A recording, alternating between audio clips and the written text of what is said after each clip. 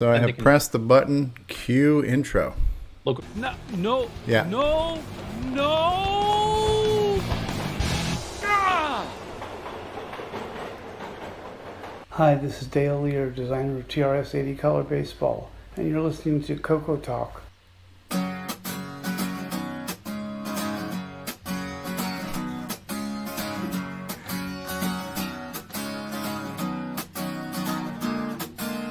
Every talk show's got its custom theme song.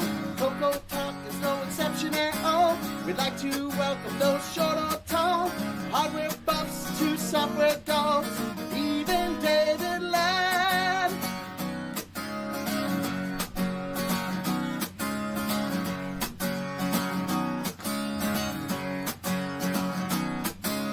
CoCoTALK with Stevie Strowbridge. CoCoTALK, welcome to the show. Coco Thoughts with Samuel Gimes. Game on challenge, say Nick Marotta 3 times. Nick Marotta, the only talk show featuring David Ladd. Wait for it. Boom! Wow. What a way to kick off the show with our very own Paul Thayer, one of our special guests there, chiming in. Welcome and to his brother CoCoTALK. Tim, which actually I want to, just before we get into full interactions here, Tim, what did you think? Because you've never seen that before, right? I think it was great. I think he did an awesome job. You're only saying that because you're right beside him right now, aren't you? Needs some work is what I heard. Sorry, go ahead, Steve. No, that's great. That's great. Yeah, good stuff. Good stuff. Welcome, everybody. We got a great show in store for you today. We've got two pairs of CoCo brother game developers that are going to be our special guests. We've got our typical panel. So we'll go around the room real quick and we'll say hi to who's on the panel. And then we're going to just jump right into this. So our resident Apple guy, Mark Overholzer, is here. Welcome, Mark. Hello, glad to be here. Our backup streamer and engineer, Mr. Mark Bosley, is with us. Hello, Mark B. Hello. Our foreign correspondent and resident Canadian from Canada, it's L. Curtis Boyle. How's it going, eh? Welcome to the show, everyone. All right. From the Retro Tech Time and the Tandy Shack and all kinds of other shacks, this guy's got an issue with shacks, but Terry Steege is here. How you doing, Terry? Hey, everybody. And bless your heart, Terry. Bless your heart, Stevie. Bless your heart, too. We have the guy who does our midweek Game of the Week live stream, Sloopy Malibu's here. Greetings and sanitations. And same to you. And much sanitations right back at you. We have the host of our Game On Challenge segment, Mr. Ken Waters, a.k.a. Canadian Retro Things. How you doing, Ken? Good day, eh? Good day, eh? Beauty, eh? Take off, eh? Rick Ulland's in the house. How you doing, Rick? Hey, another fun Saturday. Let's go. Rock on. Grant Leady's here. Hey, Grant Leady, how you doing, you handsome devil? Hey, how's it going, guys? Go Chiefs! Beat the Steelers! Oh, jeez. That's for you, Jason, and your girlfriend. Bye. Bye. Bye. Yeah, go sport ball. A guy who knows a thing or two about toggle switches, Jason Reichert's here of CoCoMan.biz. How you doing, Jason? I'm doing great. I've got my Diet Dr. Pepper, and I'm ready to go. Ooh. Yeah, so my goodness, we're talking about game development, and there's been very few games that have been developed in the past 10 years that have not somehow been influenced or inspired or assisted by this man here, the madman. Simon Jonason's here. How you doing, Simon? And not too bad, guys, not too bad. All right, Happy New Year to you, brother. The epic beard is getting there. Epic. I like it. Right. Quite long. Speaking Santa of Simon. game development, this guy has managed to crank out a handful of third-rate titles from down under. The Thunder, Nicholas Marentes is there. Good eye, Nick. Greetings, planet Earth. And then we have some people in the live chat who's out there. Kevin Holloway is out there. Hey, Kevin. Mark Overholzer's out there. Mark Bosley's out there. L. Curtis Boyle's out there. Samuel Gimes is out there in the live chat. TJB Chris, YouTube celebrities out there watching us. Hey, TL Steggy. There's Terry. Canadian Retro Things is out there. Jim Rye, who definitely participates in our Game On Challenge. Tom Erik Gunderson's out there. Hey, Tom. Frederick Provancha is out there. Hey, Fred. Scott Cooper is out there. And Mark Siegel, also talking about celebrities and CoCo luminaries. Mark Siegel's out there. It seems like everybody who's anybody is watching the show today. And then a bunch of losers like us are here on there for your amusement. So without any further ado, let's just kick into who's here and why they're here. I need to try a new feature that that Zoom lets us do. I think I can do like a double spotlight now. That's like a new feature. Okay, so we have this double spotlight. This is like being on double secret probation here. But I have a double spotlight. I got both sets of brothers. L. Curtis Boyle, you're the one who worked so hard to imagine, arrange, coordinate, and make this happen. Do you want to introduce things and take it away, L. Curtis? Sure. So we've got two generations of CoCo brothers here that develop CoCo games, and we'll get into some of the coincidental games that are like each other that they did, decades apart.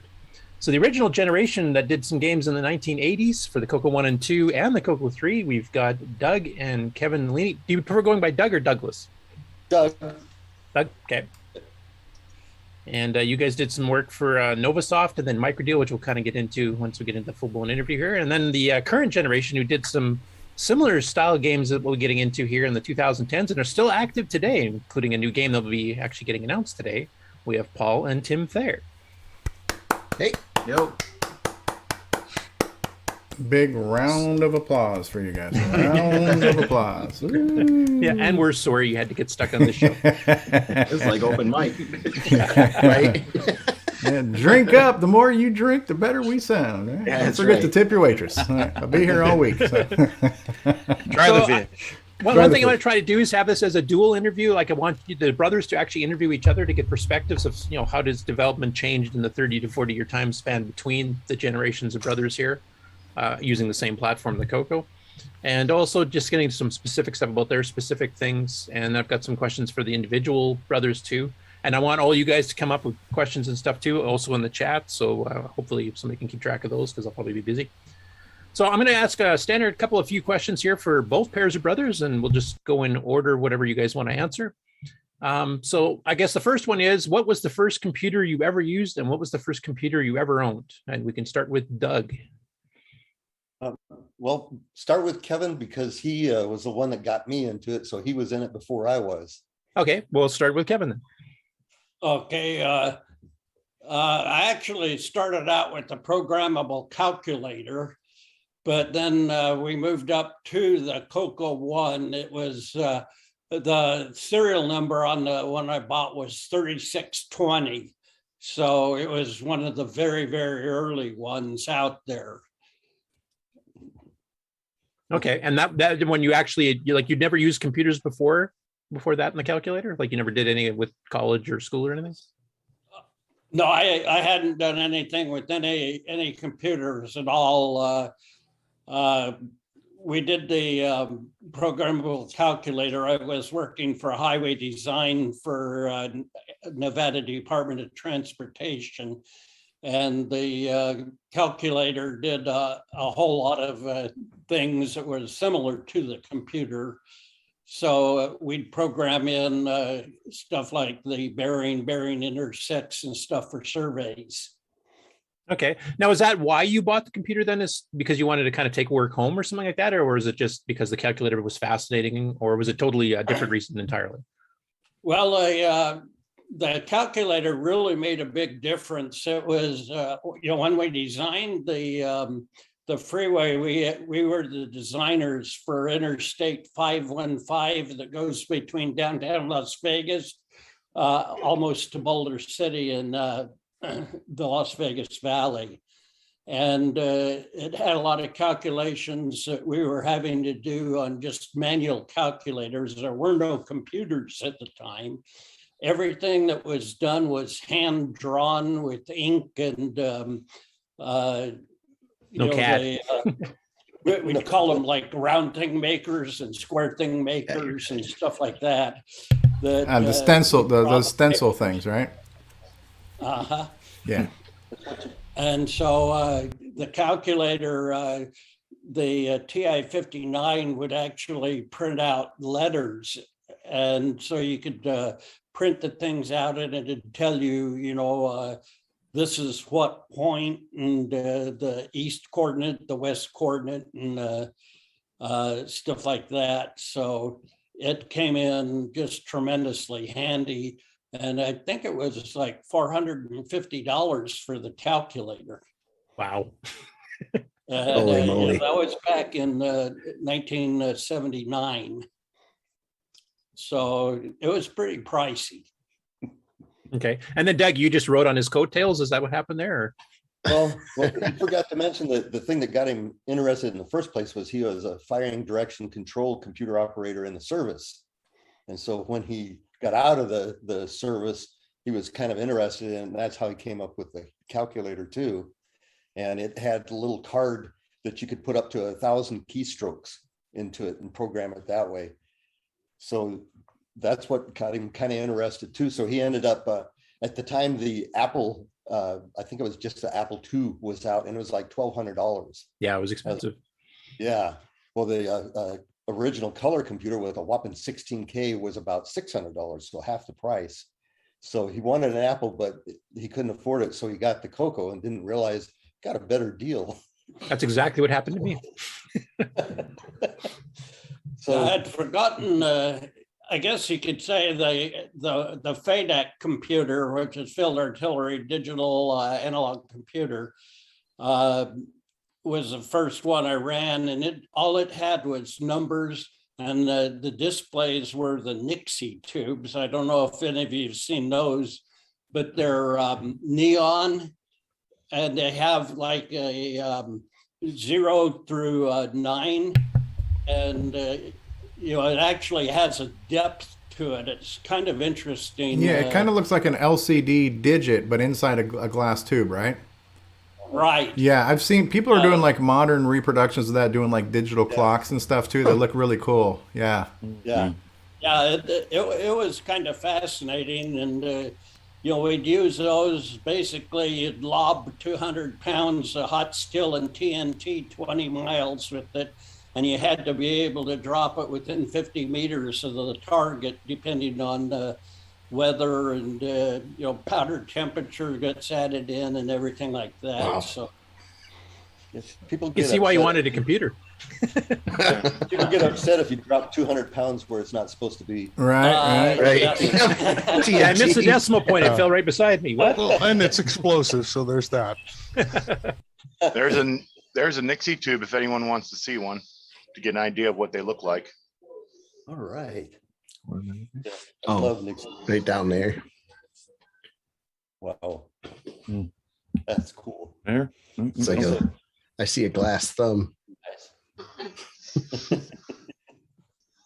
Okay, cool. And then to carry it over to the other brothers here. So what made you guys, like, what was the first computer you two used, Paul and Tim? And what was the first one you ever owned? You can go first. For what I can remember, I believe our father got us a color computer 2 for Christmas. 85-ish, would you say? I was Somewhere around there. I was 4. So Your memory's not so good as what you're telling us. So I don't know, early 80s, somewhere in there. All I can really remember back then is we got color baseball, which I played the hell out of until I got, I don't know, 999 points or whatever. Right. And then got the subscription to the Rainbow and started typing in programs basically. And what was cool about that is that helped me out later in life because I never learned how to type, but I always wanted to type in these programs because we didn't get like the Rainbow on tape or anything like that. We just got the magazine. I put something on there for each line, typed it in, and eventually I could type really well. So fast forward to freshman year in high school, there was a typing class available and I was like, oh, easy A here. So that's what I ended up doing, Right. is passing that. And then they wanted to put construction paper over the keyboard. And I told them to, do something with that. But he was able to let me just type and do my thing, and I did fine. But going back when we first got it, so we had that for a few years. And then when the Color Computer 3 came out, we got that and we upgraded and much better. I don't remember what year that was though. So they come out in 86. So I'd say probably by 87, 88, we had the 3, I would think. So in your case, then it was more your dad is the one who picked it out for you. It wasn't something you guys went and saw in a Radio Shack and said, yeah, well, we may have one in the Radio Shack because I went to school with somebody that their father, I don't know if he owned it or worked there or what, but my dad knew them and worked at Radio Shack. He actually may have been the owner. I don't remember. It's too long ago. So we were in there quite a bit. And, I would say I probably saw it and I was like, oh, what's this? And I think they had that, was it Dragonfire? Yeah, that demo. There? Yeah. Mm-hmm. Yeah, the Dragonfire demo. I remember seeing that. Title so screen. I'm sure there was an interest there. And then my dad's like, oh, that'd be a good gift for Christmas. So. Yeah. Well, I know like our older brothers had like an Atari console. Like the old VCS 2600 level one? Dude, I was probably 2 or 3. So we're going back even farther there, but I remember there being an Atari in there. So my dad had a college degree in electronics. So I think he kind of like hung out at Radio Shack like occasionally. I don't know how often, but he went there kind of regularly. So I think he's scoping out different new electronic stuff. And yeah, I kind of barely remember the CoCo 2 phase. The CoCo 3 was really kind of where I started. But I can remember, I think I tried to program computers before I even learned how to read or, do any of that stuff they teach you in school. I was pretty young. So I always liked it right away. I have a similar thing with my typing class freshman year. So I actually got a non-passing grade because I refused to use the home keys. And I told the teacher, because I'm like, I have to completely relearn how I taught myself how to type. And that is just like so impossible for my muscle memory to adapt to. Right. And so I actually ended up getting a C because I could type at the rates they wanted me to, but I couldn't use the home keys, wouldn't do it. And so I got a lower grade because of it. You must have had a nicer teacher than I did. So anyway, yeah. But yeah, it's the exact same thing happened to me as well, because I did the 4-finger typing is how I learned to do it at home. Mm-hmm. And then when I got to typing class in grade 9, you had to relearn everything to use all your fingers and home row and all that other crap. And I ended up taking typing for 3 years to relearn how to type, because I got the same thing. I got like a C or D. I was typing 50 words a minute just fine in grade 9, but I wasn't using the right fingers, so I kept getting penalized. So it took me 3 years to unlearn that and then go back. I understand that it's more efficient, but I mean, I feel 3 years to readapt. That's a long time. I never even took a typing class. Do you want me to be in this class and for 3 years, or do you just want to? But on the other hand, typing class had a lot of girls, so there's another reason for me to stay in that for 3 years. So just to mention. I always hated typewriters. I had a CoCo before I had a typewriter, so right. I had a manual typewriter before the CoCo, so I learned wrong on that first, and then I kept learning wrong on the CoCo. The other cool thing about having that computer experience when I was younger is I went to a Catholic school, and so we had these computers that were, obviously MS-DOS based. So I learned at an early age how to modify auto execute files. So in the computer lab, we set up this auto execute file for this one computer that when you loaded it, it would say Satan was here over and over and over again on the screen in a Catholic school. Yeah.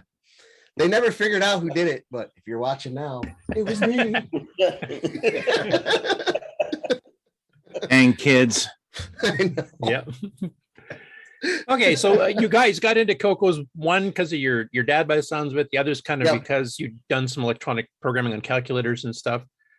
So what made you, both sets of brothers here, and this goes for all four of you again, what made you decide to get into programming games, especially in the case of the Leanys here? Because it sounds like your background was more on the technical side, figuring out trajectories and stuff like that. That's not really what I would lend towards. I'm going to write games about casinos.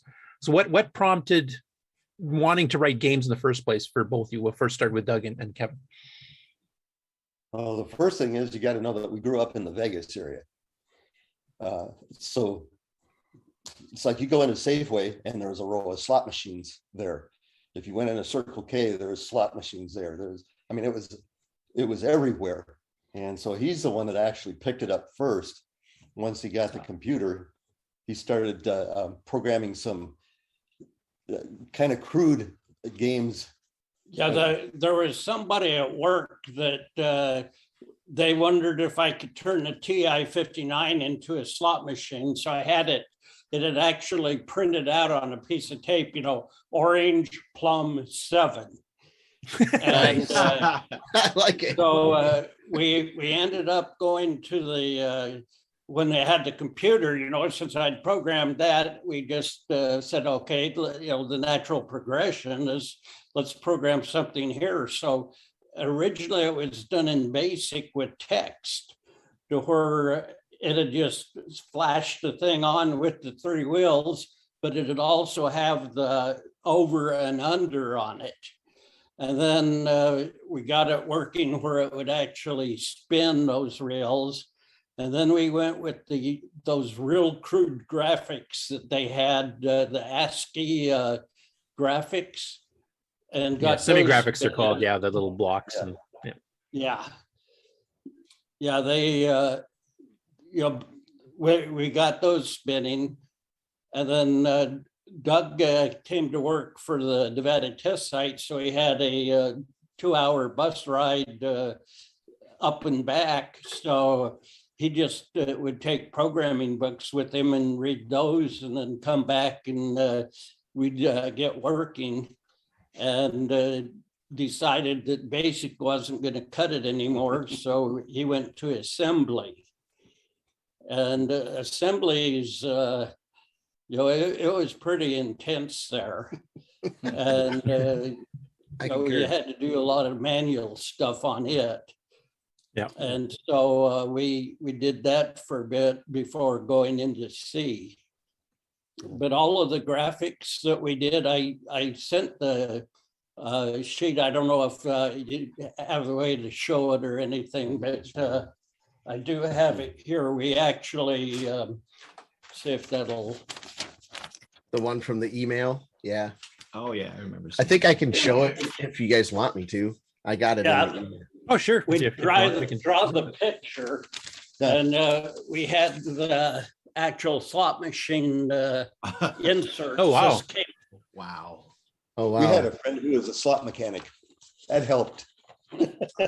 So that's cool. We would program those in, and my wife would read them off to me while I entered into the computer. So we used the 16-digit, 16 colors. So like if you wanted 2 dots, it'd be, and FFH. And like if you wanted a red dot, it was like a 9, depending on the palette you picked, yeah. So there's that shows the different colors for the numbers. Yeah. So each one of those was the hex digit. So there were about 1,600 pixels per picture, and every one of those pixels had to be hand coded in. Ouch. It would take days to do it, and then if you made one error in the thing, you'd bring the thing up, and then the whole there's a thing blue is where the red off. should have been or You something. Go in and figure out which one is the error. And Oh, yeah. Shift. And the piece of paper there doesn't really do it justice, because he had to have one of those blocks for every single pixel. And as you can see, there's not 1,600 blocks on that piece of paper. So he taped together multiple pieces of paper, and they were, see my arm? Wow. They were several pieces of paper wide and several long. So the whole thing was probably like 3 feet by 2.5 feet. Wow. Each graphic. and then we'd fill in the colors on them. So he would put in what he wanted for the colors, and then put an arrow across, like if the colors were the same, like on a plum, he put an arrow across to show that all of these are purple. And then in the margin, then he would take those and convert those to hex in the margins. Then once that was done, then we had to key in the hex from the margins.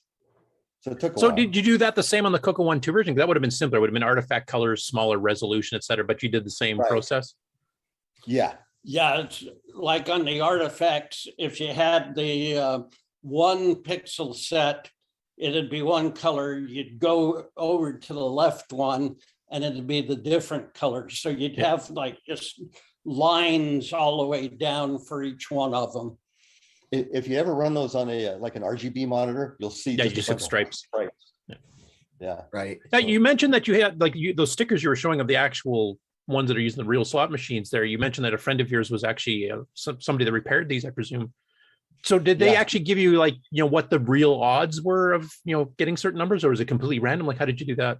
Yeah, we had, I had a friend that actually had a slot machine, and, we took the things off that, and then the guy's name was Jim Prediger, worked for Circus, and he would he gave me a couple of them that were straight off, and then he told me kind of how to do it. So I would go through, and this is prior to spreadsheet days, I would go through and do the calculations and then multiply it all out and figure it out. And it's like, if you look at a slot machine, you get 2 coins if you have the first one's a cherry, 5 coins it's the second one. The most payoffs on the slot machine are actually the cherries. It's people would think it's the 7s or whatever, but the 7s you rarely hit. And you'd have different stops on the reels. So like the normal one that was used was a 22 stop reel, and they would have only 1 7 on each reel. Now, as it got further, they'd go to 25 and 30 stop reels, but they were all mechanical. They would spin, and when you would stop at that point, it would be, what would win, and you do it by the odds. As it got into the more computer controlled, like the machines you see now, you put the coins in, it knows what it's going to hit already. It just does the spin. And so what we do is we do like a 22 stop reel, and you have these things where it looks like it's got maybe 3 7s on each reel, and you think, oh, this thing's got to be easy. Well, you might have a 70 stop reel on the computer where you only have 1 7 per that. And if you look on a lot of those, you got a whole lot of blanks and such. So once we got the spreadsheets, we were able to just put it in and drop a couple numbers, and within minutes, you could come up with a whole new slot machine. So that was one question I had, because since you guys actually were in the thick of it in Las Vegas and Henderson, technically, that you guys are actually based the odds on the CoCo games on real slot machines. Like most people that write a quick slot machine demo, they just take, R&D function and just let it rip type thing. But then it's truly random. You could get a pretty big payout pretty easily. But you guys actually went the odds that Vegas actually used. Yeah, these things, what you see on ours is exactly what you would have at the casino.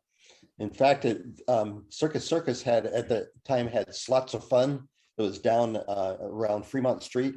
And so we actually had the actual way that the reels were loaded on a couple of the slot machines in Slots of Fun, how they had previously been loaded. Obviously, they wouldn't let us know what the current ones were, but so it was actual real loadings. Wow. I never realized that they were that active. Had an antique slot that we also got the actual loadings off of it.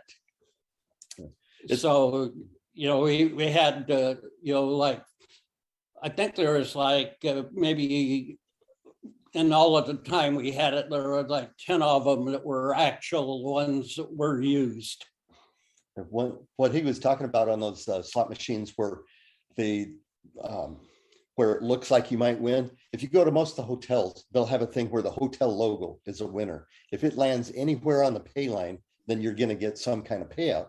And you look at it and there's tons of those logos on the reel. And so you're thinking, like you said, oh, I got a really good shot at this. What you don't know is that's the physical reel, but internally it may have over 100 stops on it. And the 100 stop only has one of those. So your chance of hitting it is 1 in 100. So all it would do is it would spin the virtual reel, and then it would say, okay, say it hits a cherry on the virtual reel. So it would just tell the physical reel, next time you come to a cherry, stop. And so it would stop. And then do the same thing on each other one, on each other reel. So you could have it said, okay, reel 1, cherry, stop. Reel 2, it hits a plum, stop. Reel 3, it hits a 7, stop. And then when you look at the physical reel, you have that, what it told it to stop on. And right below it, you'd see logo, logo, logo. It's like, whoa, I almost hit the jackpot. And that would keep you playing. That's the psychology part of it. Yeah. Yep. Yeah. Keep you engaged. Keep it. Yeah. Well, one of the things that it also do is on the outside of the aisles, the machines there sometimes will pay more than 100%. And when people put the coins in, if they hit it a couple, 3 times and it pays, then they say, oh man, this thing's already hit. So they go down toward the inside. Well, the ones on the inside are only like 60%. So they're not even consistent within. Yeah. Nope. Okay. Yeah, they just end up going in there and saying, oh, it's ready to hit now. So they'll just keep putting in the money. If they would have just stayed at the one on the outside, they would have won a ton of money, but they come into the middle and lose it all. Wow. Learning all kinds of tricks here today. Right. Meanwhile, the innocent guy walking through sees this guy hit, that guy hit, that guy hit, because they're the guys on the outside. Yep. And they want some noise so that it's exciting. Like you walk through there, you don't want to see miserable people. You want to hear bells ringing and people, yay. So they put that on the outside so you'll get that. Well, I do know that they actually designed the metal tray where the coins go in to actually amplify the sound so that you could hear it like clear across the casino type thing. So that you'd know, oh, somebody won, I should stop and play instead of going to the restaurant and having coffee. There's so many other urban legends about casinos, like they would pump oxygen into the room, and everything is supposed to be like in the key of middle C, and all these other subliminal psychological things going on there. I don't know how many of that stuff is true, but this whole stacking the deck here definitely seems kind of shady. Well, they're in it to win. They want you to think you're going to win, but they actually want to win. Yeah, they didn't build all those hotels by paying off winners. No. So for Paul and Tim, what made you guys decide to do the casino games? Because you guys did those in the 2010s. You did some CoCo3, more the poker and card game style ones. But what made you guys decide to get into that yourselves? Well, ironically enough, I worked in the casino business for 23 years now. Oh, okay. Were you like a dealer, or what were you doing there? And listening to you guys talk, it's kind of fascinating. I started out in dealing in the table games, and now I just supervise. So I've been a supervisor for roughly 20 years or so. So doing the what we did, video poker and CoCo Stud, I believe video poker was first, was just to kind of match what was in the casino at the time, which I believe are Game King, I believe what they're called. So the graphics are pretty similar to what you'd see. And then I got this guy to help me out. He did the actual graphics and stuff, and I do the programming in BASIC. So we did that. And then a few years later in the table games, we had a game that was called Mississippi Stud come out. And I liked playing it. And I thought, it'd be kind of cool to put this on the color computer and see if I can do it. And it took a little while, but it is complete and it is downloadable on the archive. Okay. Yeah, we'll be showing some screenshots of that a little bit later in the show Yeah. too.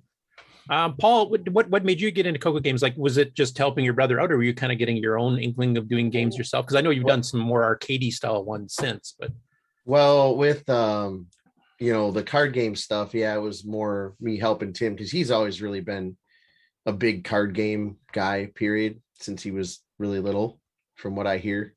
My mom said that you could say the deck when he was like 2 years old, like had it memorized. So he's been into that for a really long time. So I've helped him, and graphics design has always been like a huge thing for me ever since I was little.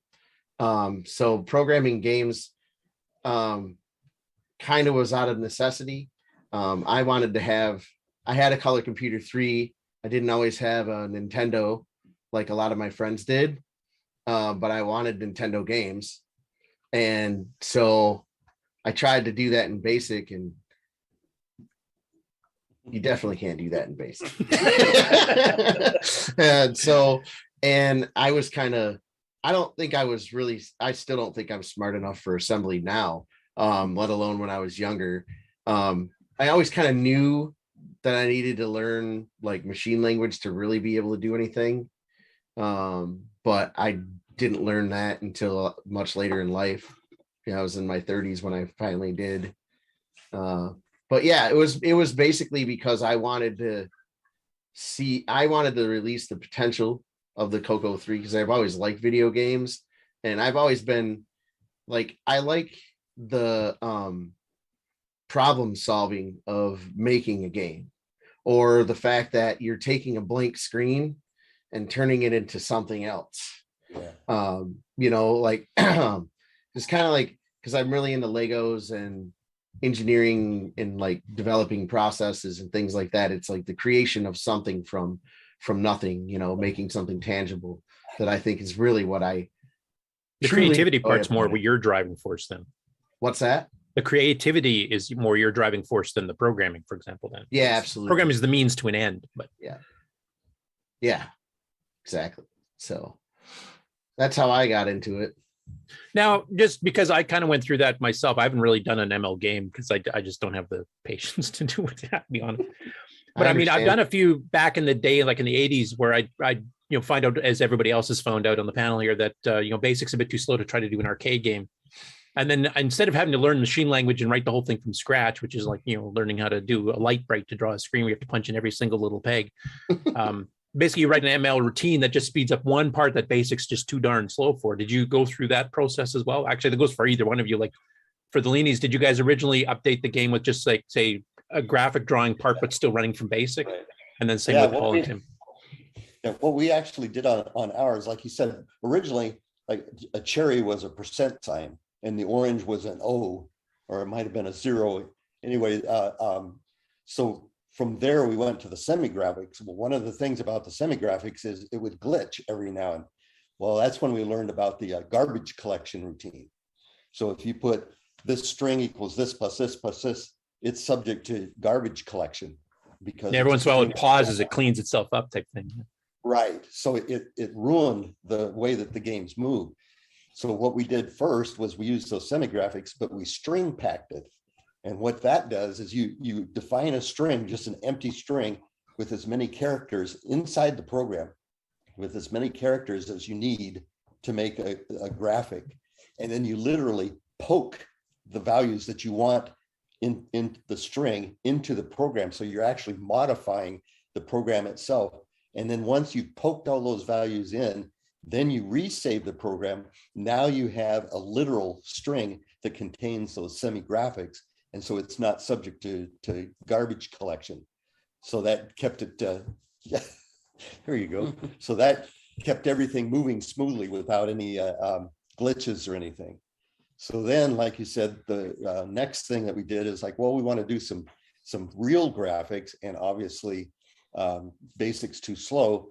So we had subroutines, machine language subroutines to do the graphics. And then it got to be more and more. Pretty soon it was assembly language calling BASIC subroutines. And when we went to Tom Mix, he said, why don't you just make it all assembly language? And so that's when we switched all the way over. So yeah. Yeah, we're showing screenshots here from the Vegas game pack. Which is the first one you guys did. The graphics look really good. Yeah, the animations are nice too. Like you even have the you guys actually had the controls too, where the joystick, you'd have to pull the joystick back like a handle and then shoot it back up to actually let them go. So just like the real I do thing. remember that too. That is a beauty. That was one of the first things that was funny because he wanted to do that, and he had done the original programming, and I just thought it was an interesting. I mean, it's funny what Paul said. That's exactly the way that I feel about the games. Is you take nothing and turn it into something, and so he wanted to do that with the joysticks, and so it's like, this is a cool problem. So I looked at it a little. How can I do that? And I worked on it for a little bit and finally got it to work. And it's like, that was a thrill. Yeah. when it becomes into fruition and actually does what it's supposed to do, it's like an amazing feeling. Yeah. Yeah, it's kind of funny because at first I wasn't interested in computers at all. And I'd actually been pitched to go to a computer school in high school. I was like, I don't care about that stuff. And he kept trying to get me into it, and I just wasn't interested. And then, Curtis and Tim Paul have already heard this, but he had to cash a check, and it was like 11 o'clock at night. Well, in the Vegas area, where are you going to go? There's the only place that's open is a casino. And on our way out, we started past this machine, and he stops. He goes, "Well, I haven't seen that one before." It was Red Dog Poker. It's like high-low, had 3 cards on it. And so he played. He only had like 8 quarters. So he played until he was down to about 2 quarters. And then right across the aisle was a blackjack game. So then he went over to blackjack, won some quarters back, went back to the Red Dog Poker game, played it until we were down to a couple quarters again, went back to the blackjack. So for about 45 minutes, we played this machine, and he was saying, we could do that on the computer. So we went home, and within a couple of hours, we had come up with a pretty cool version of it that did everything that did. And that's when I said, oh, this is cool. Now, one other question for you two, Doug and Kevin. Looking at the copyright notices, and there's been a few versions of this floating around the archive and stuff too, and also in my personal collection. So I've seen copyright dates between 82 to 84, depending on which module it is. So did you originally write these to be standalone games, and then Tomix didn't want to sell them that way? Or did you guys just kind of keep building them up until you had 6 and then submitted to Tomix? Like, how did that work? We sent, I forget if it was one of the slot machines or to Tomix, and he wasn't interested in the game by itself. And I forget if he suggested or if we just decided, well, let's see if he would be interested in a group. So it's not just one thing. And either way, he said, yeah, that seems good. So that's how we got into it. But yeah, originally we had tried to pitch one game and he wasn't interested in that. So that's why it came out as a group. Yeah, because in total there's 6 games. You've got blackjack, poker, keno, and then 3 different kinds of slot machines. You've got the bar 5 slots, you've got the right left slots, and then you got the multi-line slot. Basically on the copyright, so what we did on it is we'd have like a main kernel that would run the thing, and then we'd have different stuff. So when we did the copyrights, the main program was done under the copyright, and then as we did the extra machines and stuff, we'd get copyrights for those. And I think we ended up with like, about 50 copyrights on it? It was a plethora. Yeah, it was a stack, about 2 inches thick. Yeah, and we had with our slot mechanic friend, it was kind of funny because if you notice at least on the CoCo3, I don't remember if the CoCo original CoCo ones did it, but the reels actually bounce. And that I think they do, if I remember correctly. They bounce the little bounce when they catch. Yeah. So it was kind of funny because our slot mechanic friend was the one at the time, even in Vegas, the video ones didn't bounce and they looked kind of cheesy. And he was the one that said, well, why don't you make them bounce?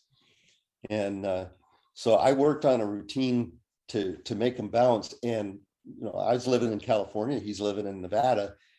So we would only get together once in a while. And so I worked on a bounce routine. I did something that I thought might work. but I knew that he might not like it. So I designed the routine so that you could put in a string of numbers to make it bounce, so it could be easily changed. So I took the bounce routine that I had, took it to him, and sure enough, he didn't like it. So he tried some different strings and numbers, and then finally he just said, I'm going to get wild with this, and put in some numbers on it, and it came up and boom, it looked just like a reel. So that's it.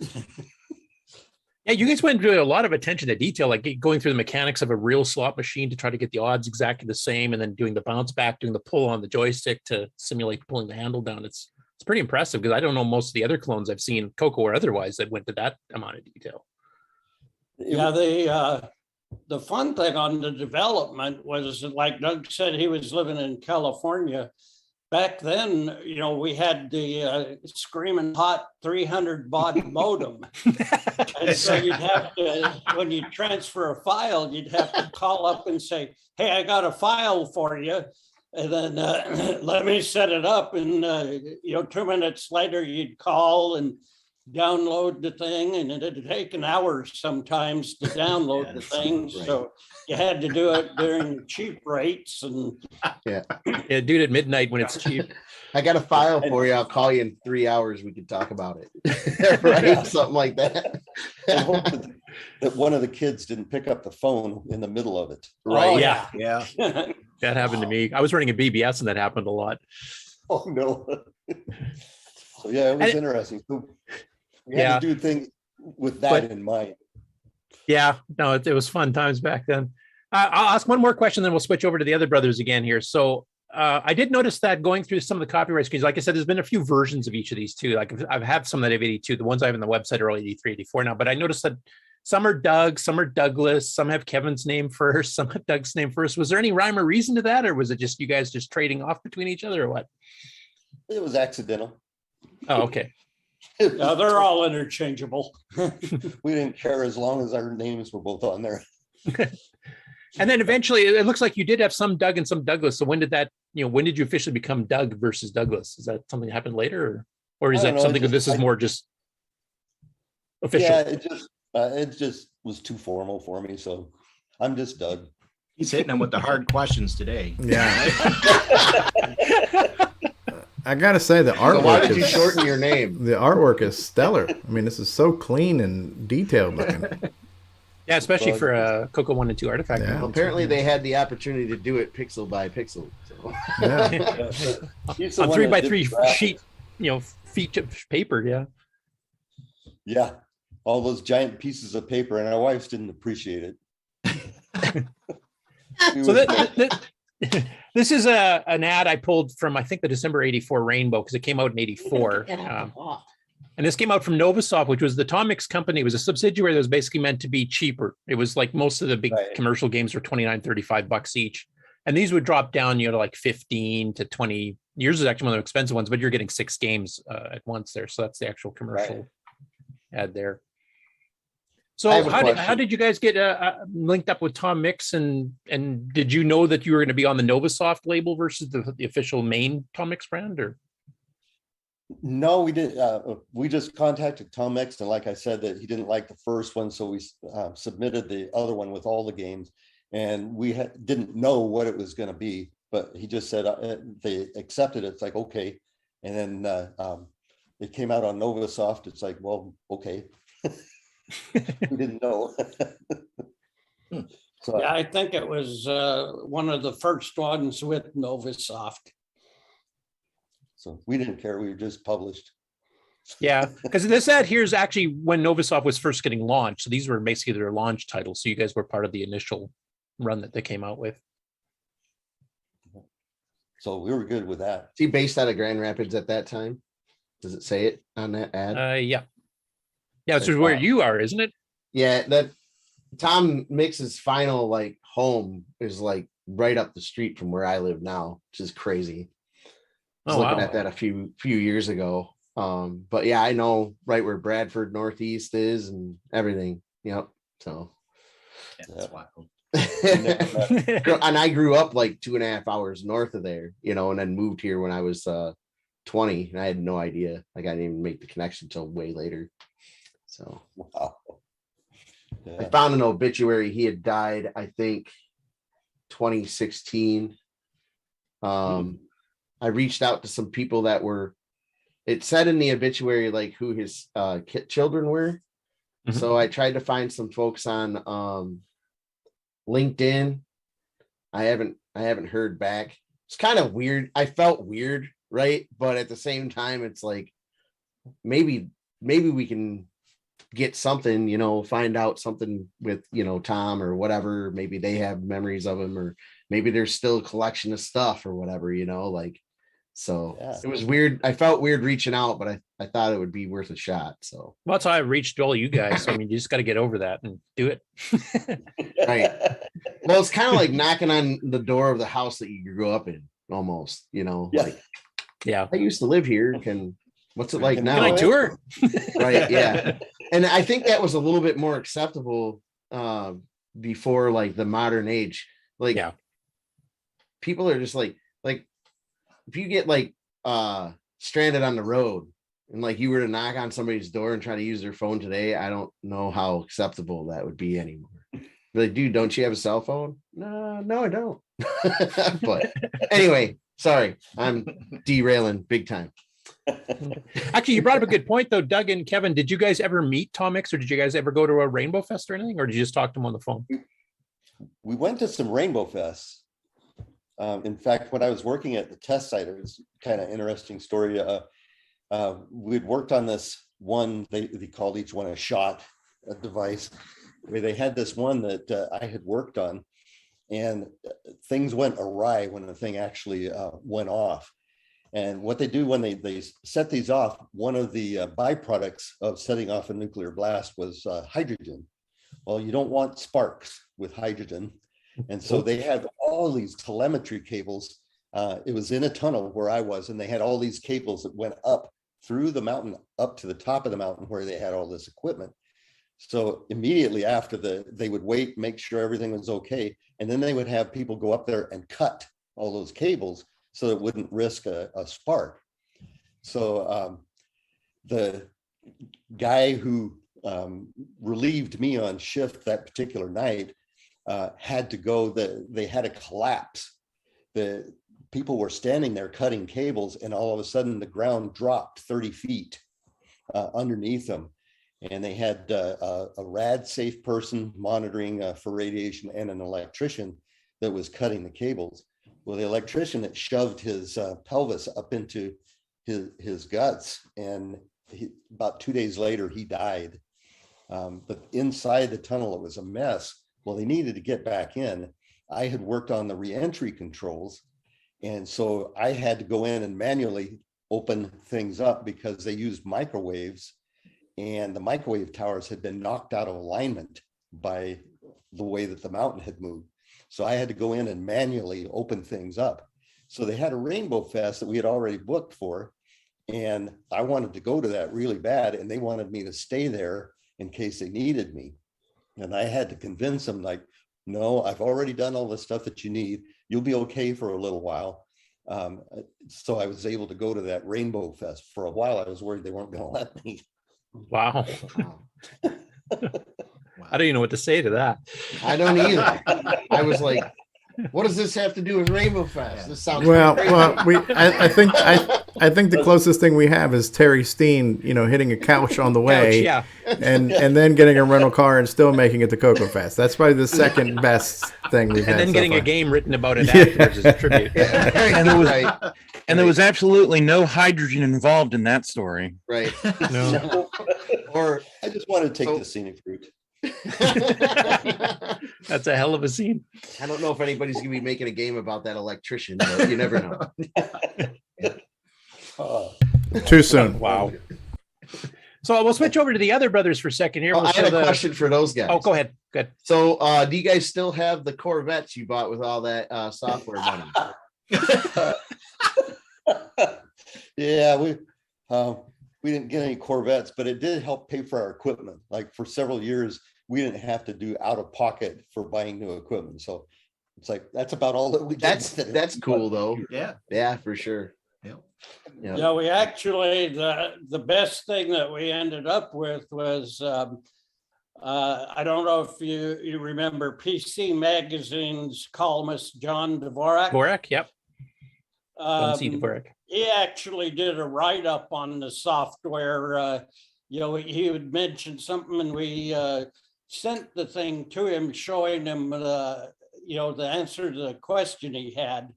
And he wrote it up, real good write-up on this thing. And it was like, basically he says, I don't want to get these guys busted for doing a good job. But the first thing I looked at this is could be in the back room of a sleazy bar in St. Louis, and the cops show up and boom, it's Flight Simulator. But that little mention, we had just, I think that's when Micro Deal went south, so we didn't have anything to sell it with. So I was up in Yellowstone, and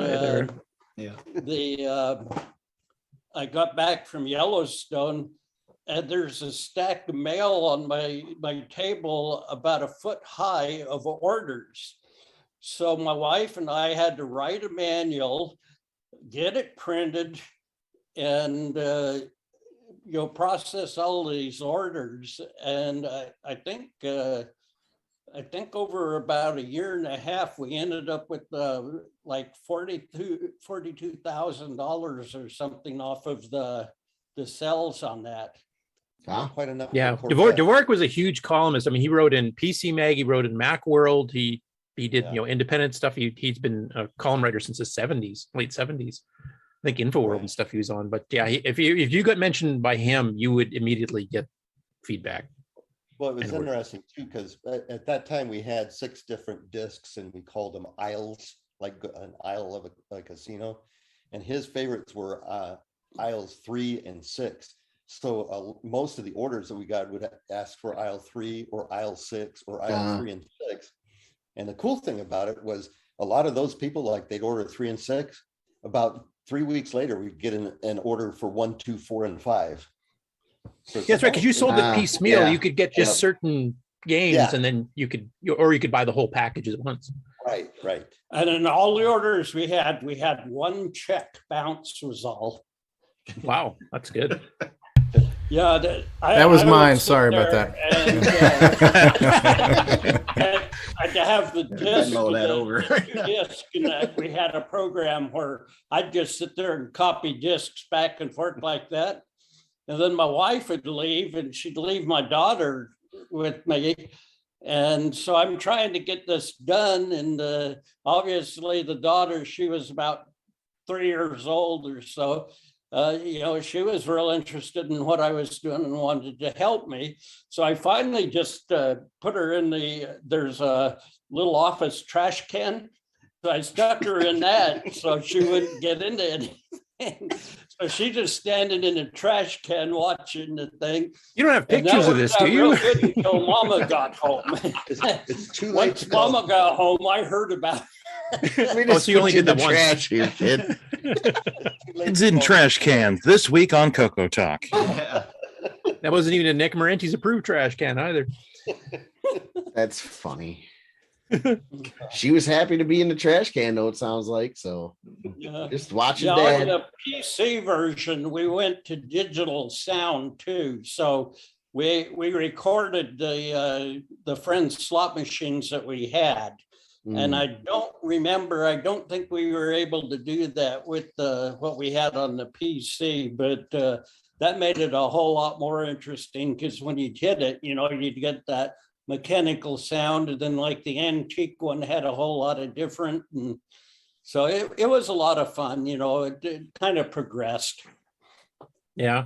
Well, after I bounce back to the other brothers for a sec, I'll come back and we'll go through this slots and cards, which is the ones you did through Microdeal, and get kind of the backstory on that. But I thought I'd switch over to the Thayers here, because you guys did your first public sort of casino style game here. Let me find the screen. Video poker. 2014 or something? 2015. Yeah. Unfortunately, you guys didn't put a copyright date on the screen anywhere. So, well, you can't copyright poker game, can you? Well, no, just your version of it, I guess. Right. But this one looks a lot like the video poker games you'd see in Vegas or in casinos all over the States and Canada nowadays, or all over the world for that matter. Well, we made the one for the PC before this, right? Tricard. Yeah, we made a 3-card poker game. Yeah, for PC way prior to this. And then I don't know, I just got an idea one day I see this stuff at work every day. Yeah. So and seeing the other ones that have played on the CoCo before didn't really look like the ones that I see every day. Yeah. So I was like, well, I'm gonna get a little closer to what's out there. So that's what we came up with. Well, so the reason that I brought up the 3-card poker that we did for the PC first was if you scroll up a little bit there, Curtis. So that traditional color computer, well, a lot of older computers, like where you got that semi-graphics border going around the text screen. Yeah. We did that on our PC game, but what I did was I had 3 colors, I think, rotating around. So I took 3 different bitmap screenshots of that. And on our PC game, we made it look like that in the very beginning for the intro for it. And we even recorded the play command off of the color computer just to get the nice cheesy sound in there too. So, and that was back in like, I want to say 2010, maybe sooner, 2008 to 2010, maybe. Wow. Also, quite a few years before this. Yeah. And that's a little bit differently played. There was a little bit better graphics in that one, but not a whole lot. But yeah.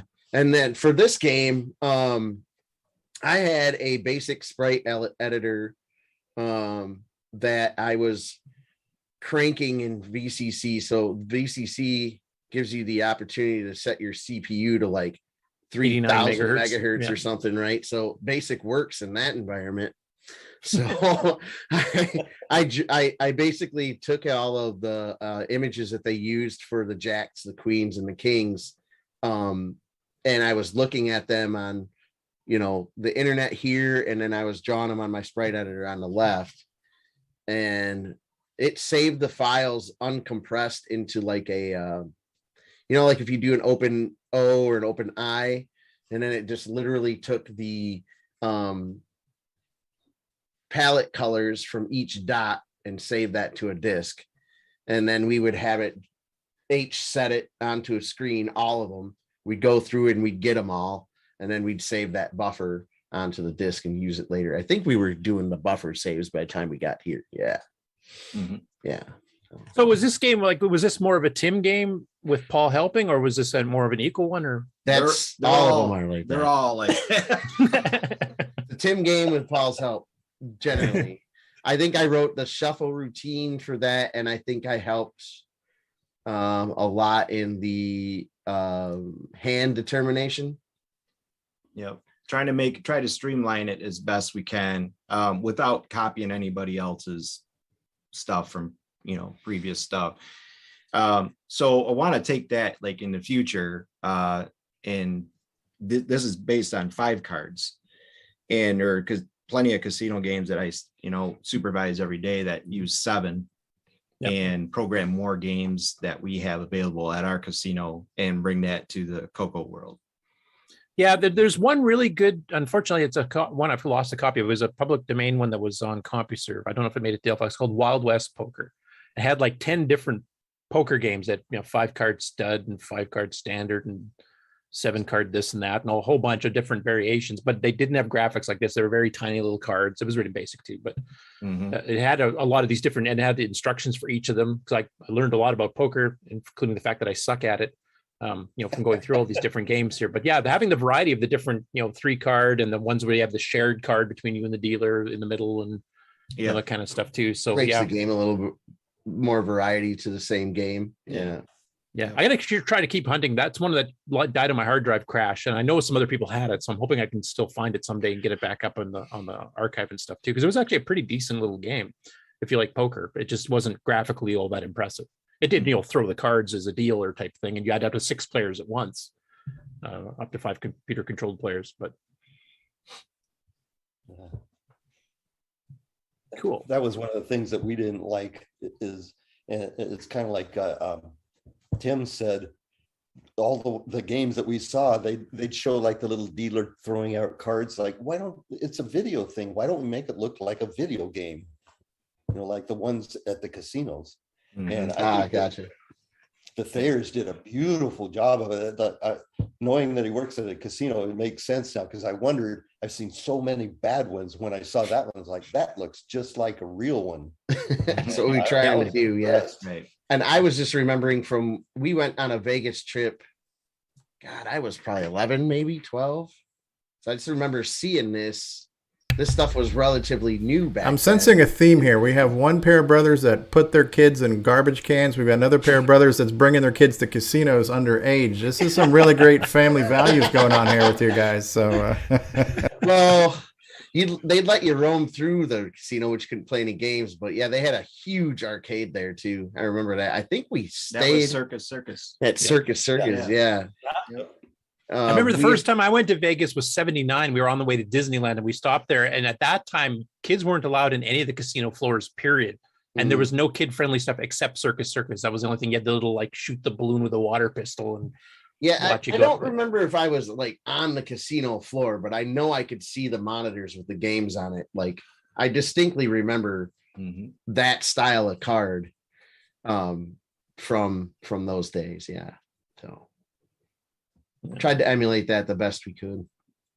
You did a good job. I mean, you're getting some praise from people that actually, took them little machines apart here. So, right. Okay, so we're going to switch back, and now we're going to get into the CoCo3 one called Slots and Cards. Now, this is one that actually, you'll have to give me some of the background, because I think Tom Mix sold this briefly before Tom Mix went under, and then it went to Microdeal. So you can explain the story behind that. But it also was a multi-disc game. It was multi-platform, because it was sold for the Amiga, the Atari ST, the IBM PC, and the CoCo3. So I have some questions on that too, but I'll switch over the screen sharing here if I can figure out how to do it. Maybe switch over to. You see that message? No. Left-hand side.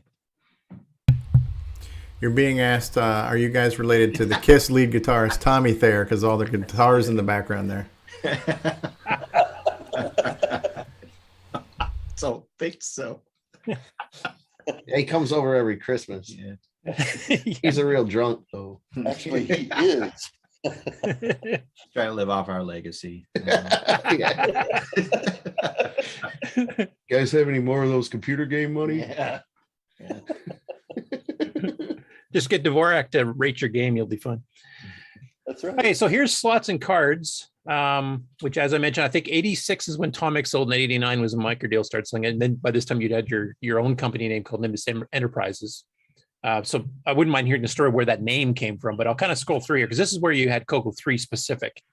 And this was a multi-disc game, and you had the whole aisle thing you kind of talked about. We'll kind of expand on that too here, so you can see some of the graphics that you did there.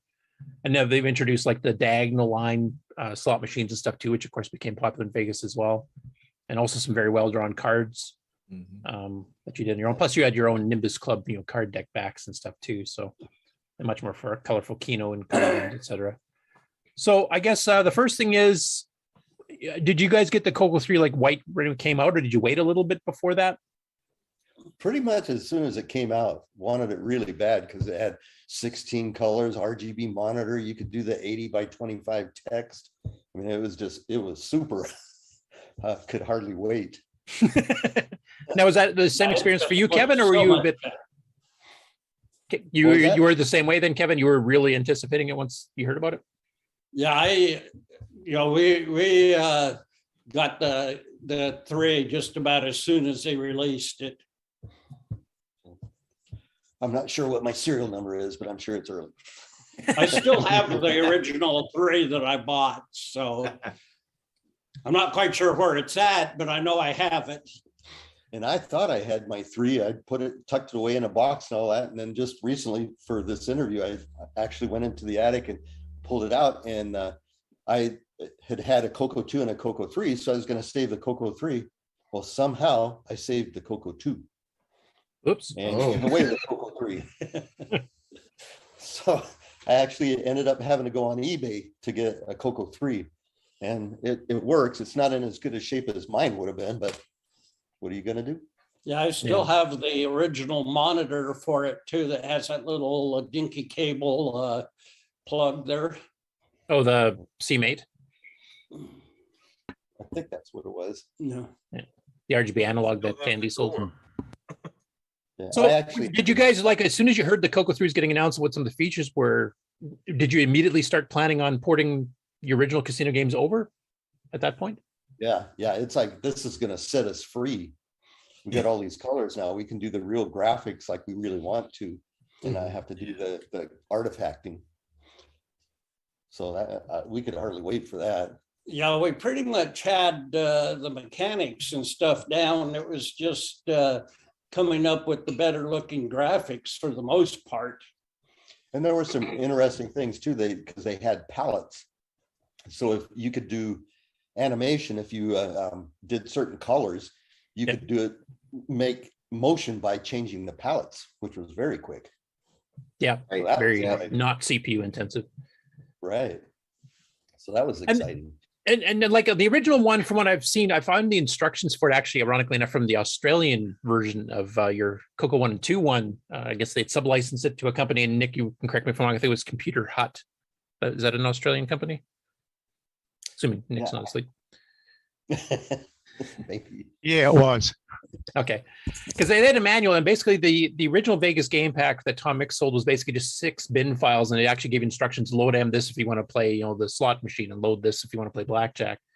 But this one here, you made it a multi-disc one, and you had this whole aisle booth thing where you pick an aisle of certain types of games, and then you'd go into that aisle, and then you pick a specific game you wanted to play. Did you come up with that on your own, or is that something you'd seen somebody else do and thought it was a good idea?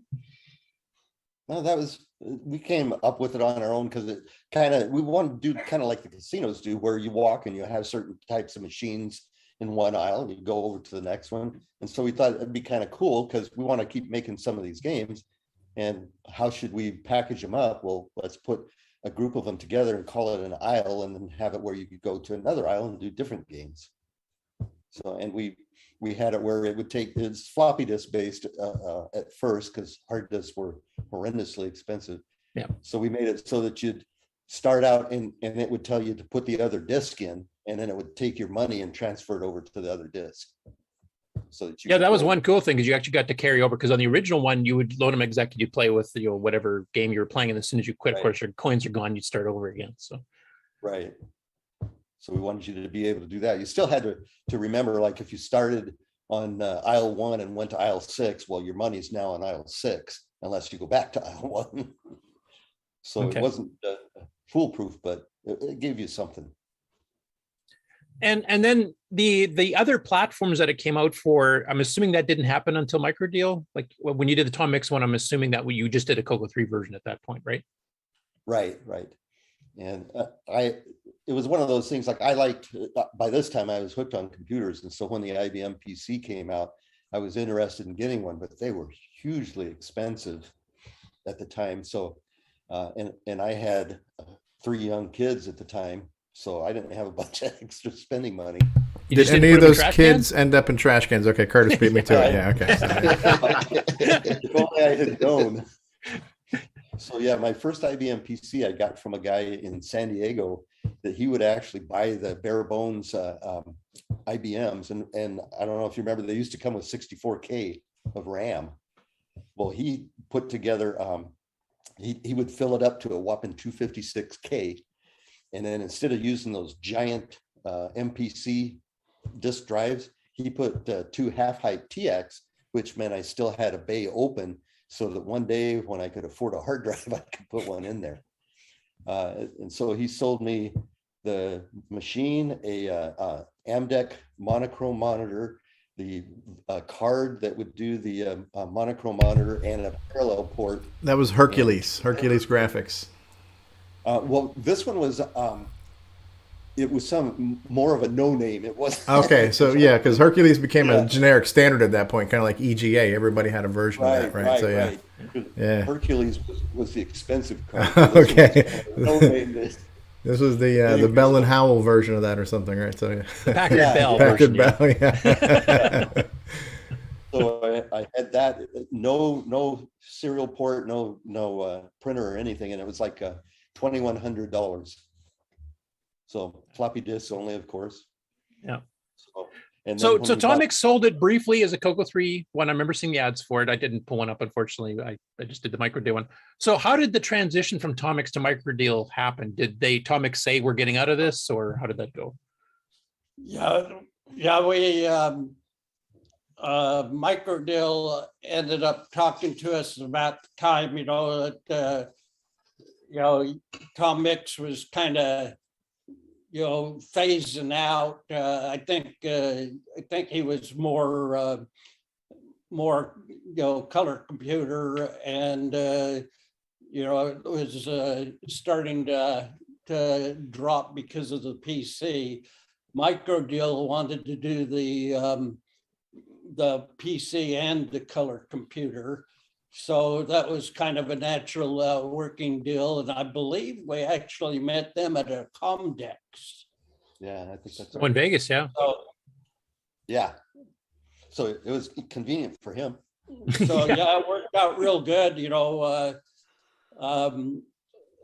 because we had the Comdex right there. So we were able to meet with them and talk with them, and so we came up with the stuff. And in fact, I actually even took the picture that they use on the slots and the cards here. That one there. Back, you can tell that was a long time ago. There's no flamingo anymore.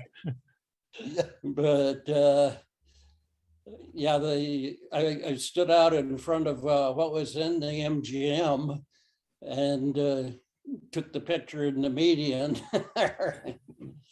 So it, what you were kind of asking a little bit about the name there. Mostly we went to a name for because they have the CES and the Comdex. And we originally went with White Cloud software. Tell them how we came up with it. Yeah, that sounds like a crappy name, like if you're making toilet paper or something like that. Henderson was an industrial town that was built for World War II, that was outside Las Vegas by a manganese mine. And there's a big industrial complex, and every night, the admissions would happen, so you'd end up with this big white cloud there. But we were kind of looking through the rainbow and saying, what would be a good name? And we saw the Prickly Pear software and Saguaro software from Arizona. And we said, well, what do they have around Vegas that'd cover it? And, White Cloud. Yep, the only thing we have is the White Cloud.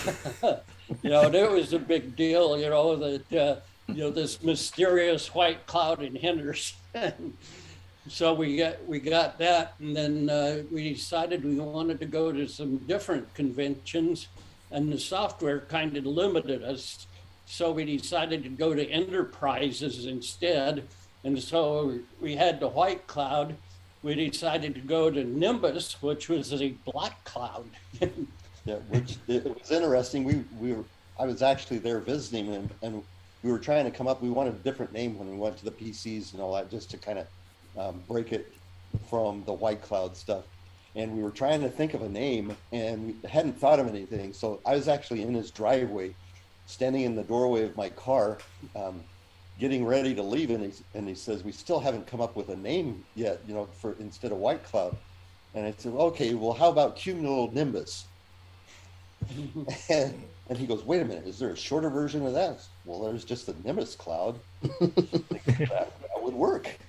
So he looked it up, and Nimbus is like a rain cloud, a thunder type rain cloud, and that's where he came up with the logo. Yeah, because I do remember seeing the Tomix one, I think, still had White Cloud in it, and the microdeal version has Nimbus mentioned in the screenshots. Now, one question I have for you, I don't know if you know this or not, but microdeal was a huge software arm in the UK that sold a lot of the Dragon 3264 and CoCo software in the UK and Europe. Is this the same microdeal? I know it says here the address for this particular one's in Pontiac, Michigan, But was that just a dealer for the UK one, or is it a totally separate company that just happened to have the same name, or do you know? I don't know for sure. So I'm not positive myself. Okay. And do you remember who you dealt with there? Like, I know you dealt with Tom Mix himself and Tom Mix software, but do you remember who you dealt with at Microdeal? Yeah, do you remember? What's at Microdeal, who you dealt with? I can't remember the name of them. He did all that. It was actually two. He was a business guy, was he? That's right. I just made it spin. And bounce. And bounce. Yeah, they already had just a few CoCo games, and then they had some pretty good games for the PC coming out at that point. So we figured it'd probably be best because we figured that the PC would be where the money would be. And they were right. Yeah. I mean, with Dvorak, that kind of proved that. 60, Karen Anscombe in our chat here just mentioned that does look like the same logo. It's a late version of the Microdeal logo from Microdeal UK, which is a company that founded like 82 or 81 or something like that. So it might be that they were expanding as an American, having their own office and stuff in America. So it might be the same company, which is kind of cool. Now it mentions here, if you look at the bottom of the ad here, it says slots and cards available for IBM PC and PC compatibles, which I'm assuming would include the Tandy 1000, which was a question Mark Siegel had. And then also the Commodore Amiga, Atari ST, and the CoCo3. So did you guys make these versions yourself, or did you get other programmers involved that took your assets and graphics and stuff, or how did that all work? For the Atari, it would have had to have been someone else. We didn't have anything. For the PC, like I said, I bought the IBM PC. Now the hard part then is we wanted to be able to do the EGA because we wanted the 16 color graphics, but the EGA was a pain to program. So he had a Tandy 1000, and that's what we started with. And they were very easy to program with the 16 color mode because they had it so that there were 2 pixels per byte with 4 bits per pixel. So it made it really easy to program those in and slap them onto the screen. Well, the way that the EGA worked, and we bought the EGA because an actual honest to goodness one with, I think I only had 64K. You could get more, but that card was like $435 way back in the mid 80s. Cost of two CoCo3s. Yeah. So we bought an actual EGA so that we could say it was EGA compatible. And if your card doesn't work, like, that's not my problem.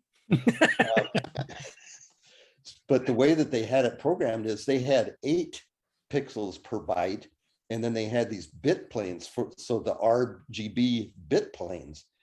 And the way that we got into John Dvorak is he was complaining that there were no games written for the EGA. And so I actually had sent him a copy of what we had for the EGA and a copy for the Tandy 1000. And the EGA one was just super. You could actually watch it draw. Yeah, slow, because you had to do, like, you had to write on 3 planes to draw like a single pixel type thing. So yeah, and this is in assembly language. And so and then the Tandy 1000, it ran like a champ. It looked great. And so I told him, here's the reason it might be, because it's so difficult to program. So I thought he might comment on that. Well, he sent a thing back and said, "You got any more?" So we sent him all 6 discs, like, what the heck? And then that's when he was on vacation, came home, and he says, "Did John Dvorak write something about our games?" And I hadn't got my magazine yet. I said, I don't know. He said, "Why?" And he says, "Because my mailbox is full." And he says, "They keep mentioning something about John Dvorak." That's we name had brand no recognition. idea what's coming. So then the cool thing about that was, once that happened, we went to Comdex not too long after that, and there was somebody there because I was explaining to him, and he said, "Oh, well, here's what you got to do. You can't do the EGA graphics on the fly. You have to build them in the back buffer." And once he'd explained that, it's like, "Oh, okay." And way back then on the old 4.77 megahertz IBM, I could get up to 40 frames per second out of it once I'd drawn those graphics. So wow, that really helped too. Actually, since you went to Comdex, I know John Dvorak was sometimes down there. Did you ever get to meet him and thank him for the article? I don't think we did. We saw him sometimes, but there was always crowds of people around him, so it was real hard to get in. So we never had a chance, like I said, saw him, couldn't get to him. Yeah, And then it also mentions here in an Amiga version. Were you guys involved with that, or was it another one where somebody else would have taken the assets? That must have been somebody else, because I would have loved to have had one, but I couldn't afford that. Okay. So they had a great processor, because I think they used the 68,000. Yeah, same as ST did. Yeah. So I really was. Paul and Tim, you had a question too. It looked like I cut you off. No. Or no? No? Okay. Yeah, so this is one that you actually started making money at it, thanks to Dvorak's column and selling PC. And like you said, you made 40 grand off it. That's pretty darn good. I know we talked to Chris Latham. Stevie, do you remember? I think he said he made 40,000 off Donkey King, which is one of the best-selling third-party CoCo titles of all time. And that was like, unless you sold through Radio Shack, then you could make more. That was the big money if you could get it on a cartridge. But I think it was Donkey King that, because he was really into the games and stuff, and he had 16K, and they advertised Donkey King, and it looked so great that he had ordered it. Well, he didn't realize when the game came in, it required 32K. It's like, he's got this brand new game, he wants to play it. Now what? Well, somebody had realized that there was an extra gate or two available on the CoCo, and they had instructions for how you could buy another set of RAM chips. And you lift up the address pin on each one of those, daisy chain them together, and you could use one of these gates as a bank select, and you could give your old 16K CoCo 32K. So we went over. Luckily, the guy was in Las Vegas that sold these parts. And so we actually at night drove over to his house and picked up the parts, took his CoCo apart and soldered the chips and stuff on, and so that he could play the game he just got. Wow. I did the exact same thing. You obviously had a D board because the E boards and up actually had a 32K jumper. So you didn't need to do all that stuff. But the D board, you had to bodge the address, wire all the 8 RAM chips together. There's some circuit trace cuts you had to do on the motherboard and all kinds of crap. Is that either before or after you caught your hair on fire soldering? That was way before I even tried that. I had friends do that stuff for me. I was like, that would scare me. That would scare me to this day. I wouldn't even try to do that. Friends don't let friends. Friends don't let friends let Curtis solder. Exactly. If they know it's good for them, you'd have an accident like that one you were talking about on the nuclear test site. That's what would happen if I tried to. Oh, geez. So I guess the last question on this one here, how long did you guys sell this for? Did you do upgrades as it went, or was it just like a couple years and then it kind of burned itself out? It was a few years that we actually had a subscription thing where you could buy more games. And at first we had it where it would show you the games that you had, and that was it. And then if you bought new games, it would add them to the bottom. About this time, the hard disks were starting to become popular, and so I ended up buying a 30 megabyte hard disk. That was super. Anyway, so I bought a hard disk so that we could program a hard disk version, and then we realized we want people to know what they're missing. So what we would do is we would put grayed out versions of the games that you didn't have. And then when you would buy the games, you'd install them, and then those would light up and you could play them. And so we actually had this subscription where every few months we would come out with new games that you could add to them for more aisles. And that went on for a few years. And like I said, it was enough that we were able to buy our equipment, not have to buy it out of pocket. Didn't buy a Corvette. We ended up, with the hard disk version where the money would trace through the aisles and everything. And then we actually had a carousel, progressive carousel, where it'd have a progressive amount. And when you hit the big win on any of those machines that were on that particular aisle, it'd pay out that progressive amount. Okay, so kind of like the casinos did, where they started linking casinos together, where you had the pool jackpot between machines and different casinos for that matter. That's neat. That's pretty progressive, because nowadays with modern video game systems, that's all we would call DLC, downloadable content, where you buy the main game and then you can keep adding on expansions to that. And of course now with the internet, it's all, it's a paywall. You just keep throwing money at the game and they keep adding more things to your game. But you guys were way ahead of the curve on doing that. That's like visionary level stuff there. Yeah, I think it's crazy to me. You guys had deals with Micro Deal and originally like Tom Mix, but they never funded any of your dev environment type of stuff. You guys had to do that all by yourself, huh? That's crazy. The only thing that they did is Tom Mix had an assembler. Is what I was using. I had the old Edit Asim, and somewhere I misplaced my cartridge. I actually had it, but I had patched it. There was Roger Schrag. Yeah, he did his disk patches. Yep. So I had patched mine, and I was using that disk patched version of Edit Asim.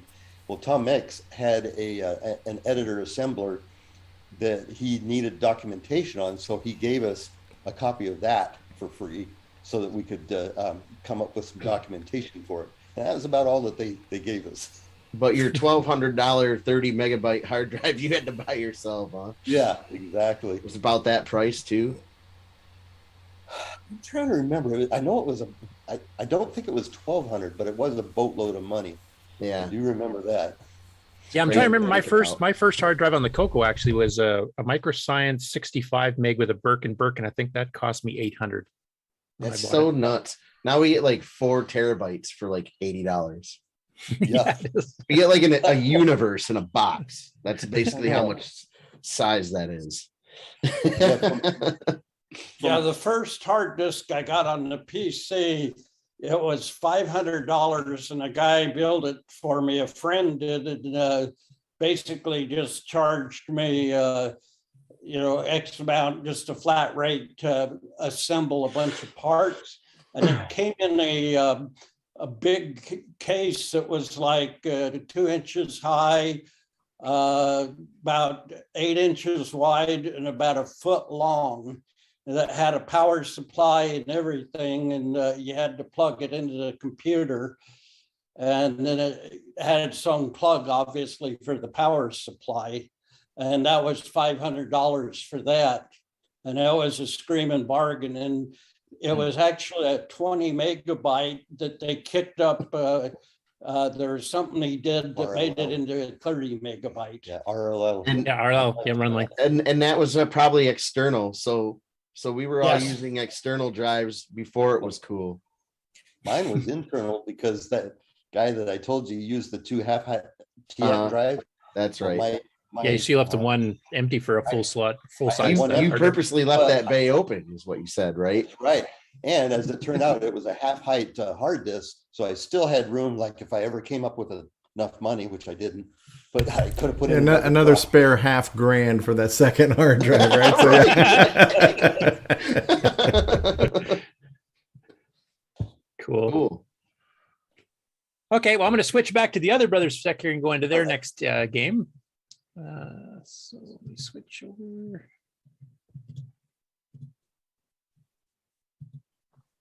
All right. So you kind of mentioned this in passing before, CoCo Stud, which is the stud poker style game with a pretty interesting layout, I thought. Now, is this based on a machine you've seen at a casino, Tim, or this is not an interface I've recognized? But this is based on a table game that is at the casino. Okay. It's based on what they call Mississippi Stud. And I believe this is the first time, correct me if I'm wrong, that you used GIMP for the circles. And well, I think you programmed this entirely, right? And then he sent me a screen example, and I was like, "What are you using those crappy basic circles for?" Right. We can use We can use GIMP and create the bitmap. So we did the bitmap and the conversion over. I think this was after I'd already started working with Simon, learning assembly language and like modern development techniques, such as like converting PC graphics to be used on the color computer and et cetera, et cetera. So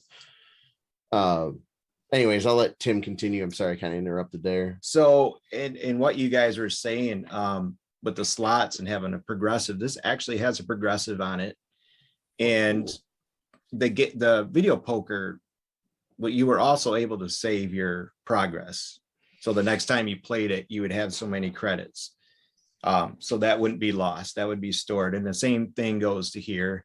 I don't remember what you start with, but anyways, build it up. If you want to quit for the day, you quit. Your progressive is going to be wherever your progressive was when you stop playing, and same with your money as well. This particular game, all you're doing is that you have different bets here. So the first thing that you would do is ante up. So the big orange circle there, you can't hardly miss that one.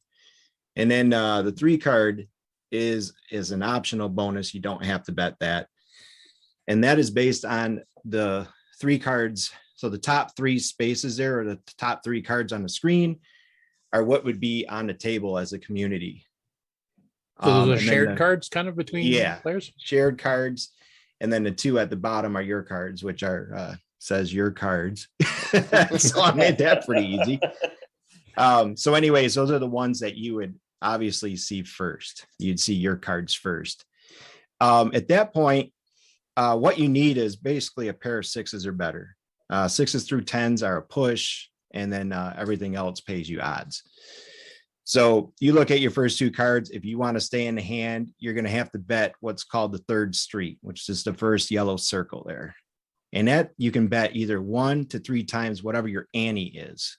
So I can't see what's on there. The ante on this one is 5. They vary. So let's say the lower right-hand side is 5. I started with, looks like a pair of kings. Yeah, there we go. I can see. Thanks. So I already know I'm going to win, right? So I'm going to bet 3 times on every yellow circle when it comes to me. So you're going to see the kings. So you're going to bet the 3rd street, and then you're going to get cards that'll come up one at a time, 3, 4, and 5. That's labeled there. And then you can bet your 4th and 5th street. You get paid odds on everything, all the streets, the ante, and then the 3 card bonus is based on just cards 3, 4, and 5. So if you have a pair better and within those 3, then you're going to get paid odds there as well. There is a screen that shows you all the odds. It's not shown here. Yeah, I didn't grab. But you can just hit P for the payouts, and it shows you the payouts for everything that's involved in this game. The upper right-hand side is going to show you exactly what happened. So the ante is always going to pay the even money. Well, depending on what you get anyway. So in this particular instance, the lower right-hand side, you got a pair of kings, pays 1 to 1. So everything 1 except your 3 cards, which are the 3, 4, and 5. There's no pair there. There's no flush. There's no straight. So you lost $5 there, and then it's going to show you what you net at the bottom. And then you just hit enter and go on to the next one. And that's basically how you play that game. It might be a little complicated how I said it, but it's not difficult. Okay, so Paul, you didn't have too much involvement with this one. This is more of a Tim production. That is correct. Yep. Took me a few months on this one, and once it was all set, he touched it up, especially with the circles, because they looked awful. Just using the basic stuff, and I only program in basic. So I mean, I understand certain elements of machine language and stuff, and I'm learning more as it go. So yeah, well, I know James Jones. That's one thing he's always mentioned. I know, of course, I'll bring it up because I'm the Nitrous 9 guy, but Nitrous 9's graphic drivers actually draw a proper circle like you're seeing here. So he always points it out that the algorithm that Microsoft uses, I think it's a 64-sided polygon is what it literally is doing. Yep. Mm-hmm. Rather than an actual circle with sine, cosine. That's why it looks bad. Negative. You can write your own routine to using cosine and sine, and then line commands that make circles that look better than basics. Yeah, because it always has those little tips at the top and the bottom. And always. Stuff. Yeah, right. And this game also has you can just see if you go to your next, once you play the game and go into your next hand, and like if you don't want to change anything, all you gotta do is hit S for the same bet, and it just keep going and going. Yeah. So we did something similar to that video poker. Yeah. Too. Yep. You could keep betting the same bet, so you have to change things. So. Now, have you ever thought of doing something like the Leany brothers did, where you have these various casino games that you put them together and you can actually share your winnings between them, like, you know, switch over to poker and then switch back to stud? No, we didn't want to take anybody else's original ideas. No, no, I don't think we have the collection yet for that. They were programmed at different times. Yeah. So in going forward, we get back to doing more of these types of games, which I plan on doing. That's definitely a must. That'll be interchangeable between the games.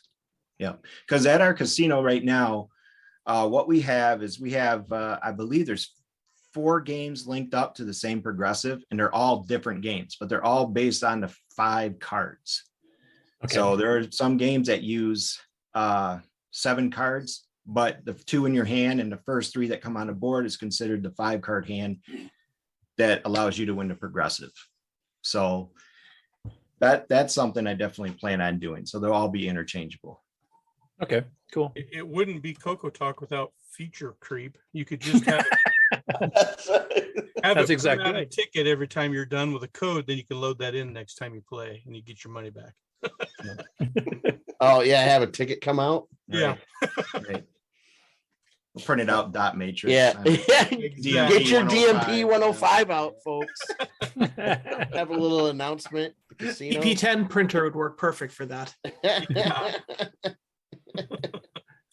I think the casinos, and going back to I don't know, we said it over an hour ago, with the coins dropping in and the noise, I can tell you one person that's been in the casino business for 23 years, thank God that's gone. But I think casinos realize that's time wasted of all those coins, and then you got to collect them all. And people are normally just going to go cash them out. Occasionally they'll drop them in more machines. But right now you get printed out a ticket, you're on to your next machine. It is like that. And time is money in our business. And as far as like odds and rigging things and whatever casino myths that you've heard, like I said, I've been there 23 years. I've seen nothing. The odds are built in. I'm primarily in the cards. So the odds are built in. You know, craps, there's everything's built in for the house to have a percentage. Do we always win? No, we don't. Trust me. But throughout a long period of time, yes, we are going to come out profitable just because the odds are built in that way. Right. So there's no reason for us to cheat. So, yeah.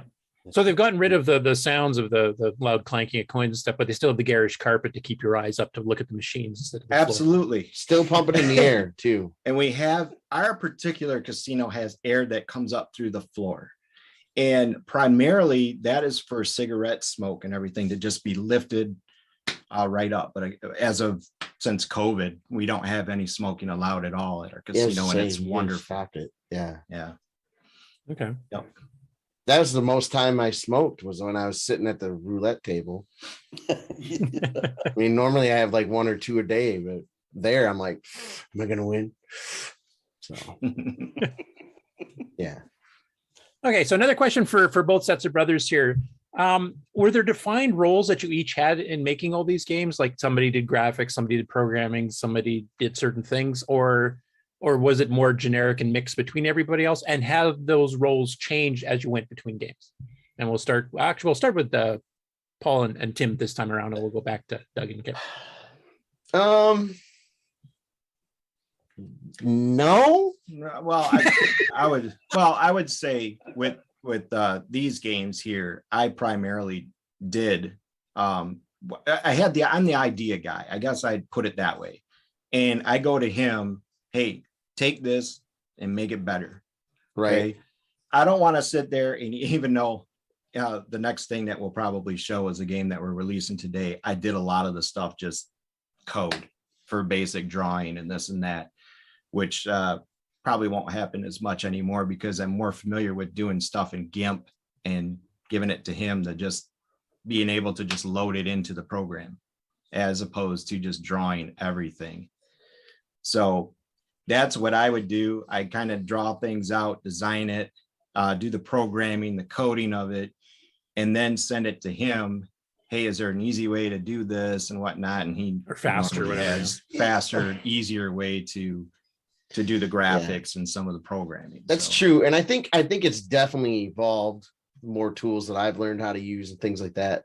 But yeah, I think Tim's always kind of taken the director's seat.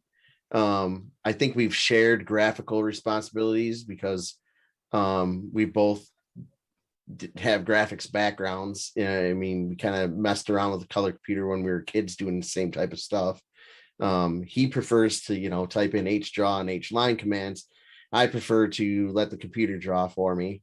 But he's got a learning curve, right? I've been using GIMP for 10 plus years, and he hasn't. So those kind of things evolve, but each time, like, he learns more, right? And I get to kind of take some of the things that I've learned technically and learn a different way of applying them to something that I'm not creating myself. So it's kind of cool, and I like doing it. This time we used a lot of Discord to go back and forth, talk to each other, and we pulled in Paul Fiscarelli, and we pulled in Simon Jonason, stuff like that. So that was the first time like that we'd ever gotten to be able to like work together virtually for several hours on the same thing for this latest game that we did. Before that, I think it was like Facebook message, a textbook. It's a text message, sending a file, like kind of what those guys did, but we had a little bit more, but not at 300 baud. 300 bauds to do that with, so it was a little bit more instantaneous. So that was kind of nice. Yeah, I can't even imagine how much more stuff you guys probably would have gotten done had right. it been as quick as we can do things. Well, here's the thing too, is like I feel like you did a lot more with a lot less, right? So a follow-up actually that comes along with this is, what tools did you guys use? So you, Paul and Tim, I mean, you've been using, like you mentioned, GIMP, and I'm assuming you're probably using emulators more than real hardware, so you can like overclock the crap out of it to get stuff done faster. And what do you use for assemblers and editors? Do you do it on the CoCo, or do you do it offline on something else and then just fire it up in VCC or what? So for me, I did a lot of my assembly on just notebook or like Notepad and Windows for a while. Now I'm using Notepad++ because I've built in a patch to where I hit the F6 button and it assembles my stuff and then launches it in the emulator. But then, yeah, I use the emulator primarily to test things. I've always been ever since I was a basic programmer, type in a line, run, type in a line, run, and watch it go as I go, instead of like typing in a whole bunch of stuff and then seeing if all of that works. I know there's a couple of different techniques, but so it's nice with Notepad++. I can make a change, see if it worked, and then go from there. And then I use DOS prompt a lot for doing a lot of like the image conversion. And we use Kieran has dzip that we use for compression. And then I had a module I've had around for years for unpacking those that I got from Simon. It's all freeware. You can find it on the internet. I just don't know where it is, as I was given it. And that's what I use.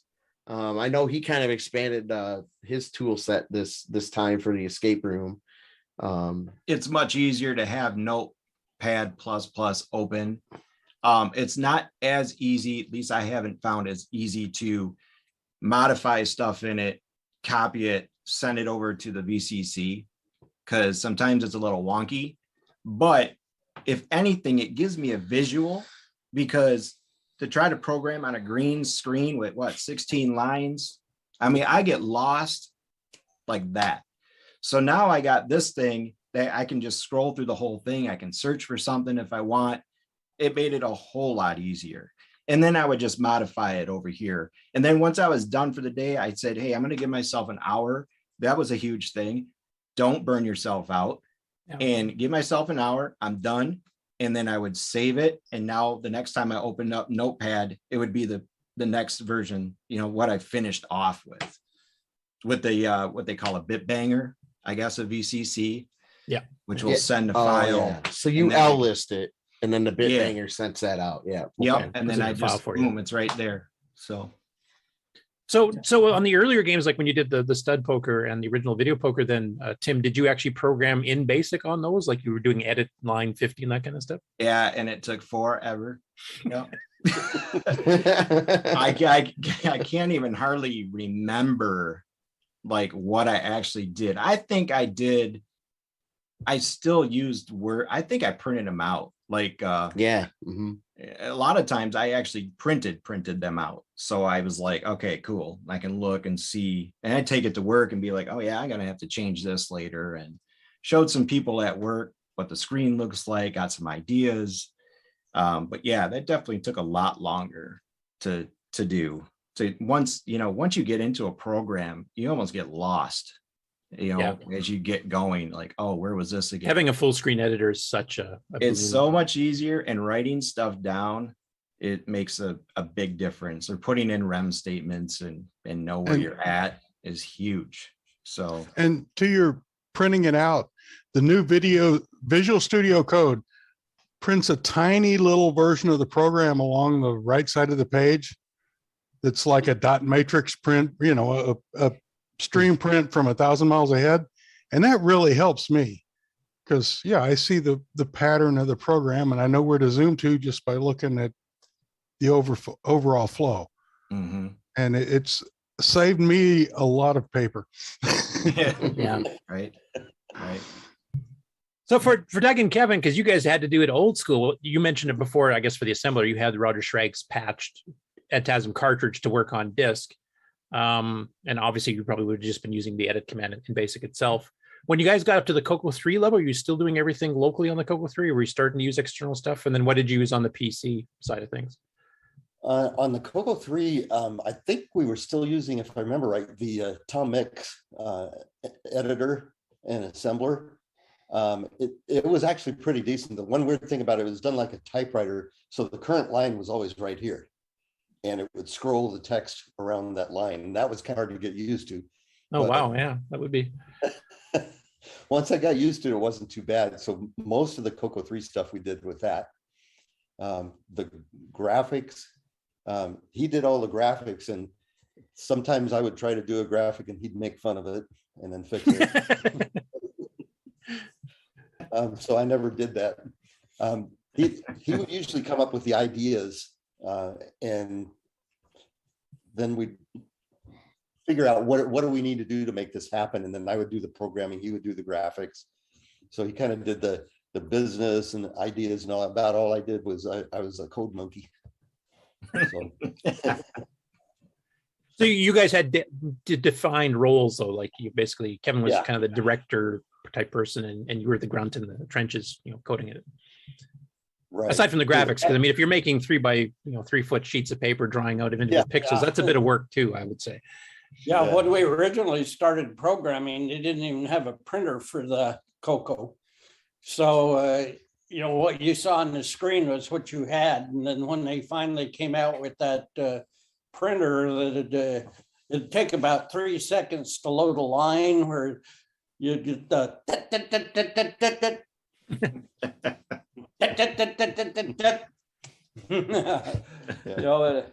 it was pretty, it was great, but it'd take a little while to print something out.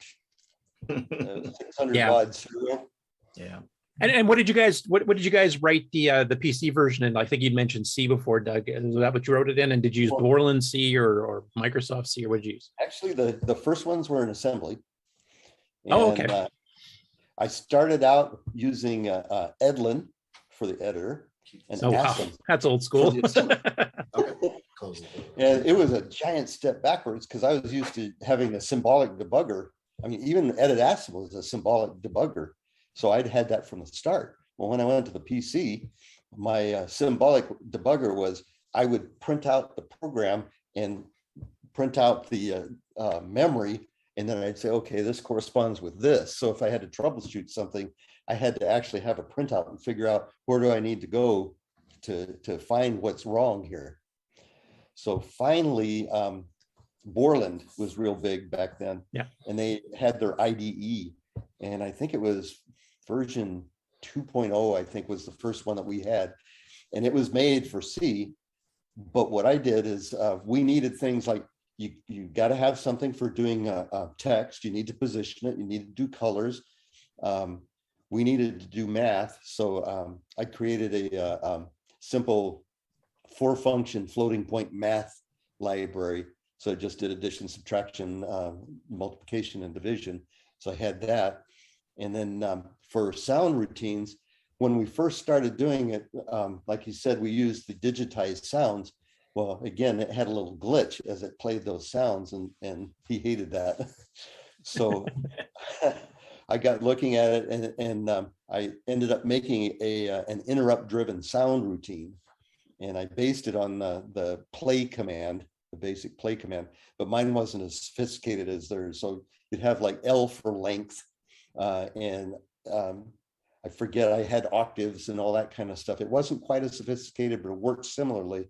But it was really cool because back before Windows and all that, I had it where I could set up a song and I could start it, and I could be sitting there doing other stuff on my PC while that song was playing, which at the time, that was big time. Multitasking.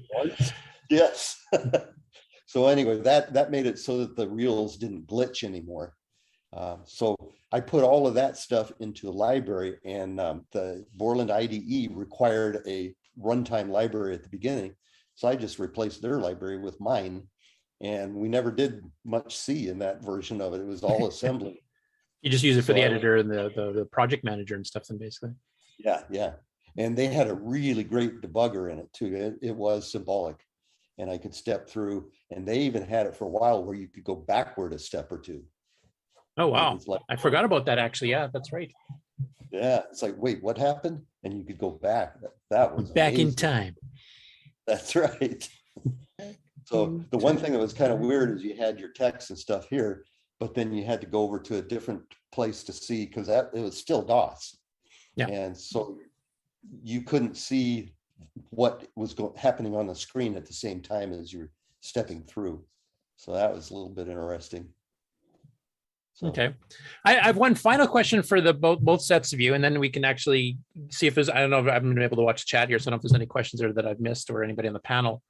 And then we'll get into the new release game that the Thayers will be doing, though I might show a screenshot of Timberman or something. So the one question I have here, and this has to do with the whole brother dynamic thing. I mean, brothers usually either fight cats and dogs type thing, or they're they're genetically linked, so they think the same and they can concentrate on a project and just go for it better than just random two people put together. How would you classify yourselves as a brother team? Do you fall like all the way on one side of that and you're arguing constantly, or you guys just think the same way and you can get coding done faster, or is it somewhere in between, and what balance is it? Well, we'll start with Doug and Kevin first. I think we're kind of when we were kids, we used to fight all the time, and my mom and dad would get mad at it and punish us. And so we'd be good for a little while until the next time. But now it's kind of interesting. We're kind of like a yin and yang. It's interesting. Like I love onions. He hates them. I love peppers. He hates them. He likes Brussels sprouts. I hate them.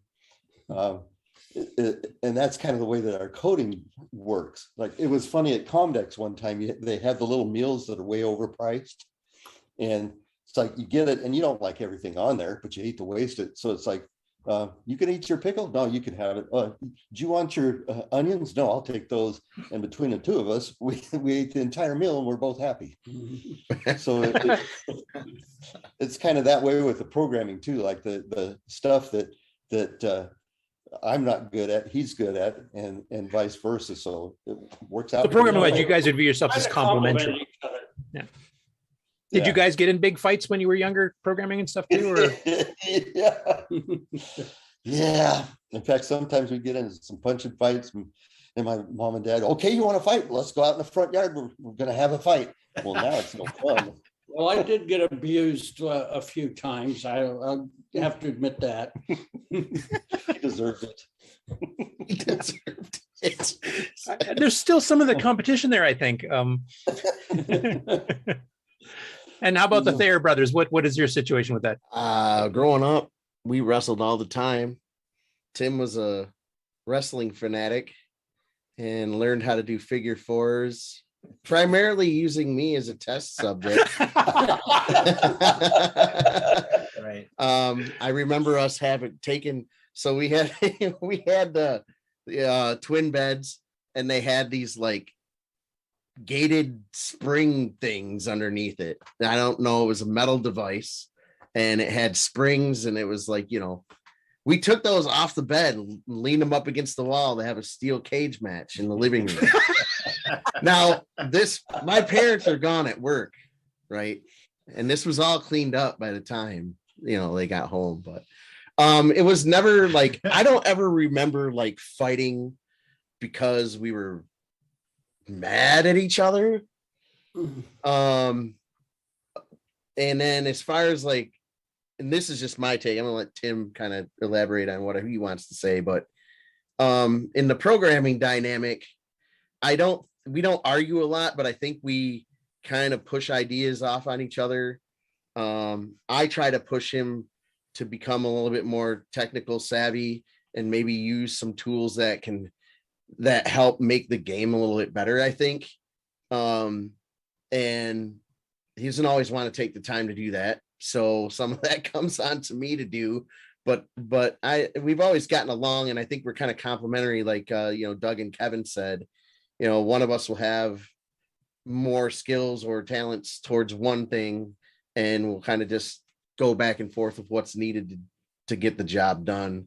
But yeah, there's never been any kind of like, one thing I forgot to mention is I use this opportunity as to make fun of my brother whenever I can. So like making like stupid little comments and pictures that I draw or whatever, like Tim is stupid or something like that, or putting it in the code somewhere for him to find or something like that, like opportunity to joke around with him, but, and usually I use words besides stupid, but it's a family friendly show here. So I'm just getting the point across. So that's one of my favorite things is like sticking in little stuff like that. So yeah, I'd pretty much agree with all that. I mean, we pretty much have gotten along. He was best man at my wedding. So, I mean, and he teaches me the stuff I wish I knew back then, basically. And it's kind of cool that we have a community that gets, for the most part, gets along and can share ideas with each other. Especially Simon's really stepped up and helped Paul, and he'll help me. He's part of the game we're going to be releasing today. So, I mean, yeah, I mean, I agree with everything he says. So no big fights to tell us about or anything? No, I don't think so. I mean, the other, like you said, I was a wrestling fan. I did professional wrestling down here in Grand Rapids for not very long, year and a half or so, doing shows and whatnot. And I still watch it. I still tolerate it, basically. Occasionally you might get a good thing happen, but it's not as fun as it used to be. I will say I think The Rock has done pretty well for himself. So yeah, there you go. that's Mr. Johnson if you're nasty. Yeah, So, as far as like fights about programming, I can't even. Sorry, it's kind of boring, but I can't think of anything where we've just gone head to head. Like, no, I can't believe he won't do that, or something like that. But yeah, the reason sometimes there's been stuff that like I'll send him and it'd be like, no, that looks stupid. You need to change that. But that's about it. Like I never did programming with my brother, but Bill Noble and I collaborated on stuff back in the 80s and 90s. Like we've known each other since we were teenagers, and we did get into vicious arguments, swearing, throwing stuff at each other at work when we were doing this sometimes too, because he would come up with an algorithm and I thought I had a better one, and you're dumb and you should be doing it this way. And it just went back and forth. And there was one time, probably about 91, we got so loud screaming at each other, trying to convince the other that we were right on the algorithm we were doing. And we were working at a print shop and we had a big web press with 8 towers in it. And they overheard us in the web press, which is in a different room, overtop the press running at full speed. And they came in because they thought they're going to have blood all over the place and a big scrap going on. And we never got physical or anything, but it just, yeah. You did say you threw things at each other. Yeah. So. Yeah, but nothing So- that harm each other. It was like throw a pencil or something. I don't know if this helps to the symbiotic relationship that the Thayer brothers have, but you guys are both musicians too, right? And you guys play together because it was not the most recent CoCoFest, but the last one before COVID. You guys, you jammed for us and stuff. So you have other creative, expressive talents there too. And I'm just wondering if that unspoken language of music maybe also subconsciously is happening in game development too, where you have this unspoken language, or you guys are kind of jamming now on making games, Could be. Yeah. I mean, we've collaborated on a lot of things, a lot of different things for many years. So yeah, I think so. It's very rare to have two brothers that are how many years apart are you guys too? 4. So Tim, you're the older one? Yeah. Yeah. So yeah, More mature one, yeah. To have brothers who, especially if there's an age gap, that you are number one, you get along. Like my brother was 3 years younger than me. We physically fought our entire childhood, so that you guys got along and you've got shared interests and you're doing things together. Yeah. That is so rare. You know what I I mean? mean, he was a total jerk when we were kids, like especially when he became a teenager. Yeah. I mean, that's just what happens. Yeah, that's part of life. Yeah, it's life's journey right there. Right, so. but it was never vicious. Any physical confrontation. My brother and I, we would get out blunt and edge weapons. We literally had bats, and we had when we had swords, like decorative swords, we were chasing each other with swords around the house. I'm literally going to kill you today. Yeah, we tried, but somebody got in the way. You ate my Lucky Charms. Yeah. Now you die. Prepared to die. Yeah. So for the Leany brothers, I guess I never did ask, like, how far apart are you guys in age? And did you guys also have some other areas where you guys were synergistic? We worked together. We're 20 months apart. Oh, wow. Oh, so not that pretty close. Wow. And it's kind of funny because his daughter has 2 boys that remind us a lot of us when we were their age. And he was at his daughter's house one time and was saying, after being there, I feel sorry for mom. Yeah. So yeah, we were pretty close together. We shared a room all the time until I moved away from home. So absolutely. And before I did my own home improvements, I got to wondering one time what our floor joists looked like under the living room with us doing all the body slams. Like, did we actually crack any, or there's a lot of those going on. And thank God for carpet padding, by the way.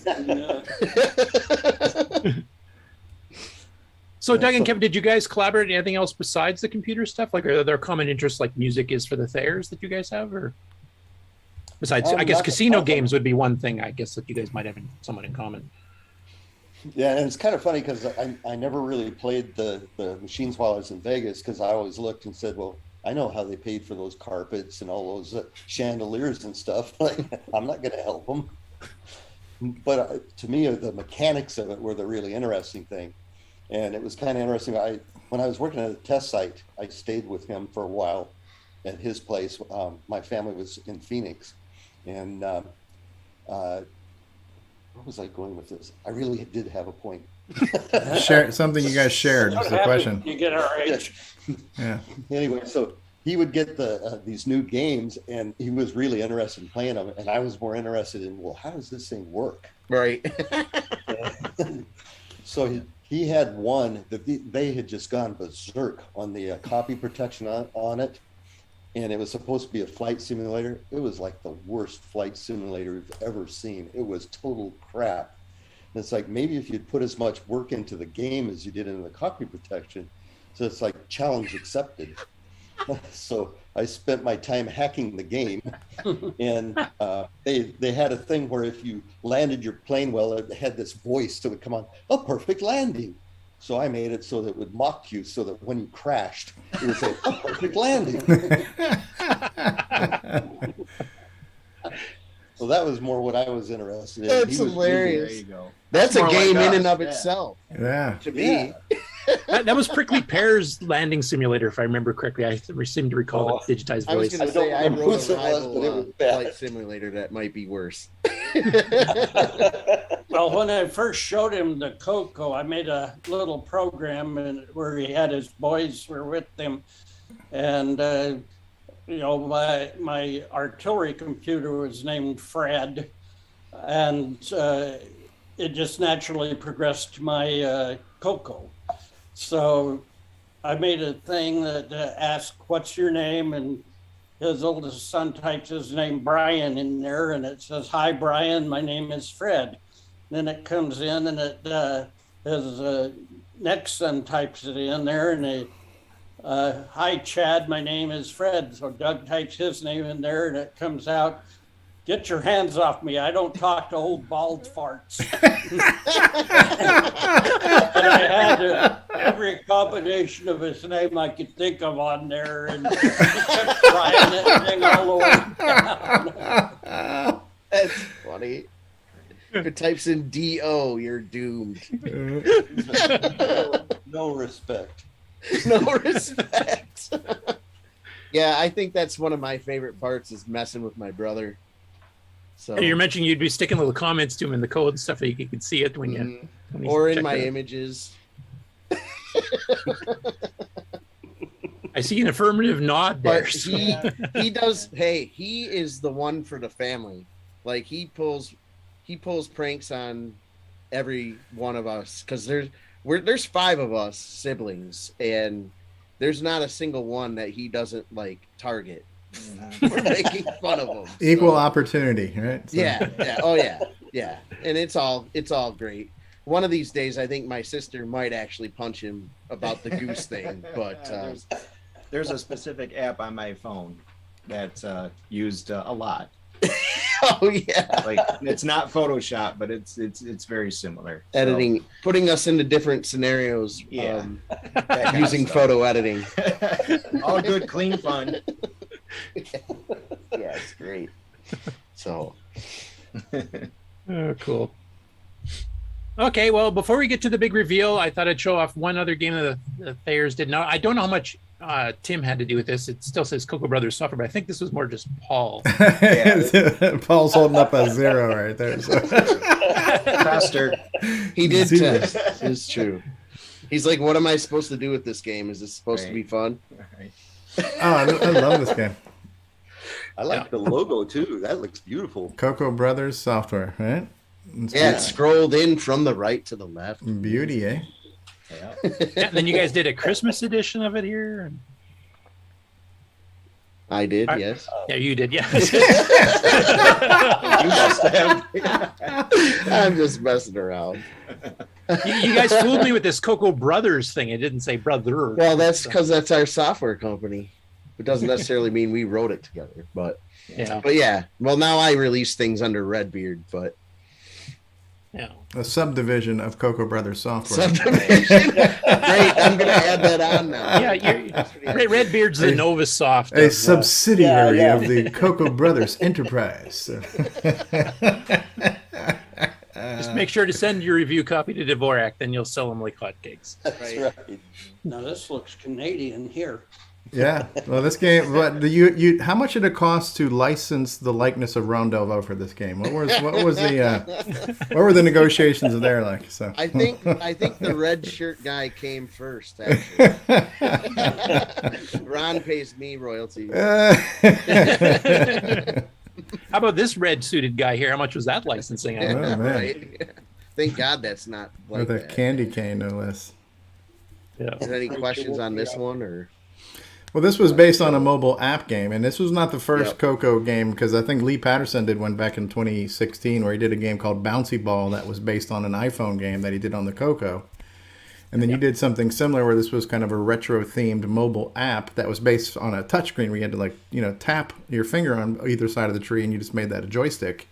So it's kind of interesting to see this whole art imitating life thing where we're doing, vintage versions of modern games. It's pretty cool, Yep. The phone app's graphics style was very similar to what you could do on the CoCo as well, but yeah. I was Yeah, like, and your upcoming Coco Bond, which is not the game we're announcing today, but that's also based on.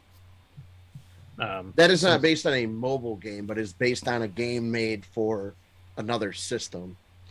And I've added a couple of different game mechanics from what it does, but essentially it's a CoCo Bond game with some modifications, like lasers, monsters, objects, other characters. Just that a tad different. Yeah. So. Okay, so you guys ready for the big reveal? Oh no! Sure. Why not? The suspense is killing Was there me. any questions? Like about Questions? any of the Yeah, stuff? further questions before we get to the reveal, I guess, and then From we'll the have questions panel about or the new anybody? project. But any questions from the chat? Any other people on the panel for either sets of brothers? Yeah, open it up to the panel. Be good. Has anybody been monitoring the chat? Like I haven't had a chance. There's to really been a watch it lot scroll of discussion, not necessarily questions, especially when you guys were talking about typing and failing typing. There was a lot of comments back then, people sharing their stories of how, you know, the two-finger method versus the real method. You know, and I had a similar thing. I didn't take typing till I was in college when I took a computer class in college, and it was on a typewriter. You had to type on paper and do a business letter. I failed typing the first time because, again, I didn't know the home keys. I had to take typing twice, and the only thing I got out of college was I can still now type without looking at the keys, and nothing else I learned while I was there that was worth anything. But I have that much needed in demand typing skill that so many employers are looking for these days. So yeah, Right, yeah. It's on. It was on the resumes for a long time. Like yeah, I did typing resumes. 60 words per minute, right? Error free, Yeah, right? Well, I could worked type at a- fast, but it wouldn't be right. But you want me to type fast and accurately? I mean, that's you got to pay me extra for that, right? So. Yeah, you gotta pay me extra. It's an either-or thing. What are you talking about? Yeah. So I worked in a print shop my last 2 years of high school, and I went there to be a graphics designer, but really I made a lot of resumes, and that was huge in like 97 and 98. How many words per minute you can type. Mm-hmm. Sloopy mentioned in the chat there in Zoom that he's got a question. So Sloopy, go ahead. Yeah. Being that you both set of brothers lived together growing up and such, do you feel that you got to learn doing programming and the systems better because you had a sibling there pushing you to learn more so that you can say, oh, I learned this and you haven't learned it yet, or I don't know how to do this, can you help me with it? Do you think that having a sibling there or someone that was close helped you push you to learn more faster while growing up and learning about CoCos and computers in general? So, I mean, okay, so Tim never helped me when we were younger that I ever really remember, but I was inspired by seeing him do that. And then sometimes, you know, like he would mention to me like stuff about the Rainbow, like he got the Rainbow subscriptions, like he basically geared all of the computer stuff back in the day. So if like he hadn't done that, I wouldn't have been interested or got into it. But it was never like, oh, hey, I'm typing up this really cool game, because most of the stuff I made then was so incomplete. It was basically just graphic screens of a dream, right? And it wasn't where I was ever like, oh, hey, well, I'm stuck on actually making a real game. Can you help me with this? That didn't happen till much later. But yeah, I would say that he accelerated like all of the things that we got associated with the computer, like the joysticks, you know, the Rainbow subscriptions and things like that, that I probably would have never done if it wasn't for him. But learning the actual hardware or becoming a better programmer because of him, yeah, I don't know. Not so much. I think it's the other way around now. Right. But I think we have 4 years difference, and I think at the time when he got kind of interested in it is when I'm playing football. I am in high school. I'm focused on other things. And so there wasn't a lot of, hey, let me help you with that. I'm out doing whatever. But he saw the stuff that I'd be doing and that, oh, I'm going to do it now too. So, and then, you know, we look back and made the huge mistake when our dad said, are you guys going to take this shit or what? Right? When we moved out and it's all just sitting there. and we made the decision to throw it all out. And we had, I can't even explain to you how much invested, how much work we've done. It was just one of those things where we weren't going to lug this thing around anymore. Okay. It's in their past, whatever. Now, who would have thought, you know, like this would exist today or whatever. Right. Have some talk show in the future. But it's cool that we have an emulator they can use. I use the emulator. That's what I use. He's got a stock one sitting right here. So I can relive kind of, you know, the stuff. I just bought a whole bunch of Rainbow magazines from somebody on the site, you know, and looking through it. And I found it's incredible. I found somebody from Kalkaska, Michigan, which is about 20 minutes, 25 minutes away from Traverse, where I live. And the guy put on there that he used the color computer to control the lights because he was in a band. It's insane. I came across that. So I tried to do some research and get a hold of this. I haven't gotten a hold of anybody, but it's just insane to think back then what we were doing and what somebody else was doing right down the road with the thing. Sounds like Dennis Kitts too, with his whole light show music thing that he was doing. Ambient room type stuff. Yeah. Incredible. Yeah. Yeah, I'll never forget that day because my dad had a large dumpster. Oh, he had to lift the Color Computer 3 up and over. Oh man. Yeah. And we had gotten like our friend of ours had gotten some huge lot of stuff from somebody. I don't remember how he acquired it. Like a composite monitor, like a bunch of discs, and like just the stuff that we like we could never like really afford a lot of things. So like we had the TV, you know, and like the best program we had was like Coco Max 3. You're like, this isn't a game, this sucks. But anyway, yeah, so once he like Jason, like I don't remember, did we pay him for it? He gave it to, and somehow we got it, and then all that stuff. Yeah, I'm never gonna do this again. I like girls and stuff now. Yeah, well. So. And then, ladies, do you have an answer to Sloopy's question as well?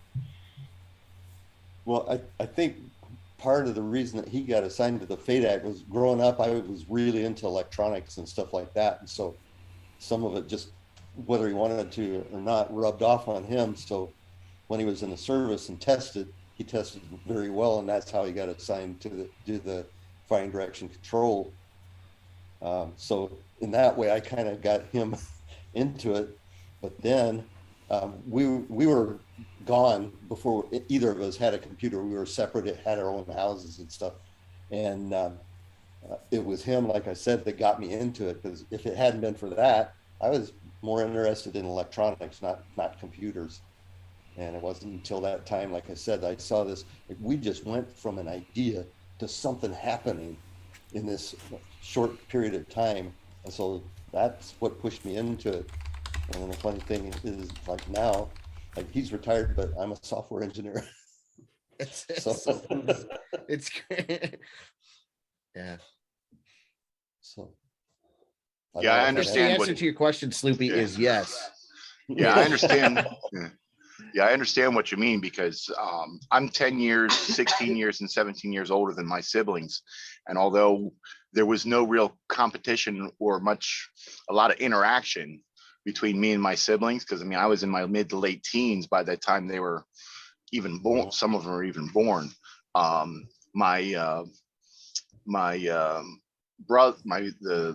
oldest brother, who's 10 years younger than me, he can remember the electronics and such that were in my room, and he was interested in it, but because he was only like 9-10 years old, there wasn't much he could do with it.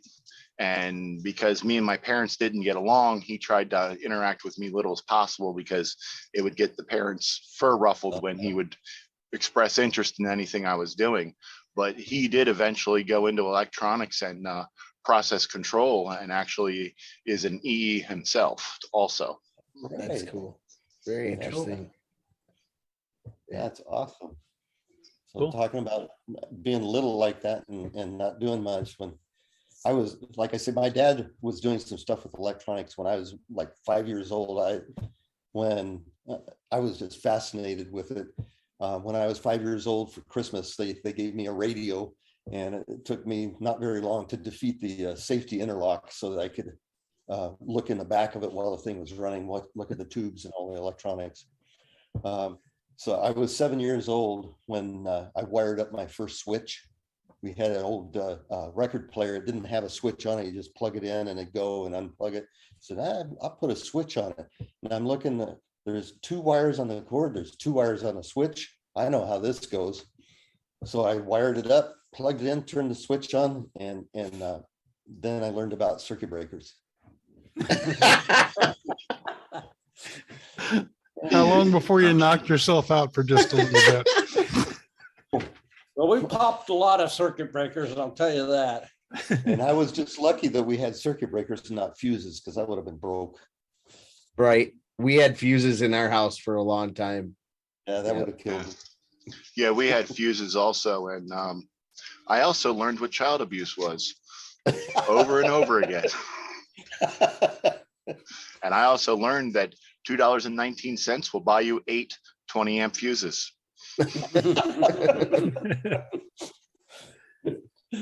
Or for a penny, you could just screw it. Just tinfoil it, yeah. That's right. Put the penny in there. Get a little ugly after a That's while. right. It might not work properly, but you'll have electricity going where you need it to. I have several guitar amps I did that with. I don't have them anymore, strangely. Wonder what happened. Right. I remember he took a battery operated radio once and put an electrical cord on it. And then he had just a box that was an outlet and a plate, but it was a dead short. And he had that set up to where you'd plug the thing in and it'd connect the batteries. So if you unplugged it, the radio would go off, you plug it back in and the radio would go on.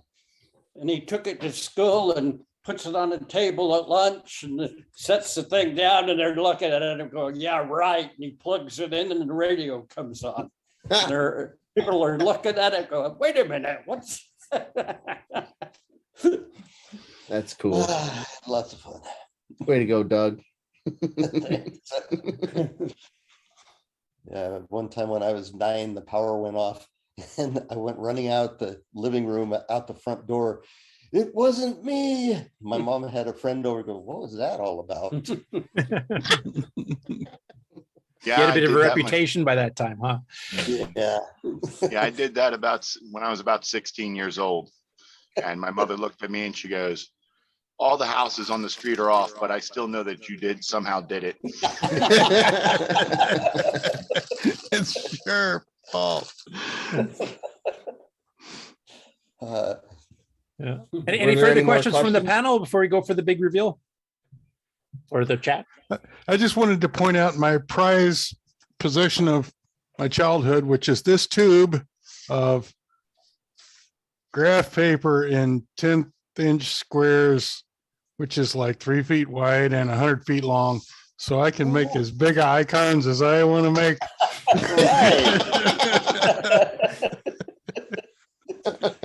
That's great. That's awesome. You need to get that like as a dry erase board now, so you can make it reusable too. Well, it's vellum, yeah. So you can. Okay, you can do that. Okay, perfect. Yeah. All right. Just got to find an entire wall of your house to put that up on, right? Oh, I've got one. I've got one. Yeah, cool. We can do the reveal now if that's what you want to do. All right. Okay, so I'll let you guys take that away because I haven't got the webpage fully up for the public yet, but it'll be up later today. I'll mention that. And go ahead and you can explain the game. And All right. So do you want me to like share it? Share your screen. Sure. There's our classic neon green screen that everybody loves, right? Yep. You guys all see that? Yep. I don't know if I have the disc in yet. I did.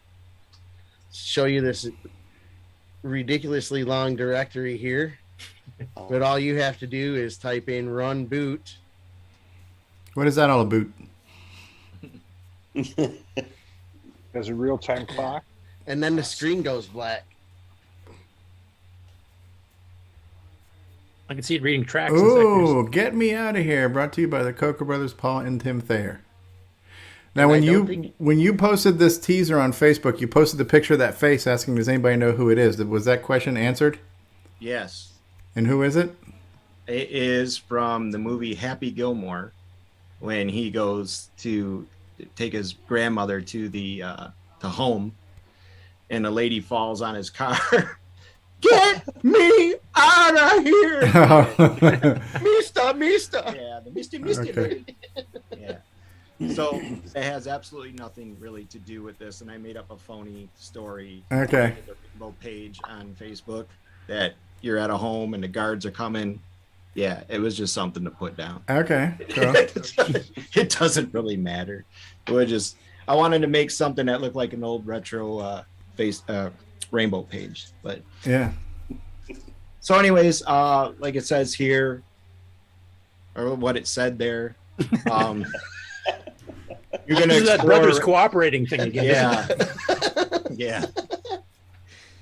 Yeah, he's trigger happy over here. Ooh, that looks So anyways, really this good. is the room. This is the room that you are locked in. Okay. The object of it too is to open the door, obviously, and the door has a lock on it. You go ahead and click on it, and then that'll come up. What's a mighty man? So basically, at the end of the game, you're going to have to put in a code.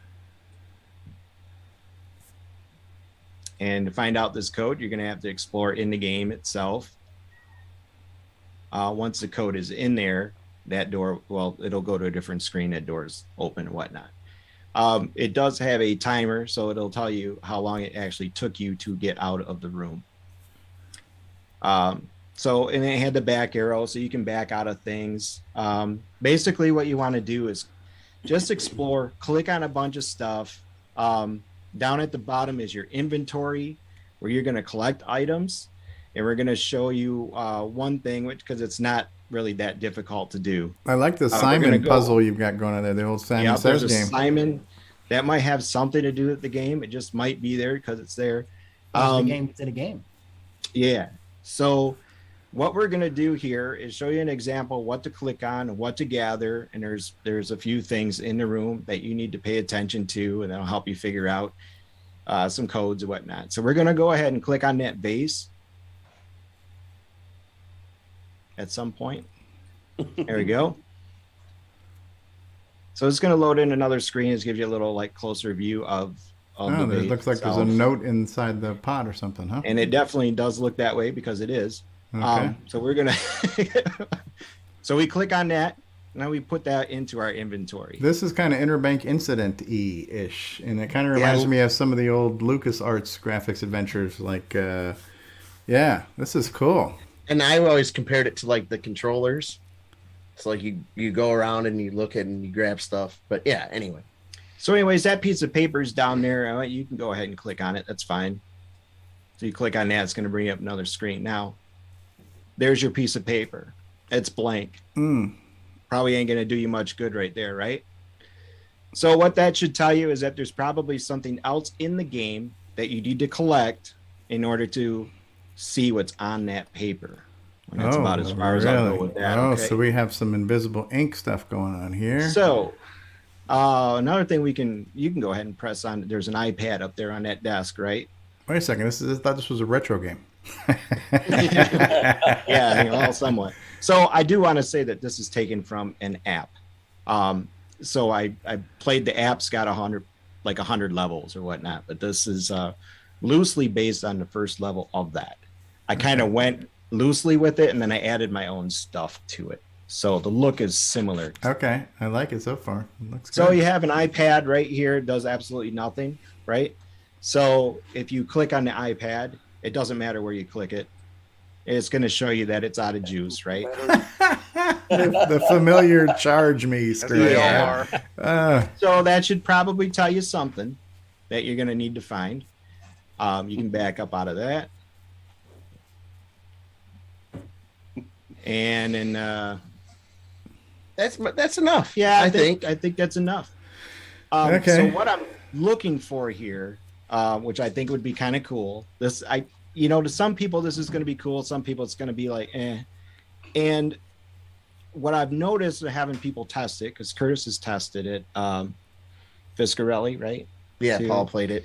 A couple other, my wife, her daughter is an escape room aficionado, and I still had to help her. Okay. Just a little bit. She was catching on, and it took her, I believe, 11 minutes to get out. So I needed a lot of help, but I've never played one of these before, so I was kind of unfamiliar with the whole concept. So if you're not familiar with this, obviously it's going to be a lot harder. And, the clues, I don't know if you're going to get it or not. And that's one thing as a programmer that I've noticed, like in doing this, I was constantly thinking, is this going to be too difficult? Or is this not difficult enough? I don't know. It's hard to say because I've gotten kind of a mixed bag, So it'll be interesting to see. What I would like for the people who actually play it and do it to message me on Facebook. I would ask that if you do escape, don't put anything. Don't give away the clues. Yeah, don't, because this is it.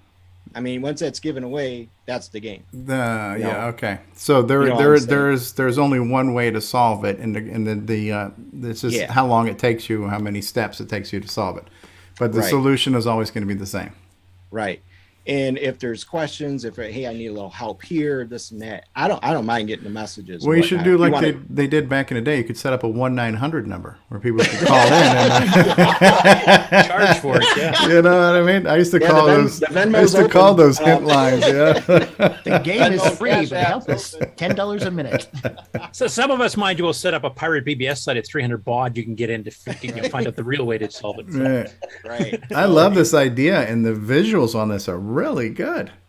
So yeah, and that's another thing. All this was drawn in BASIC. That's even more impressive, honestly. It had a little, basically it was just something for me to do. I was bored. But then got more so into like the GIMP stuff.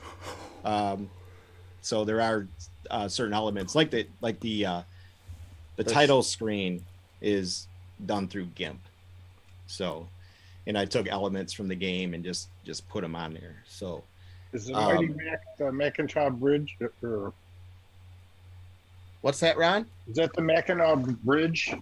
That is correct. That is the Mackinac Bridge. Yep. Kind of important. Anyway. So there's no way to die in this game, hopefully, right? No. Okay. Die? No. Okay. I guess you could rot away with it open. Yeah, want to kill yourself because you can't solve it? Yes, I can vouch for that. Right. Now, I do see there's a lamp here, so maybe we could do some circuit breaker tripping here if necessary. Right. So short out the whole key system on the lock there. The biggest thing is follow the advice on the beginning screen. These are that's based on some of the feedback that we've gotten in the play testing and stuff like that. And that's more of like, if you've done an escape room and understand that everything you need is in the room and you have to pay attention to like every detail, you'll probably do a little bit better. But if you've never done anything like that, it's keeping track of everything that you see, because like almost everything in the room is important to you finding the code to escape. It's a piece of the puzzle. Yeah. Was that couch from the highway? Is that from the Nightmare Highway? It was donated to us. Yeah, it's Mr. Furley's apartment here. Yeah. It's got the Terry Steege butt dent in it that you can tell it's his. Yeah, right. Color schemes. This looks really good, man. Especially if you hand coded the drawing and the graphics rendering for this. That's really good. The drawers open? Do the drawers open? Ron's asking. You're gonna have to play the game to figure out what happens. Play the game to find out. Yeah, and if somebody figures it out, message me. Hold my beer. Hold my beer. I know we got some people here who are gonna. I was because my first thought was this would be a good thing to stream, but if you don't want people to know the answer, then we'll have to play it solo. Unfortunately, that's part of the issue of having this out here. When normally you can bring a game on here. Oh, this is how you do this. Blah, blah, yeah. No, that's part of the fun. Yeah. So guys, I downloaded it off of Facebook. It's awesome. It took me 20 minutes, but I did get it. Oh. All right. Oh, you did better than me. Cool. You played that while we were talking? I did. Awesome. Wow. That's Or pretty you good. bust the window with the toolbox. That's really good. Yeah, 20 minutes is, I think that might be one of the better times that we've gotten. Yeah. Does So it this has? does and I it just give wanna you say- a summary screen telling you how long it took you? Did you say that already? Yeah, at the end. Yeah, it does. Okay. Yeah. Yeah. Well, I and- died or I won't skip it, but yeah, the first Yeah. time I didn't. Let's see. My breathing wasn't very good. How's that sound? Okay. So this program does have an internal clock, and I actually got that from a Rainbow. So it has a clock running at all times. So in it being that it's in basic, it does run a little slow, but I don't think you can really tell. That is happening in the background as the game's played. So I thought it was a nice little touch. It was actually something that I thought of after the fact. And does it really mean anything? No, not really, but because you go back and know what the hell you're doing. So Right. it doesn't that way you can really improve on your time. So it's kind of a first time deal. Oh, it took me this long. And for him to say 20 minutes without any help, I'd say it's pretty good. So And Terry, where do you live? Wyoming. Okay. Cool. Is there going to be a mug or a prize for somebody mug who of wins this? douchery or Yeah. something, the mug of escapery. No, but you know what? You know what I'm thinking is that I would like to do more of these, obviously. Yeah. I would think would be kind of cool if everybody like, oh, this is actually kind of cool and got into it. It would be nice if somebody else did one. Okay. Oh, I only say that because I have to sit there and try to think of ideas or whatnot. It'd be kind of cool to have other people's input and ideas and actually do one that I could play. Right. You know, I don't know if there'll be interest like that, but I I'm just get kind of putting it out there. I think it'd be kind of cool. So Yeah, to play this one and respond. If you Yeah. want a mugshot, if you want a mugshot, hit the Simon icon. Right. yeah, yeah. So you charge the iPad. And Yeah, if you want order a pizza. mug. And charge you. Yep. So this game does take advantage of certain things that Paul has done to load in the graphics. They're compressed screens, but the H print is used sparingly, but he's got it to where you can put it every 2 pixels instead of 8. So you'll kind of see that stuff. Yeah, and I made an enhancement to the H put routine. Yeah. When you use the P reset function of it, it will put something on the screen with transparency, kind of like this arrow here, and that piece of paper actually has a green background in the buffer, but when it's printed to the screen, it's done transparently. So that was one enhancement I made, and I can't take credit for the code that's in it. That's Simon and Pear's. But I just kind of squeezed it into BASIC for it to work, because that's kind of how my machine language and assembly language evolution had happened, was trying to enhance BASIC to work better so I didn't have to learn all this other stuff. But it still proved to not be good enough. So Does this room represent your bedroom or anything? Or? no, it's just similar to what was on the app. I was calling it Mr. Furley's apartment because it reminded me of like something from Three's Company with the color scheme.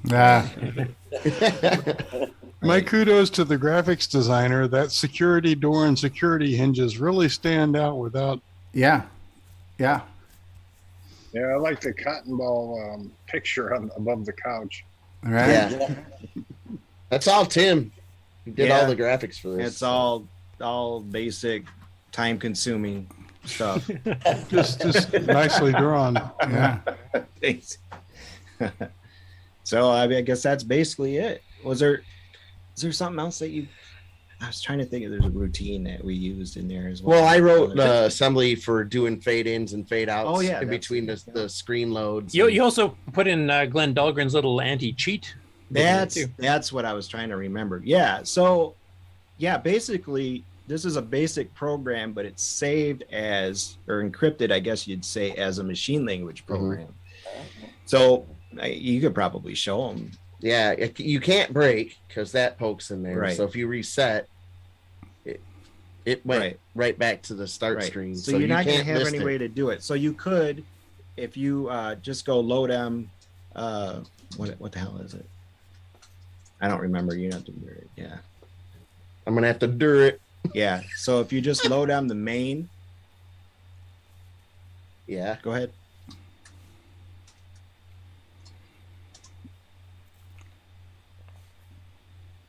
And then type list. That's what you're going to get. Ah, okay. Gotcha. So there's no way to go through and try to, what is the code here? It ain't happening. Now, somebody might know how to reverse engineer. I was going to say, that. I think you just presented another challenge to the game. So for the geekier people out there, figure out how to list the program. Somebody's going to figure it out. Yeah. Now, is there a timer on how long it takes to crack the code? So when somebody gets the listing out there, right? It might even be less time. Who knows? So Well, this is really available cool. on Facebook. Download immediately right now, as obviously Terry's already grabbed it. It'll be up on my site not too long after the show ends, with a web page entry for it as well. And it'll be eventually on the archive as well, Collector Archive. So cool. Yeah. Fantastic. We keep getting stares coming to the door from our family. So I think we need to go. Are you guys still talking? Yeah, right. You guys are still Both all that old crap. show? Yeah. So I want to say thank you guys very much for having us on. Doug and Kevin, it's been great to meet you guys. I've had a lot of fun talking to Doug, and Curtis and everybody else. So thanks a lot for having us on the show, guys. Yeah, well, hopefully you guys can make it to CoCoFest in May this year, and we hear some more I'm planning jamming on being from the Thayer brothers. Yeah. I'm planning on being there, and hopefully I'll have a video game done by then. So Party on. party on. Cool. man. Yeah. Well, thanks for coming Thanks by, for guys. being here. Yeah. Thanks, Thayer brothers. We'll Thank see you you. guys later. Uh-huh. Bye. Take care. And the Leany brothers, you're welcome to stay for the rest of the show if you absolutely have no life. Or you can take off, take your pick here. But we got the whole rest of the regular show. We got the Game On Challenge, and we've got the news and everything else too. So lots of stuff. Take And you off, guys eh? can, if you guys do stay on, you guys feel free to pipe in with any comments you have as well. At least another 4 hours.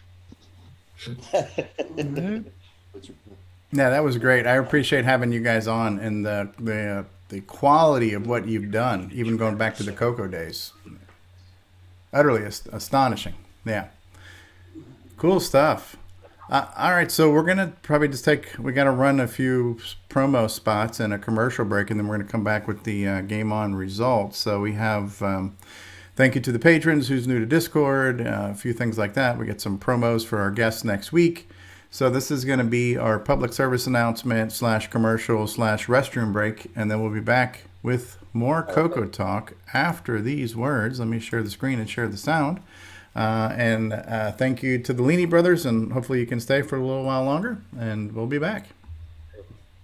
At CoCo Talk, we'd like to thank the patrons who sponsor our program. So our heartfelt gratitude goes out to Alan Huffman, Alan Murphy, Blair Ledoux, Bowton Aaron, Brendan Donahue, Brian Wieseler, Karen Anscombe, D. Bruce Moore, Daniel Williams, Diego, Eric Canales, Glenn Hewlett, Graham Vebke, Grant Leedy, Henry Strickland, Jason Downs, Ken Reichard, Malfunk, Michael Pitsley, Paul Fiscarelli, Paul Shoemaker, Paul Thayer, Retro Tech Time, Rick Ulland, Rob Inman, Rocky Hill, Stephen Wagner, Steve Batson, Steve Rasmussen, Terry Steen, Terry Steggy, The Backyard Shed Gang, Tim Thayer, Tom C., Tom Gunderson, Tom Heron, Tom S., Tony C., and William Athing.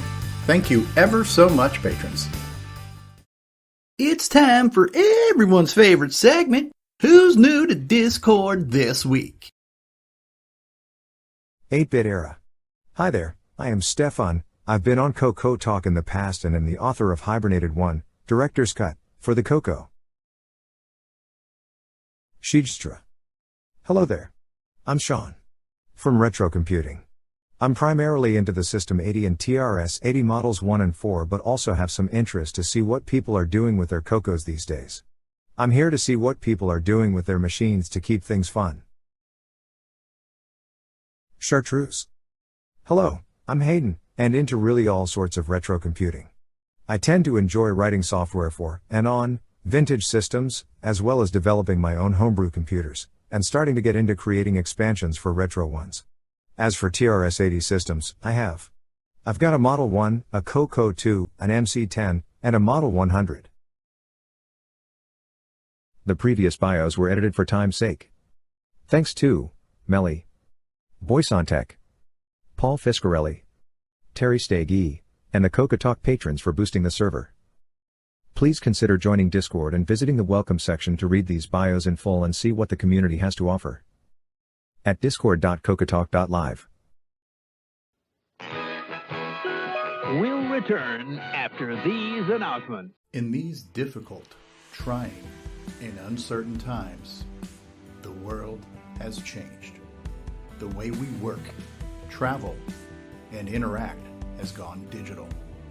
Tandy and Radio Shack have been using safe social practices and empowering people with technology to work remotely for over 4 decades. CoCoTALK has been meeting online with Skype, Discord, and Zoom to safely connect people for years. When you want safety, technology, and social collaboration, turn to Tandy, Radio Shack, and CoCoTALK, innovating by example.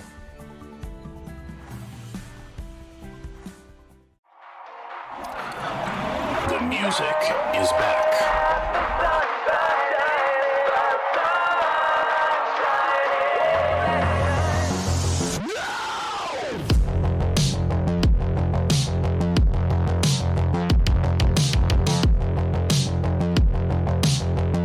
The MIDI Maestro available now, only from Retro Innovations.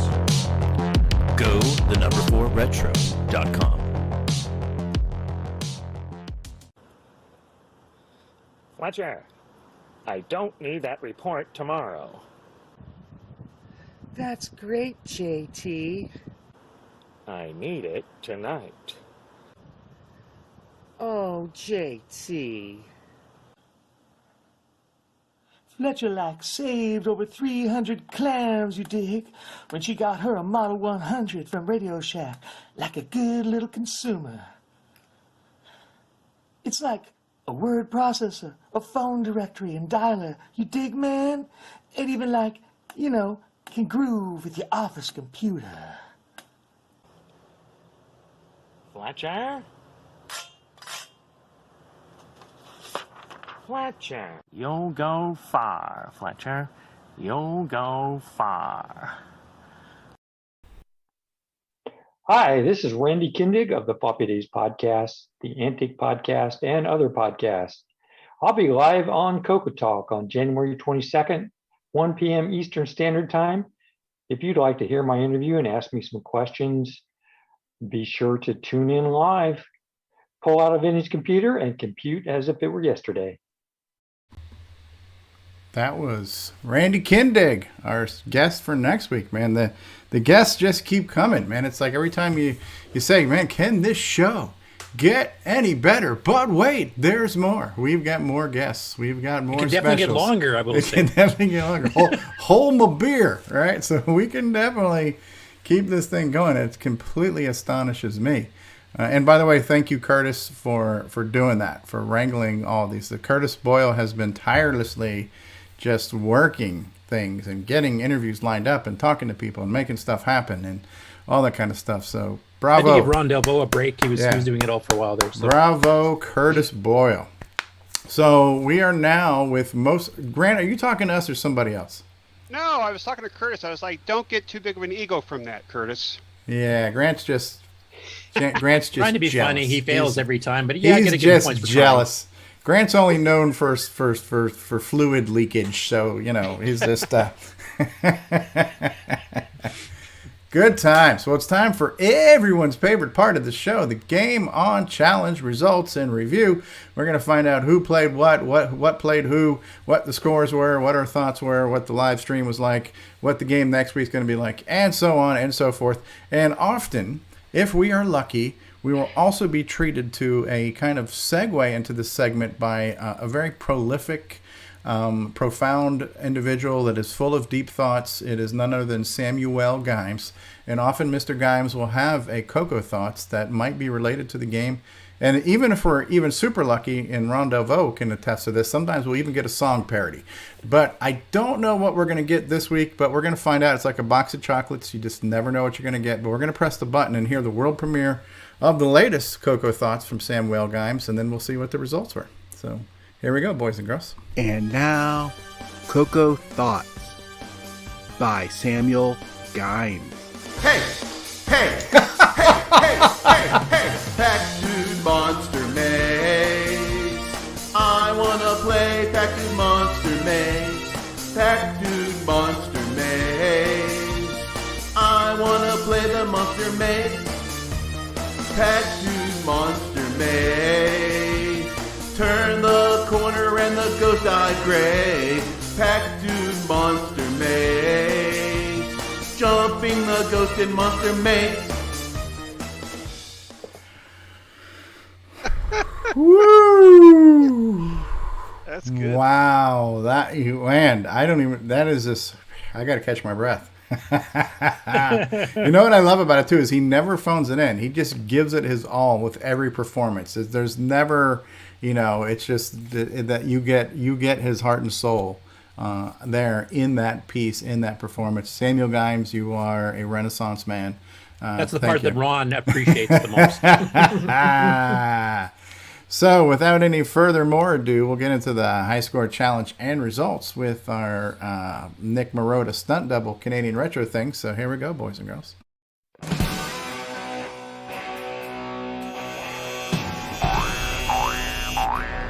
High score challenge.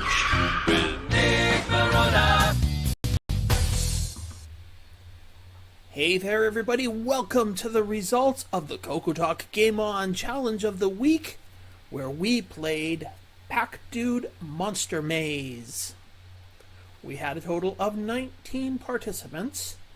We had Rich N with 614, Ron Delvaux 620, Ooh, Ron got Exile in Paradise 2008, Mark O 2526, David Craker 3036, Mark B 4574, Boat of Car 7131, Week in the top 10, Tom C 8677, Jim Rye 8901, Kieran 10422, Coco Man 10905, Kathleen 11232, Tasman 15078, Canadian Retro Things 16243, Mr. Dave 6309 18133, L. Curtis Boyle 18480, Brian Walsh 21,777. Man, the scores are just slamming now. Slippy Malibu 23,488, and the number one score this week is Wait for it. Buck Owens with 54,684. Thanks to everybody that participated, and we will see you next week. CoCoTALK salutes Buck Owens. All right, Buck Owens reclaiming the title. All right. With a good score, too. Yeah. 19 players. Ron Delvaux. Ron Delvaux is not only a big fan of the song parodies, but a big gamer, too, that Ron Delvaux. And Ron didn't get last place. We can't hear you, Ron, but it's probably best because you had a mouthful of food. It would have been. I said, I guess I changed my name, too. Delvaux. Oh, sorry. Did I spell it wrong? Yeah, that's all right. He's Canadian. That's it. I'm fired. I spelled it the Canadian way wrong. It was a rate of conversion there. It's the French-Canadian spelling. Eh? Sorry. Hey, I was on the board. I felt good. That's awesome. Okay, so, well, And normally I would show some reviews of it here, but since this game was released in 1992, there wasn't a lot of CoCo magazines around at that time. So I don't know, Curtis, was there anything reviewed on this game? Some of the people that bought it at the first place it was sold, which was the Atlanta CoCoFest in '92, actually did put some reviews, and those actually appeared as part of the ads in Rainbow. Okay. I couldn't find anything that... They were saying, I think the quote was, even OS9 users are saying they have to buy this game. Oh, wow. That is high praise. High praise there. High praise. Wow. Anyway, so I don't have anything to show. So before we talk about the game and everything, we'll jump in with Sloopy and take a look at how the live broadcasts went. I'll spotlight Sloopy then. Sloopy, you have the comm. Alrighty. And let's see here. No, that's the wrong one. Remember, Sloopy, these were your changes, so you should have been ready. Yeah, well, I was. Somebody order me a pizza. All right. I got confused because I changed the way I do it, so it shows like this, and I was trying to do the screen share like I used to do it, and I'm like, wait, this doesn't look right. But yeah, we had up to 7 people playing at once, and a few people in the audience discussing strategies and such. We also had our first matinee edition on Wednesday, which let's hope we can do better next week. Because, I mean, next month for the matinee edition, because we had only 2 people playing, and we need to get more of the European people to participate. So all of you viewers over in the UK, in France, in Sweden, in the Netherlands, not going to name names there, come join us. I mean, we're having a matinee just for you people. So, but you people is deemed offensive in the 21st century. So. Oh, my apologies. If you use people. Use guys. Use guys. All right, all use people. Use the Utes, the 2 Utes. Use Utes. Let's just cut to the chase. All you cocoa nuts. Yes. That'll work. Our international brethren. Yes. And so Alice fans. So when is the matinee? The matinee is once a month, usually around the 15th. It'll be announced like the show before. And it starts at 1 p.m. Eastern U.S. time, 6 p.m. UK time, 7 p.m. Netherlands time, for those people across the pond. Yeah, we can definitely try to do a better job plugging it on the show, but you should probably plug it in the Game On channel like in the coming days too, just to put some reminders in the channel. So and plug it other places too. Yeah. I wanted to plug it a little bit before the show, but it snuck up on me, so it wasn't ready. But we could always buy some advertising on French radio. Yes. Or if we can find the translators, we can broadcast advertisements on the UK radio, but I'm not sure what language. They speak some sort of language called English there. I'm not familiar with it myself, so. But yeah, and as for the regular Game On Challenge Live this week, we had 7 participants, and someone actually got up to the 3rd level. Nice. I ain't gonna name names or anything, but it was actually Sloopy. But I'll say it. He looked like this guy, staring at you. Yeah, and so that's level 3 you're looking at there. Oh wow. Yeah. And now, Sloopy, did you do that without having to continue? Yeah. Okay, we just got requested to post a reminder in the Dragon group too, on the Dragon group on Facebook. Yeah, thank you thanks Tom for. Yeah, I was going to put it in the CoCo group and the Dragon group, but yeah, I got to level 3 straight through. Nice. I also, with continues, got to level 4. Was planning on going further, but unfortunately, Windows decided that my machine needed to be rebooted for updates. Updates. It did that to me And too. I was cussing about it. I got back to level 3, but I haven't got to level 4. What breakfast food did you use to describe that emotion? Was it a waffle? Was it a French toast with syrup? Or I would go full sausage and egg bagel. Full poutine with gravy, extra gravy. I mean, from Wawa. Don't nobody talk bad about Wawa. I love me some Wawa. Yeah. Oh yeah, Wawa is the. Yeah, there is nothing else. Wawa is it. Wawa is life. If you don't live near a Wawa, you need to move. What is a Wawa? It's a gas station chain from northeast. Where were they? Pittsburgh or Pennsylvania, somewhere like that. Outside of Pennsylvania. Yeah. Oh, they're all over. They're in Baltimore. Yeah, they've made their way down to Florida now too. So. Yeah, they're actually based in Wawa, PA. Okay, Wawa, PA. But they have their own coffee, and they make food on site, so you can get subs there, and they got hot breakfast sandwiches, and so it's kind of like you're familiar with Sheets and Wawa are very similar. Yeah. No, they're not. Wawa's much better than Sheets. So like Circle K? Yes, but much better. Yeah, much higher. Is it better than a Buc-ee's? Yes.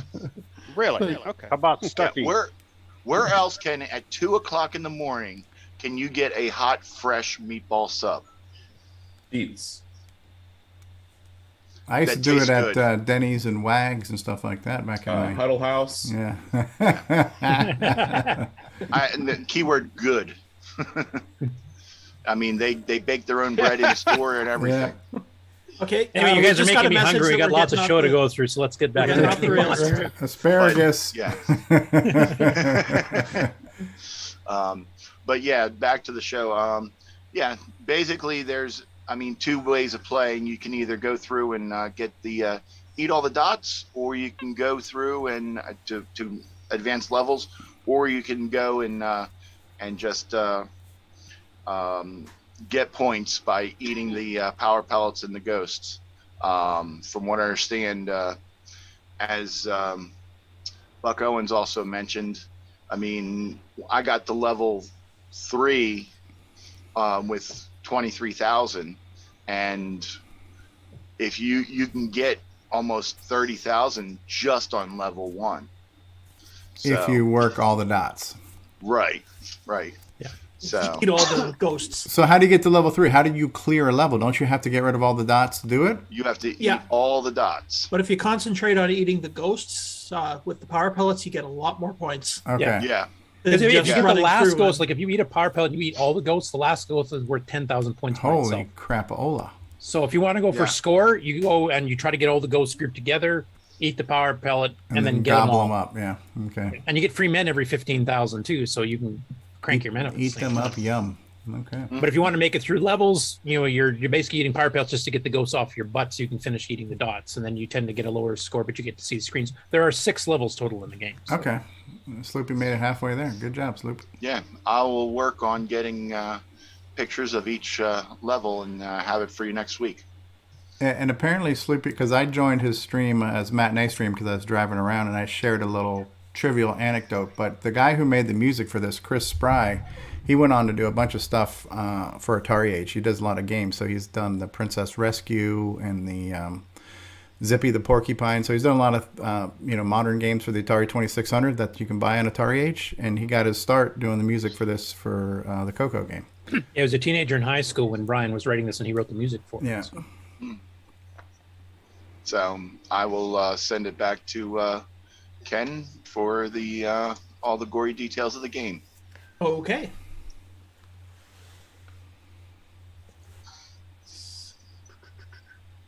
You have to stop sharing, Sleepy. I wasn't a share, just like I had him spot. Wasn't share. Oh, you spot? Okay. Yeah. Let's see if I can find what I'm looking for here. There we go. So this should be some footage from Buck Owens playing the game. So, yeah. I mean, we pretty much covered a lot of the stuff there. One of the things you have to learn to do in this game, like we're seeing right now, is learn how to jump over the ghosts to get them. Oh, he's just baiting them all, huh? Yeah, gets them all in the same area, and then goes for a power pellet. Buck Owens has warned you to not play the audio. Apparently, there might be some expletives. Oh, there's lots. It was quite interesting watching that stream. There was some Gilligan's Island going on in the background, and expletive deleted. Expletive deleted. Pancakes, waffles, croissants. Hey, look at that score just jumping up there. The animation on this is stellar. Yeah, it's so good. This was the first game I think I remember seeing like full 4-way animation with multi-voice music running simultaneously. We had Contras, which actually came out the year after this, that had multi-voice music, but it was just horizontal scrolling.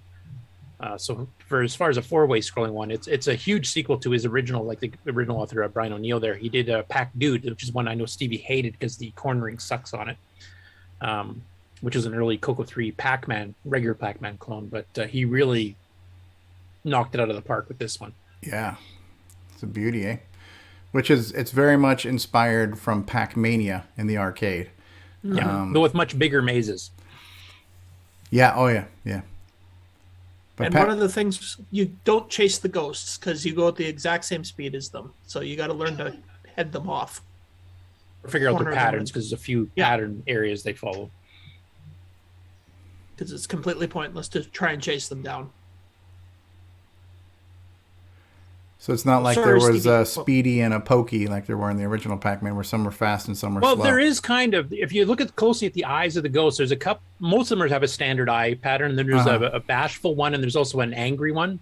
Okay. And that'll tell whether they're going to come right after you or not. And I think it's kind of the purplish one that's the mad one with this, the angry eyes. And he'll come right after you as quick as he can. Yeah, there he is. Pink one on the left there. Okay. So there's a little bit of AI differences between the ghosts, but not like you were talking about. The red one comes after you quite directly also. Yeah. This game was endorsed by the Flat Earth Society.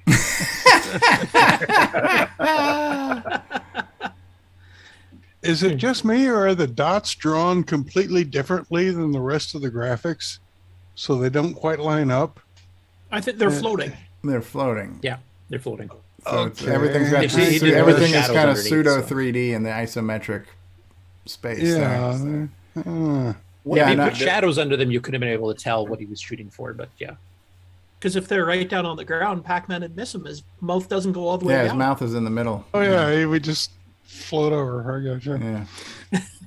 One of the big differences between this and Pac-Mania is that the jump in Pac-Mania is much more floaty. This you've got to time exactly right to make it useful. Yeah. One of my favorite maneuvers is when you have a ghost like literally right on your butt, like you can see his sprite is overlapping yours and you're running. You can jump going the same direction, but once you get up in the air, then you reverse it because you can change direction mid-air, and then you can jump right over him and back.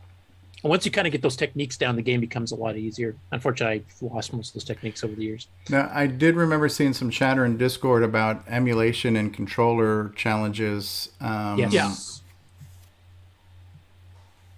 Yeah, Kieran actually did a patch to X-Roar during the week here to try to fix some of that because it does some odd timing things. Not the same as Photon, but similar idea where it's trying to optimize the routine a little bit more by doing some extra tricks that a lot of the emulators don't catch properly.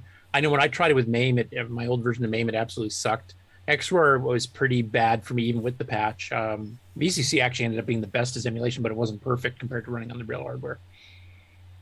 I had a couple times with my Gimme X, I'd have to restart it like 2 or 3 times, then it would work fine, but every now and then it wouldn't play, just freeze up. Oh, really? Okay, I didn't have that problem with my Gimme X, but I didn't play it too many times, so. But it's interesting to see, like, right now, Buck is only about halfway through level 1. He's already in like 30 grand. Yeah, he's already got the highest score. This would have been the #1 score. Yeah, you definitely play it totally differently if you're going for points or if you're going for levels. One thing that I thought was very funny was there was a couple times when I ate a ghost and they were like literally right in front of me. So as I was going along with my mouth going open and closed, you'd see the eyes inside of my mouth. So it looked like the ghost was hiding in my mouth. Yeah, I just saw him chasing one right there too. Yeah. Yeah, like right there, looks like he's got eyes in front of him there for a second too. He's got an extra pair of eyes, or a pair of eyes since he doesn't have any. And one nice thing I think Chris Spry did, he wrote the music, is that he's got this kind of calm, jiggity little tune that's playing during the normal time, but then you get this accelerated, chordal based one that when you eat the power pellet, and you can tell by which music track's playing whether your power pellet's active or not. Because when you eat the power pellet, any of the ghosts that are outside of the center cage will get transparent. You can eat them. But if they were in the cage, they don't change. And if they get released right after that, you'll have a mix of ghosts that can kill you and ghosts that you can eat. Yeah, And, so don't eat a power pellet right off the bat. Yeah, because that's useless because they're all still in the cage and none of them change color. But the music really makes this game for me because it's a jaunty little fast-paced tune when the power pellet's active, and then it ends with this dit, and then that your power pellets wore off. So you can play it completely audibly. You don't have to worry about even seeing the ghost. You'll know when it's about to kick out, which is nice because because the maze is so big, you could theoretically not know when the power pellet's going to wear off and run, and it's if the ghost comes on the screen right towards you, you don't really have time to react. But you can tell by the music, is it going to be safe? If I hit a ghost, if it's not, about to change back to its normal malicious self. Yeah. That was a good game. I really enjoyed this when it came out. I bought it at the Chicago CoCoFest in '93 after the October Atlanta Fest in '92 where it was released. And it's still one of the better showcase pieces, I think, for the CoCo3. Yeah, if you're not a fan of 3D Pac-Man, you're not going to like it. But, we were kind of spoiled because we didn't have to pay for all the games in our library, but this would have been one where I would have gladly paid for it just to have it because it's that good, It's interesting because Jason was saying that he had the demo, and in it you could play as long as you wanted, but as soon as you ate your first ghost, the demo was over. Oh. Yeah, kind of like what Nick Morendes did with his Pac-Man port, where he, as soon as you completed the first screen where the dots, then the game would end if you had the demo version. Yeah, 36,000 already. He's just killing it. And it's interesting that how he's handling the scrolling routine by just only putting the score up when you score, so you don't have to worry about handling that during the hardware scroll of all the maze and everything. Yeah, he just concentrates on drawing everything where. Yeah. Oh yeah, and that's another thing we did on the live broadcast. We dissected the source code. Yeah, we did. That was a nice thing, actually. Brian and Chris actually released the source code years and years ago. So if you want to see how the game was written, it's all up there. It's on my site actually, and on the archive, I believe. Not commented much, but it's there. So there you go. That's something you don't get on most other live gaming channels. We bring up the source code and dissect it. Yeah, Paul and I were having fun figuring out how bits work.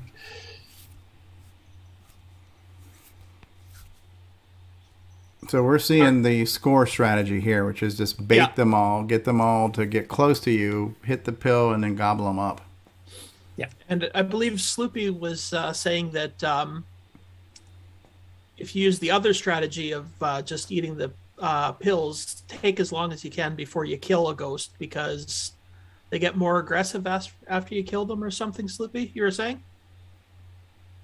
If you're still here? I guess Sloopy's not still here, so.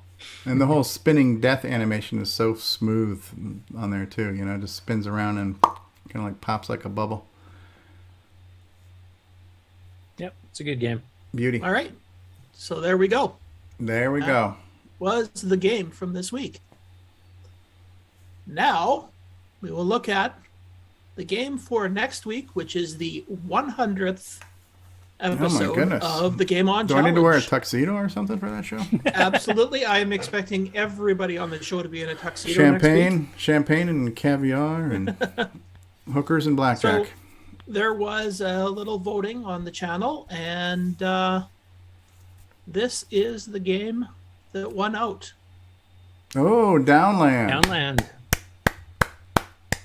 So that is what we will be playing this week. And remember, if you're going to play it on the CoCo3, you have to use the patched version. 1.1. Yeah. Even if you have the cartridge, you'll need the 1.1 cartridge to play it on CoCo3. I've got both cartridges. I think I only have the latest one now. I don't think I have the old one anymore. I don't think I've ever tried it, but so I'm assuming the 1.1 will also work on the 1 and 2, or does it? No, not? it should, yeah. Okay. Yeah, it does. Yeah. So the 1.1 is only a patch, so it would run properly on a CoCo3. okay, so 1.0 will only work on on the 1 and 2, and 1.1 will work on 1, 2, or 3. Yeah. Beauty, eh? So all right. And I'm expecting lots of participation for this because it was one of our most played games we've had in the previous 99 episodes. Are we giving away a participation trophy by any chance? I hadn't thought about that. All right. Well, there you go. Something to think about. Just make sure everybody wears their best penguin suit next week. Tuxedos. You need a top hat and tails, bow tie, the whole 9 yards, right? So. You will get wear a onesie like Frodo NL does. Yeah. I made him put it on this morning. Oh, did you? Yeah.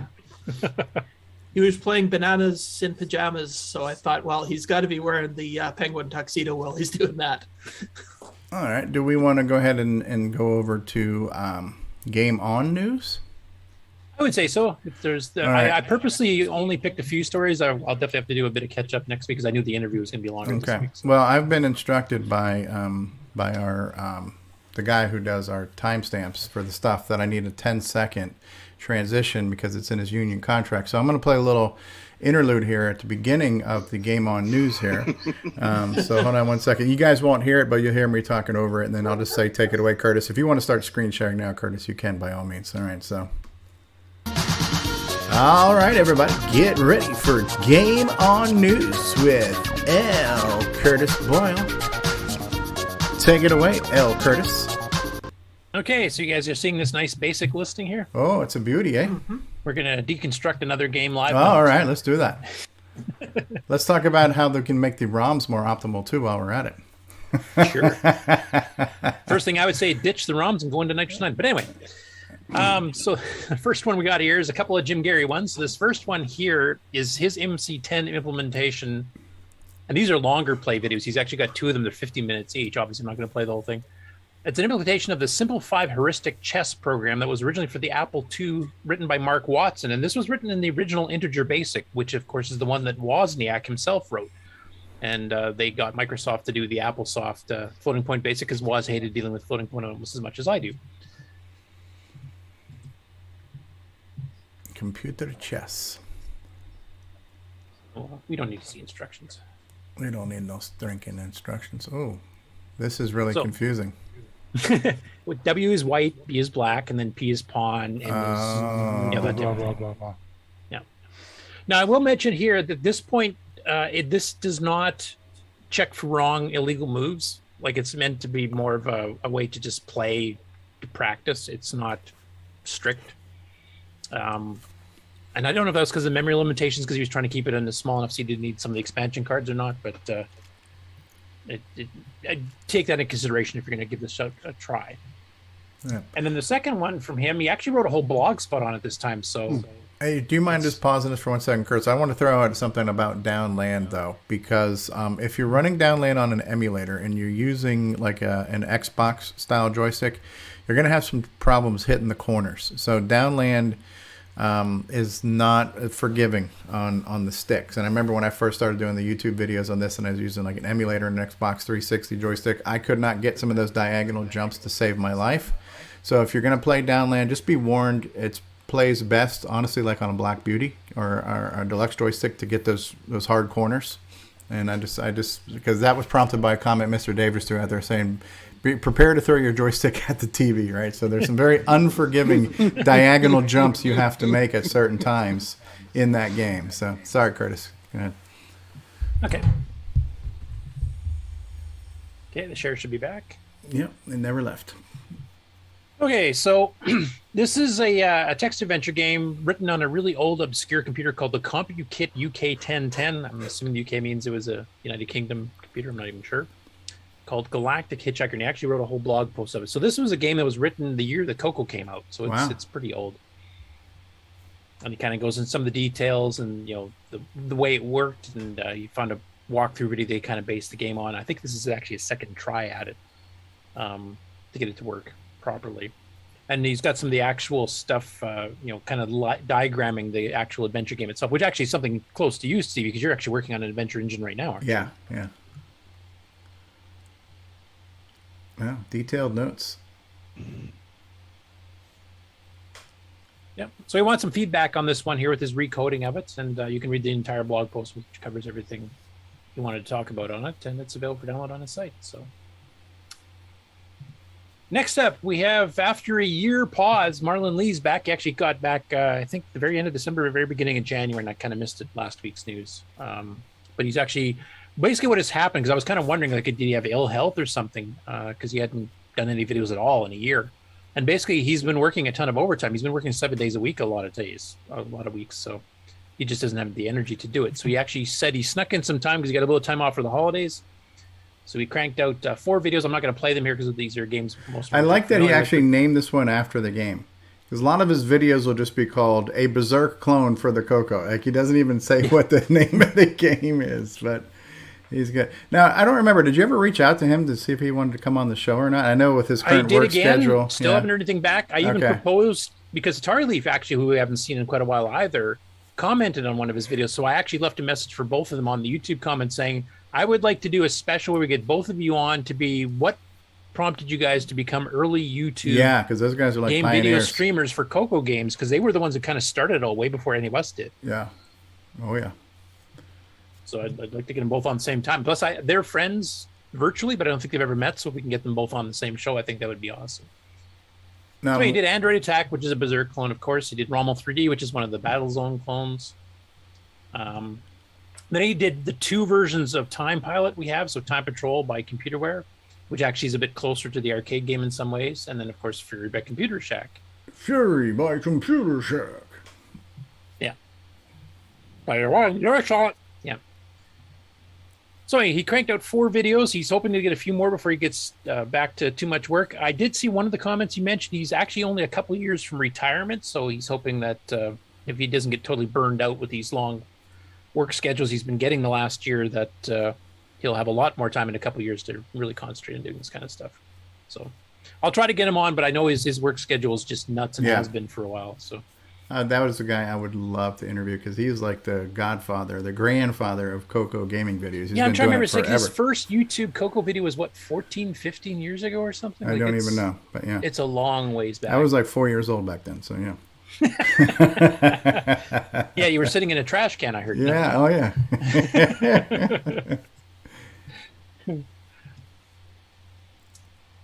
Okay, next one up here is Trey. Is it Tomes? Tomes, I would imagine Tomes. Yeah. Okay. So he uploaded a video, and he's got a GitHub link as well, which I'll just briefly show here. It's a simple roguelike game he wrote in BASIC. And you can download the source and actually fiddle with it here. But it's actually quite well done to fit on a 32 by 16 screen. Yeah, I was looking at he's calling it Roguelite. Okay. It looks really cool because it reveals as you're exploring. Yeah, which is, kind of like with Rogue when you're in a dark room. Right, so the pound sign, hashtag is kind of the walls, right? So the stars, the unexplored space. Yeah. Now there's got to be some bad guys there moving around. Yeah, right? Animated box monsters, I guess you call them. Yeah. I mean, given the limitations of this screen, that's actually a pretty decent. Yeah, and the fact it's moving as quickly as it is, and he's clearing out the space, and that's really impressive. Yeah, so I'm hoping he continues with that. I wouldn't mind seeing him working on a 40 or 80 column version of it too with the CoCo3, which would be pretty cool. But anyway, if you want to go grab it, there's the actual source code right there. We've already got feature creep, so. Yep. Support a sound card or 3 while you're at it too. So. And a real-time clock. Yeah. I saw this. I loved this. This was awesome. Yeah. So Paul is currently working on the Dragon specific version of Poker Squares, because he's got a CoCo VJ version, he's got a CoCo 1 and 2 artifact color version, he's got a CoCo 3 version, and he's working on the Dragon version because, of course, they don't get artifact colors. So it's working with the Pimo 3 palette. And this is actually a screenshot kind of that, but he's made a mouse pad out of it. So I don't know if he's planning on offering these up commercially, and he's actually is. I don't know if you had a chance to watch last week's show, Stevie, but he's actually planning on making a single disc image with all the versions. You just pick which one you want to play.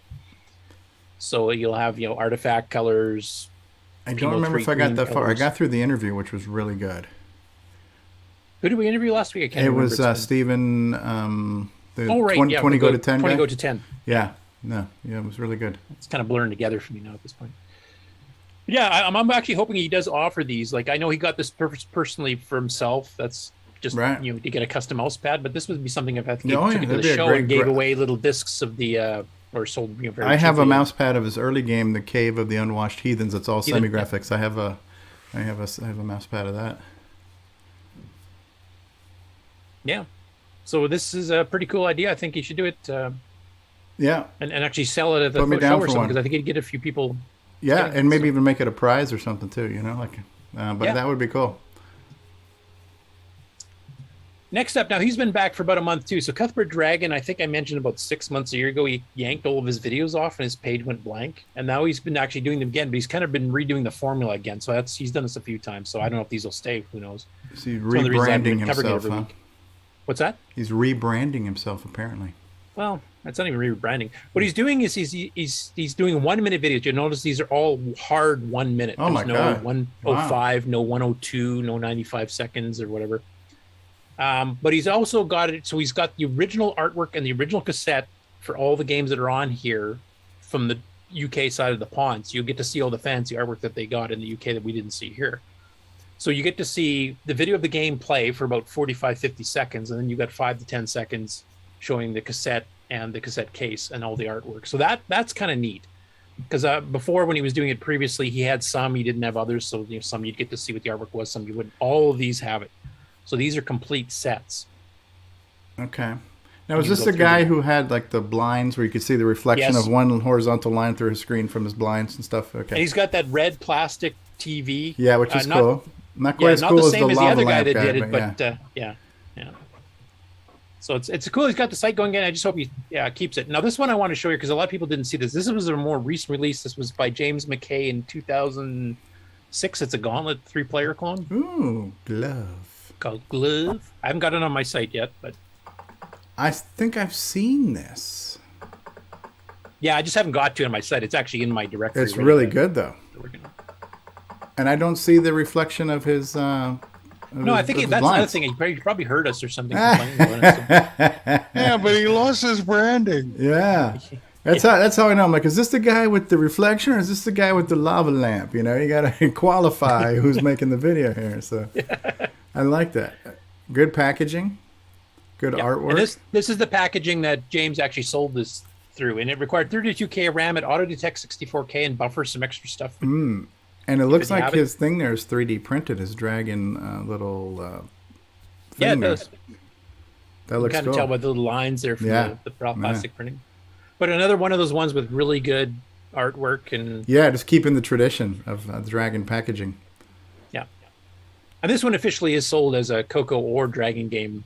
If you want to get the actual physical tape, or it's a free download. He made it available. You can get digital for free, or you can get the actual collectible. And we've got a shout out to the former branding on the right there. The Pardon me? former. The shout out to the former branding on the right there. The blind. Oh, there's Oh, the yeah. blind that back there. Yeah, there's the I see what blind. you're talking about now. Yeah. That Yeah, is unfortunately, cool. this one he didn't show the screen of the. Like the his title TV. screen of the game, or this TV itself. Like here, yeah, I'll go show it. You can see his TV. Okay, there's the blinds. The blind. Yeah. Strip there. Yeah. Is this like BC's Quest for Tires or something? This is. It's called UGG. It was actually a cross-platform game on. Is this multiple not the one where you have platforms to in like club the cave women and drag them in your the cave? UK. No, That that's shoot. Okay. That's another cross-platform. Eight-Man Olympics, wasn't it?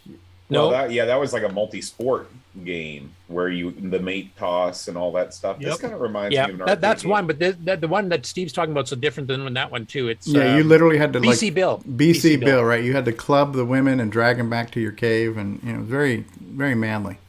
This kind of reminds me of an arcade game called Jumpin' Jack, where you have a set path And I don't know if they're what the collected mechanic or even what you're supposed to do in this game, but that the way that these paths are drawn isometrically on the screen kind of That could be actually. It looks really good. I don't remember that game in the arcade, but yeah, cool. Anyway, it's good to see these back. It's good that he's doing consistent videos and he's putting all the artwork there, which is something definitely the collectors would like to see, and I like seeing them. I mean, I'm not a collector. I won't pay for that kind of stuff. I don't want to fill my house up with more stuff yet, but it's really cool seeing some of that artwork. Yeah, beauty. And the last gaming related one here is the next AGD converted pack is out, number 46. So that's got 6 more games. Little Llama Band Trinidad, Lost Cavern, Magic Able, Moritz the Striker, Mr. Hare and the Fly, and Sprouty. And of course, screenshots for everybody. And there's free downloads on the World of Dragon archive forum. And at the end of January, I'll have another massive update, which if you haven't got any of these and you wanted to download all the Just individual get the packs giant and install mega them, pack, you can get yeah, you can get all 200 and whatever games are in the current. That's batch. insane. Like it's up to 200. By the time this is done, it's going to be around almost 250 games, I think.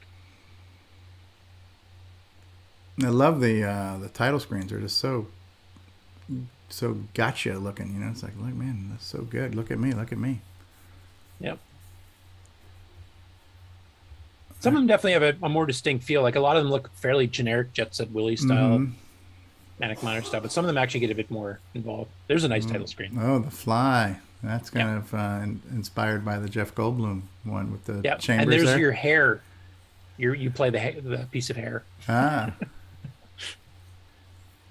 Mr. Hare and the Fly. Mr. Hare. He kind of reminds me. He's a cousin of Clippy, I think. What the hell kind of screen is that? That's the energy chamber. Oh, okay.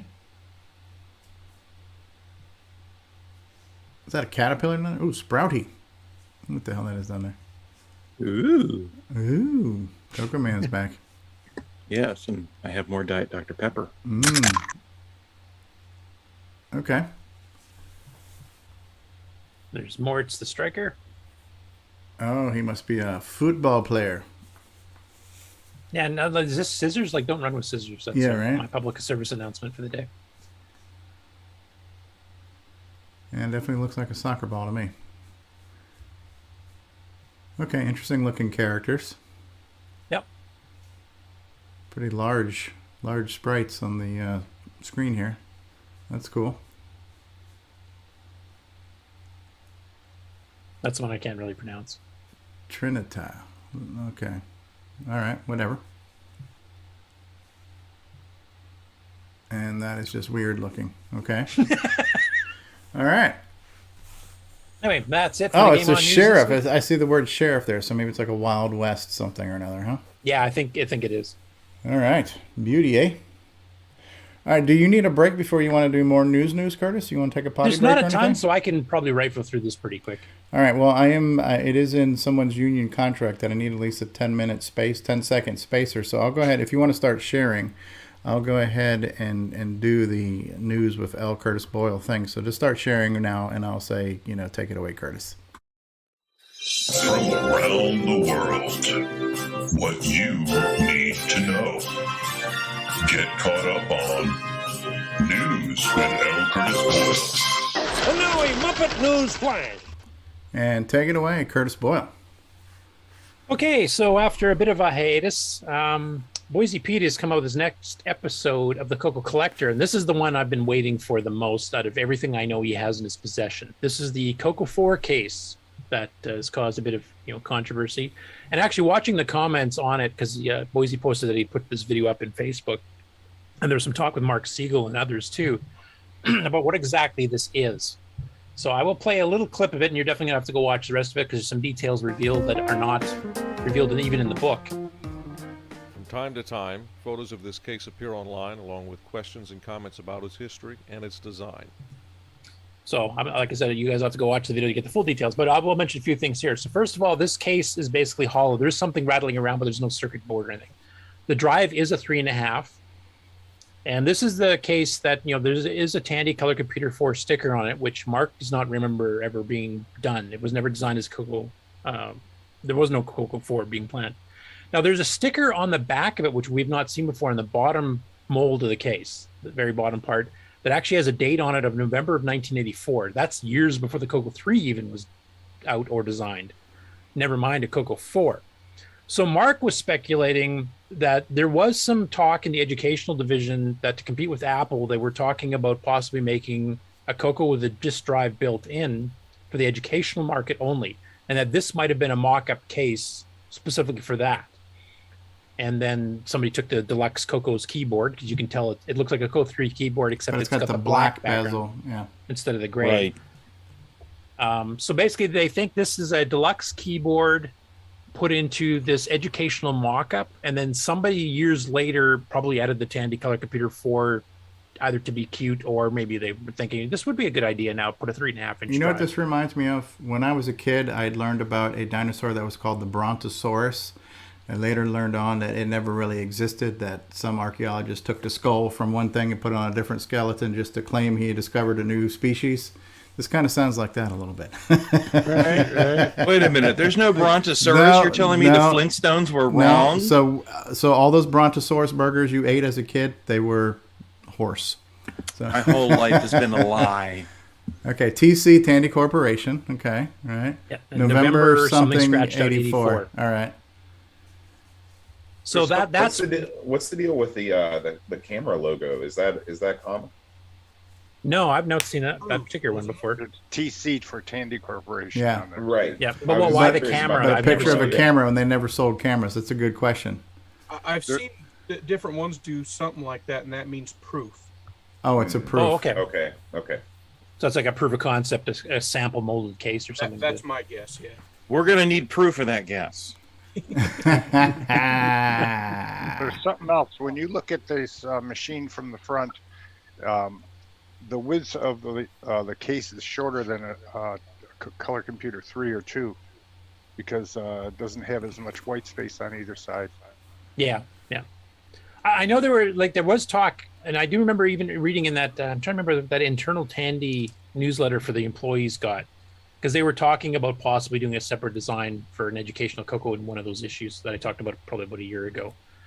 And they didn't get into the details, like it was going to have a 3.5 inch drive instead of a 5 1/4.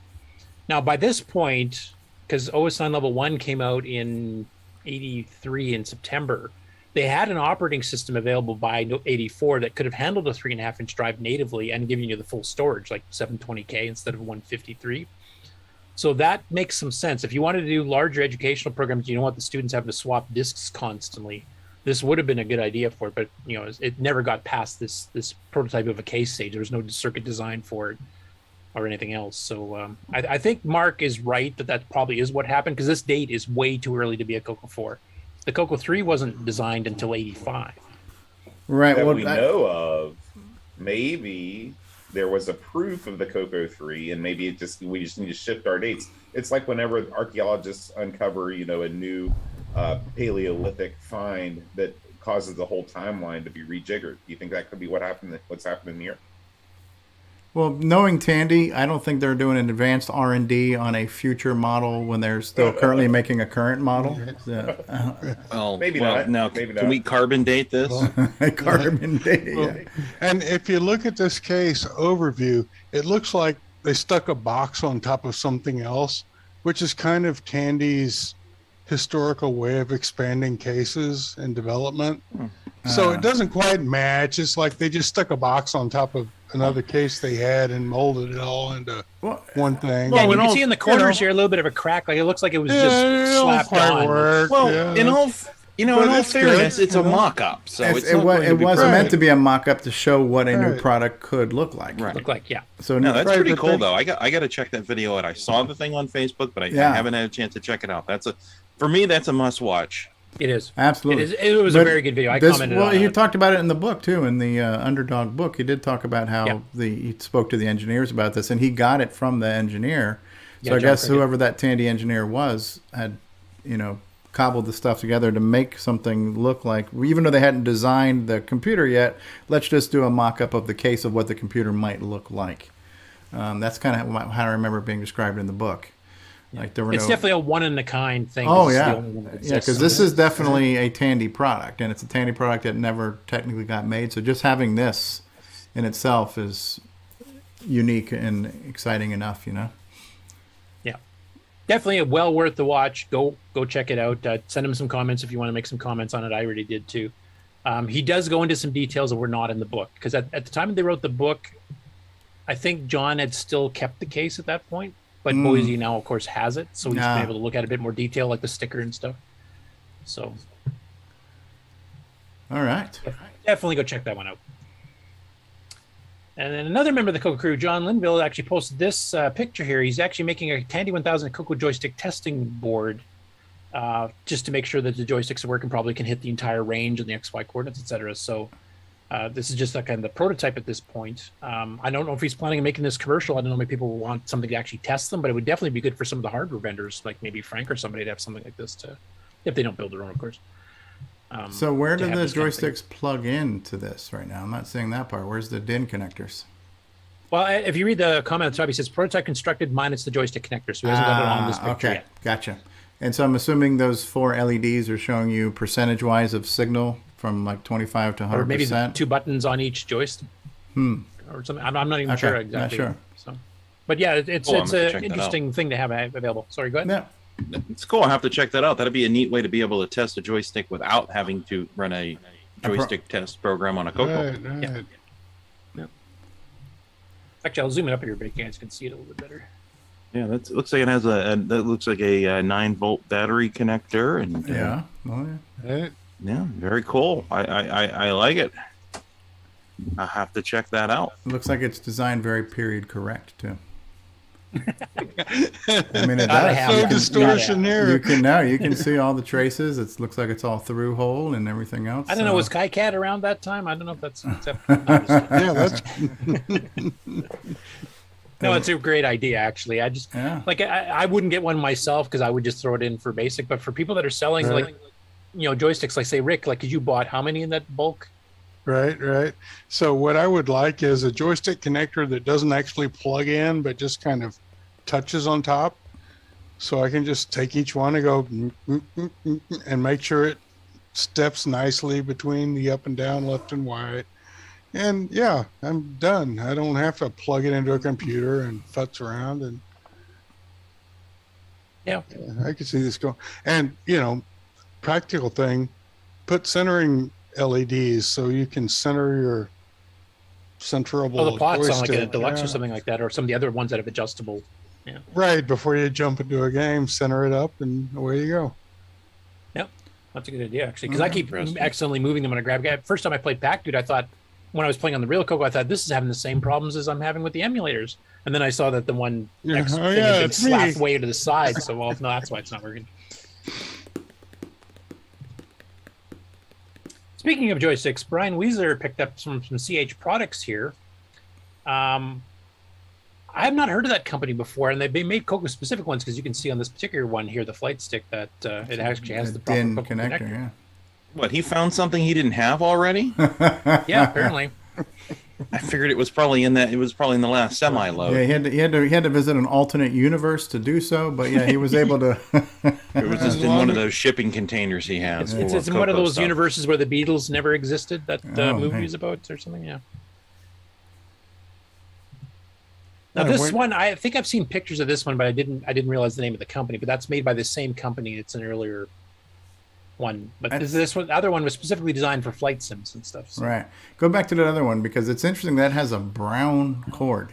How many joysticks did you ever seen that had brown cords to plug into the Until system? Now, none. 70s. So yeah, no, that is period correct. Absolutely. That looks like it should plug into like a Pong machine, but or 2600 with the old wood grain. Yeah, I got a gray one. You have the same model, you mean? No, I have a Black Beauty with a gray cord on it. Oh, interesting. Was that the way you bought it, or is that a fixed cable?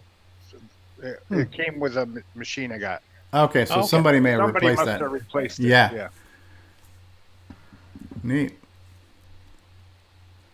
Speaking of CoCo prototypes, now Alfredo Santos, who's the guy who wrote the original CoCo history, the CoCo Chronicles back in '84 through I can't remember what year he stopped, '93 or something. Basically, the predecessor to Boise and Bill's book. This was part of the research he did way back then, and this was from a book called the 6809 MC6809 Cookbook, written in 1980 by Carl D. Warren. So 1980 is the same year that CoCo was released, for CoCo 1. And apparently this was part of the book research, and the notes that he had written back at the time was, this will be modified and released as Tier City Color Computer, note the CoCo keyboard. So it's basically a Model 1 style enclosure. Yeah. With a chiclet style keyboard, but not the same width. It's not centered. Probably another mock-up like that CoCo 4 Well, was. it's, yeah, and they've stuck a box on top. Here's a real Model 1. Oh, okay. I see what you mean. So that where the label is where the numeric keypad was on the Model 1 keyboard. Well, and this is a flat plate, and they've got like a box sticking up out of the top. So they probably made room for another circuit board. So this might be an early, cobbled together thing, because they are mentioning video text here in the bottom, and some people that have actually seen the Project Green Thumbs say that this is not what it looked like at all. Right. Well, I mean, here's a Model 1, and the keyboard's already 2.5 inches, and now there's another half an inch from the box. So now the keyboard. Okay. So here's a Model 1, and the keyboard has a plate. It's a flat plate. I can't get this lined up. There's a flat plate that plugs into the top of the plastic hole. And on that thing, they've stuck it up another half an inch. So that flat plate is up like here. Oh, geez. Where's the camera? Up a little so higher. it's going to be, 4 inches above the table. So, prototype, So do you think they yes. just took the CoCo 1 chiclet keyboard, a prototype of it, and just put it literally on top of the Well, they took this thing and made room for another circuit board with the keyboard slapped on top of that. So you aren't going to type on it unless you carve a hole in your desk to sit it in. I'm sure it was a prototype, and, because they had a Model 1 keyboard, and it had a big hole in the top that they could put the, So, yeah, it's a prototype. And then it ended up being looking more like a CoCo 1. The talk of prototypes that we've heard on the CoCo 1 era days was that basically Tandy was just sending out raw circuit boards that people tied onto pieces of wood. Like when we talked to image producers, that's what they had. And I know a few other people had mentioned that as well. The That was in February. the executive wood grain model. Yeah. For video text, instead of using two boards stacked into a Model 1 case, they went with more of a CoCo 1 long case with one long board. So, and one thing I've not seen, I've seen the blue video text terminals, which is an earlier version, plus the ones that look like a CoCo 1, basically. But I've not seen the Project Green Thumb, because that was fairly rare. That was in a certain local area around Columbus or something. I can't remember where it was, but those only went to a couple of states. And I don't know if this is what that looked like, or if this was related to it, or if it's totally separate. But from some comments, people that put in here, Paul Schreiber, who actually worked at Tandy, says that, nope, those used a flat membrane keyboard, not even a chiclet. Right. It's funny. The phone has a rotary, doesn't have the chiclet keyboard. Yeah, the video text one does have the chiclet on it. There you go. Stop sharing so you can show that, Terry. Yeah, because that's where they have the cartridge ports blocked off, and it's got the little data light on the top, and and the back ports are the same or different. I can't remember. All right. Oh, yeah, most of those are blocked off too. They block them off too. Yeah. You don't need joysticks to look up the weather. So Trust the bottom. Looks like a CoCo. Yeah. Well, it's basically the same case with some of the molds left in. Tandy always used the same case and screwed a box on top of it or something if they had to make it bigger. Is this going to turn into another edition of Why Did Tandy Do That? It's pretty well every show, isn't it? Every episode. Right. I think I have a shopping bag. I have the shopping bag that matches that shirt, Terry. Yeah, spoiler alert. That's neat, though. Something we haven't really seen too much of. No, so that's like a couple things. You get the full view of the CoCo 4 case from Boise's video, and then you get this, which is kind of might be the CoCo 1 equivalent of something that was semi-hacked together and not ever released. You see something like that, I think of the MC10 shim for the CoCo VGA. Right? Beauty, eh? Yeah. If you had a couple of 2x4s, you'd have a nice wrist rest to put in front of it. Who needs ergonomics? Yeah. And this is the obligatory Nitrous 9 article by James Jones. So he was inspired by Canadian Retro Things. I don't know if you're still in the call there or if you saw this, but he said it was a direct response to yours. Ken, it's all your fault. I'm sorry. Actually, no, I'm not. No, I'm not either. I'm not sorry. Let's talk about the Nitrous 09 trash can some more, too. So anyway, he said after seeing Canadian Retro Things' first Basic 09 video, he thought he'd do a similar comparison, comparing Basic 09 and Color Basic program. And he made these a little bit more equal. He actually put it in 80 columns to match between both. And he actually ran the double speed poke on the Color Basic version. He's doing the 8 queens problem, which is to figure out where can you place 8 queens on a chessboard that can't attack each other. So it's basically going through every combination and figuring out things. So he made a YouTube video of it, and it's 10 minutes long, so I'm obviously not going to play it all. But I'll play the start of it here, of the actual things running. So the one on the left is Basic 09. The one on the right is Extended Basic. He does fire up the Basic 09 one first, but I'll just let it run through the first iteration of the Color Basic one, and I'll let it stop. You can see the speed comparison difference. He should have turned his key click off.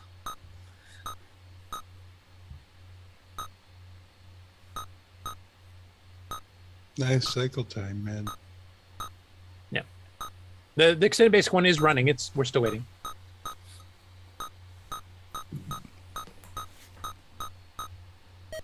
Oh, there's the first one. All right. This is the weekly edition of Curtis Rags on Color Basic. I see. Yeah. Got 2. You got it. 3.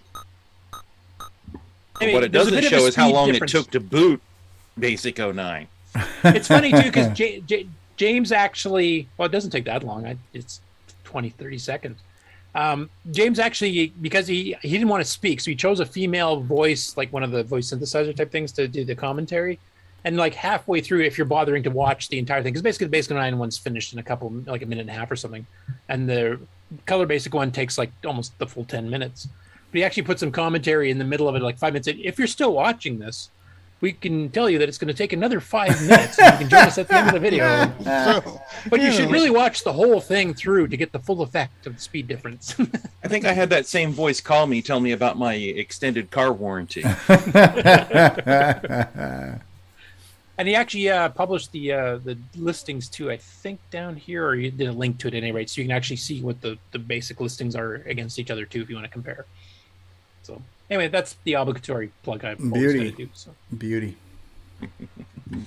Next one, I'll let Stevie handle this one because Stevie's going to be a guest on a Retro Repair Roundup. Yeah. Live podcast, stream, whatever you want to call it, tomorrow. Take it away, Stevie. Yeah, irony of all ironies. And I just found out about this like 2 days ago. So a friend of mine, Javier, who is in my Florida Retro Club, who's pretty well known on YouTube because he does a lot of retro writing and he does Apple CRT replacements with LCD panels. And so he was on this show. And he sent me a Facebook message saying, hey, would you like to be on this show? And as soon as I saw the title, I go, wait a second, retro repairs? I'm like, I'm not a hardware guy. I don't know anything about hardware. So why are you asking me? You know? And then I got an email from, I guess, the guy who runs the show. And of course, I'm not remembering any names right now because this is all just happening at speed of light. But hey, would you like to be on this Sunday, which is tomorrow night? So in the past 2 days, I went from, and I watched the first episode of this. They're doing this bi-monthly, and the people who are on the panel are people who do live streams and do YouTube videos of repairs. So the people who are on this show are actually very established retro repair people. So again, where are you being miscast? Exactly. And again, so the question is, why am I here? But I'm just going to assume because I'll just kind of be the liaison to talk about what the CoCo is and what the CoCo community is like and the CoCoTALK, because I don't know. What I did want to do is I wanted to plug. Why am I hearing an echo right now? Who's looping back the sound? Driving me crazy. So, I wanted to plug to people who are doing hardware stuff. So I'd ask you guys in Discord, and I'll ask people watching us live now too, if you could just shoot me a message in the CoCoTALK lobby. Who do I need to make sure to mention? Because I'm going to forget. But off the top of my head, we need to mention, people like Ed Snyder. And then we need to mention like AC's 8-Bit Zone, who's doing stuff. Sloopy's doing stuff. Jason's making cables. We've got Rocky Hill, who's doing the motherboards.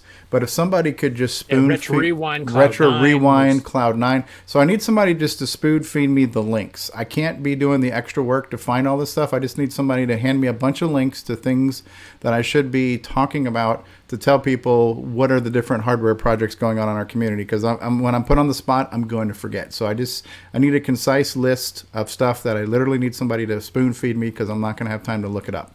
So if you guys could give me that stuff, I'll try to make sure I can mention all the cool hardware projects that are going on.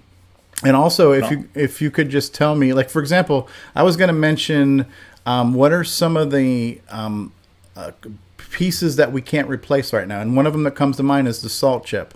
But for the life of me, I couldn't remember what salt stood for or what it did. I know it had to do synchronous, asynchronous logic transformer or level something. Translation Level translator, and that was all dealing with DAC stuff, right? So the salt chip is how we talk to the DAC and our joysticks and our cassettes and serial ports. Is that what it did? It's everything analog in the CoCo is stuck in the salt chip. Right, and so the salt chip is one of those things that we can't get a replacement for, right? And the gimme, except with Pedro's pepper board. Right, so Pedro's making a new one. So there's so many things that have happened, and that for me to try to remember them all, if somebody, again, I'd like to just have a little checklist of things to mention and possibly some links to throw out. But, you know, the fact that we have new motherboards being made. Sorry, Ron, go ahead. Doesn't your Coco Nuts website have a list of all those things? Not all the new stuff. It hasn't been updated in a long time.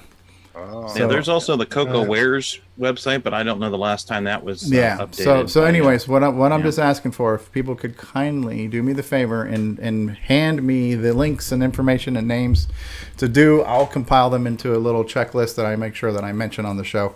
I'm not going to have time to remember or research, so please and thank you. Give me as much information so when I have my 15 minutes of fame, I'll try to plug all the hardware stuff going out there, because I'm assuming this is a show mostly. No, Stevie, do you know, will they have a live chat viewing, or is it? It's going to be a live stream. So yeah, people can chat live, but I don't know if you'll be able to post links if you're not a moderator, because I'm thinking if they post links, but if a couple of the hardware gurus in the community can actually be watching the show, and if you get stuck on trying to answer a question, they can fire in. So can you guys post a link to this in the live chat? Because I'm not sure where that link is right now either. But post a link to this in the live chat so the people watching can grab it. So it's going to be tomorrow night, Sunday night at 8 p.m. Stevie time, Eastern Standard Time. I think it's one of the guys who does the Retro Computing Roundtable is the host. But again, these are names that are not completely familiar to me, and I do apologize. I didn't recognize anybody in the first episode, but Joe Snowstrider, who does Joe's Computer Museum, seems to be the principal. Okay. Hey, on Google Drive, there's a couple of documents that have links. One's called Back to CoCo, the Word doc, and then there's the CoCo Products G sheet. Now, are those up to date, Mark? Like they have like retro rewind and stuff ready? They're a year and 2 year old. Okay, but it's a starting point. Okay. As far as Stevie, in your hardware experience, you could. You've reseated the Gemmy, and I've reseated the CoCo3 on the desk a few times. I've done memory upgrades. I have I've soldered an audio lead onto the RF can, which is one more than Curtis. Yeah, you're an expert now. You can teach me. All right. So yeah, it should be an interesting show, and I feel like, again, I don't know why I'm there. But I guess because Javier knows me. And Javier knows them, and he just said, hey, would you like to be on? So it's just kind of one of those, it's who you know sometimes. So hopefully I won't screw anything up. But it looked like a really good show. I did listen to their first episode this week while I was driving around, and the guys on it really know their stuff. And apparently one of the guys will do sometimes an 8-hour live stream on trying to repair a system. So, I mean, if you're into that kind of stuff, the guys who are part of these panels are hardcore. What's that, Marco? That'd be Joe. Okay, yeah, like I was playing it on my phone, so I was driving and trying to listen, and I couldn't really see the names or the faces too much, but I did kind of listen just to get a feel for what the show was about. It looks really cool. So if nothing else, I can just kind of talk up the CoCo community and some of the stuff we talk about on our show, and hopefully some people might then say, hey, I want to check out this CoCoTALK thing and become a future person who regrets watching the show. So yeah, stranger things have happened. And Ken Waters, I'm liking the idea of doing 8-hour live streams. Do you want to do a Basic 9 8-hour live stream at some point? I think we should go for 10 to 12 hours. Yeah, I think you're right. It'd take you that long just to compile the kernel. Well, we'll do get the multi-dimensional arrays in there. We'll do the Kings and Queens problem, watch it all in real time. That's what we'll do. Apparently, you're the keynote speaker on episode 4. Oh man, no pressure, the right? pressure's mounting, Stevie. No pressure, eh? Time to get out my tap dancing shoes. It says we'll round up some Tandies, rustle some Cocos, and ask a age-old question: what is considered retro? That's all on you, Steve. Ooh. Oh, I'm gonna have to watch that one. I want to see you sweat it out, Stevie. Can I give my opinion on when is a CoCo not a CoCo? You're gonna be like, can I phone a friend? Yeah, right. What is this CoCo you speak of? Yeah. So, Can I call a chat person? Hey, so tomorrow, 8 p.m. Eastern time. Yeah. Correct. Yeah, way past my bedtime usually on a Sunday night. Go up and too. watch Stevie embarrass himself in front of thousands. No. Yeah, that's must. That's it'll be the first time ever. What? First time ever that week? Yeah, on a Sunday at 8 p.m. So, yeah. On that particular Sunday at 8 p.m. Yes. Exactly. Right. Okay, next up. Now, I do know I took a quick look at some Facebook postings here this morning while I was getting all the stuff set up for the interview, and I didn't have time to add in stuff to the news. So I know I'm going to have to do some catch up next week because I know there's a follow up to this already, but I'll show you what was done before this morning. So Robert Sieg has been working on a machine language little driver program for the MC10 to drive text on the 128 by 96 4-color screen. And he's actually got fairly small characters, so it scales the same screen. You get 32 by 16, basically, just with smaller characters. He's got true uppercase, true lowercase. He's even got the semi-graphics characters. Blocks. Yeah. Yeah. So I would show you this here. So he's got a little bit of a demo. Actually, before I do that, this is what the character set currently looks like. I was really impressed when I saw that. Yeah. And he's also got alternative ones. He's actually, the one I saw briefly this morning, he's actually taken one of Jim Gerrie's slot machine games by coincidence, since that was something we were talking about here today, and actually changed things to be cherries and whatever, and made of multiple characters, then you can do that too. Now he's actually bending the rules on semi-graphics here because he can have more than one color in the block that you can't have in the normal text cell. You know, like some of these. Because he's using that to try to fake the 8 shades he doesn't have. Yeah. No, let's go. But basically, he did this 40-minute, 40 hours. That's our show. 40-minute tutorial on both using the TASM assembler for the 6803 and the MC10 and the Alice for that matter. So he's giving you tips on setting up the assembler. He's giving you some tips on 6803 machine language. Plus, he's giving a demo of this fiber optic FSP, which is the name of the thing. It requires the MCX board to run from the understanding of it, but I'll play a little bit here just to kind of show, because it actually links it into BASIC with a single poke. It steals the hook from BASIC, so the 32 by 16 text screen goes away and gets replaced with the graphics screen doing the same thing.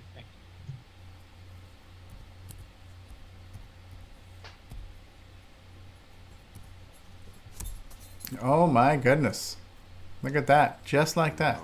That's kind of what John Strong did for me on one of the versions of Cosmic Aliens, where I could do a print at and get fonts on the screen.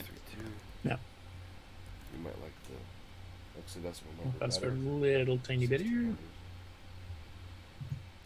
It's a little slow on the scrolling now. That might be inherent to the 6803 because it doesn't really have as many registers to do copies and stuff. And it's interesting how you have some different colors in here too, almost like it's an IDE or something, you know? Yeah, he did that actually kind of on purpose. He kind of talks about that in the background too. Okay. Speed. Fast forward to Hopefully you can actually hear that. a conversion of Jim Gerrie's one with of semi-graphics. Holy crap, dude, that is cool. My cruddy little enhancement on the.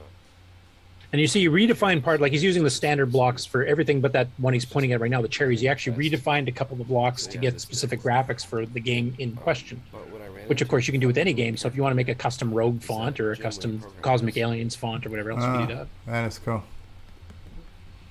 So like I said, he did do some updates this morning, so he's taking it a bit further. I didn't get a chance. I saw it was there. I didn't get a chance to really watch it, so we'll put that in next week's news. That's neat. That's really cool. Okay. Next up, this showed up in the Dragon Facebook group. So Mike Miller posted this and it's a screenshot from a website I'll show you in a second. But Tony Jewell is very active in the Dragon community. He's one of the head guys at the Dragon group. He was at the meetup in November. He actually published an article called "Here Be Dragons" in a new magazine, physical print magazine or electronic, called Pixel Addict. And this is covering retro in general. So unfortunately, it's a little bit blurrier, so you can't quite read what it says here, but he's talking about his experience with the Dragons, because this is a multi-platform magazine. It's platform agnostic. And this is the website itself. So this is their first issue, and it's got a rather famous picture of Steve Jobs and Bill Gates from a dual interview, one of the very few they did in the earlier days. Which I thought that was Anthony Michael Hall and Robert Downey Jr. and Pirates of Silicon Valley. So yeah. Actually, it was Noah. What's his name? Oh, is it really? I can't remember the actor's name. It's played Steve. But anyway, Pixel Addict is the name of the magazine. Noah Wiley, I think. Yeah, that's it. Thanks. But you can see like that one of the screenshots they actually has a sample of the first issue is the Dragon one. That's cool. And then Very well here's done. One on the BBC Micro. Here's Funky Chunky, which I'm not even sure what that's about. Dreamcast. That's my favorite Ben & Jerry's flavor. Here's his revisits his youth insanity gaming arcade and shop. Center for Computing History, which of course is where they held the Dragon meetup. Anyway, it looks like a really good magazine. So if you're into retro, you can order it. They've actually got alternate prices if you're ordering from within Europe, if you're ordering from the States. So this is an internationally sold magazine if you want the physical copies, or you can get the electronic version. Looks like a pretty interesting magazine. If you're into general retro of all types, right, this would be a great magazine to subscribe to, I think. Absolutely. And that's the end of the news, and I'll catch up the missing stories next Maybe we week. can run ads for adverts for CoCoTALK in that magazine, eh? Might be able to. Yeah. So I do want to real quick on my project update and acquisition. I haven't had a chance to really plug this too much anywhere other than in Discord, but I am still working on my adventure game engine, and there are playable demos that I would like people to look at and just give me their feedback. Right now I've got binaries you can pull from the Discord channel for Windows, Mac OS, and Linux, because I'm writing it in QB64, which can be compiled on multiple operating systems. There will be one on the Cocoa Pi eventually too. So all I'm looking for right now is just people to kind of kick the tires and try it out. There's really no bugs, so I'm not looking for no bugs to check on it, but just give me some feedback on the engine and walking through the rooms. And I know when I talked to Rick at CoCoFest, he was volunteering to convert my quick basic code to basic 09 code. So we'll definitely have a CoCo version of the engine when I get to that point. So matter of fact, Rick, if you don't mind, I don't even mind throwing you some of the sample code I have right now for even the playable demo. If you wanted to start working on that, I know it's going to change over time, but if you want to look at what I started, I'm happy to. Sure, I'd like to jump into the outline there. That works. Yeah, but so the old saying, it's not a CoCo project, but it could be. But it will be a CoCo project. It's just I don't want to have to bother learning a whole new language and the operating system, stuff like that. So I just want to focus on. I love Alan Murphy's way to say this. He goes, follow the fun compass, right? So right now I just want to do that. I just want to work on building it and designing it and playing with it, and then we can work out all the other details later on. So I just think it was fun. I played the demo, and I never would have thought that classic graphics would have involved blue, red text. It's like playing a adventure game in WordStar. All I was looking for was just a way to separate content, to where it's like DOS all over again. Yeah, yeah, I remember this. This screen is very familiar to me. In fact, here we go. Can I throw a screen up? Sure, go ahead. I have to say that is just screaming basic 9 and OS 9 though. It's just I'm doing that on purpose. Right now I'm doing an 80x25 mode with no special control characters, so it can be easily ported to anything. And it's written in BASIC, so you don't have to worry about. Because like you were mentioning, you have your different areas of the screen where you're scrolling just a certain portion, like your inventory. That's all built right into the OS, so that's super easy. So if I have a screen up here? No, I don't see anything yet, Rick. You're not sharing anything yet. Oh, that doesn't work. Well, what the heck? No, Fun Compass. Can I buy one of those on Amazon? It comes in a box of Cracker Jacks. That sounds vaguely X-rated to me. But, switch to here. Oh, where am I? Okay, I see a black wallpaper right now. Yeah, I've got a lost in the blackness thing over my world here. I can't change my desktop because there's a helpful pop-up over my screen. It won't go away. Stop sharing, get rid of the pop-up, and share again. Stop share. Hashtag helpful pop-up.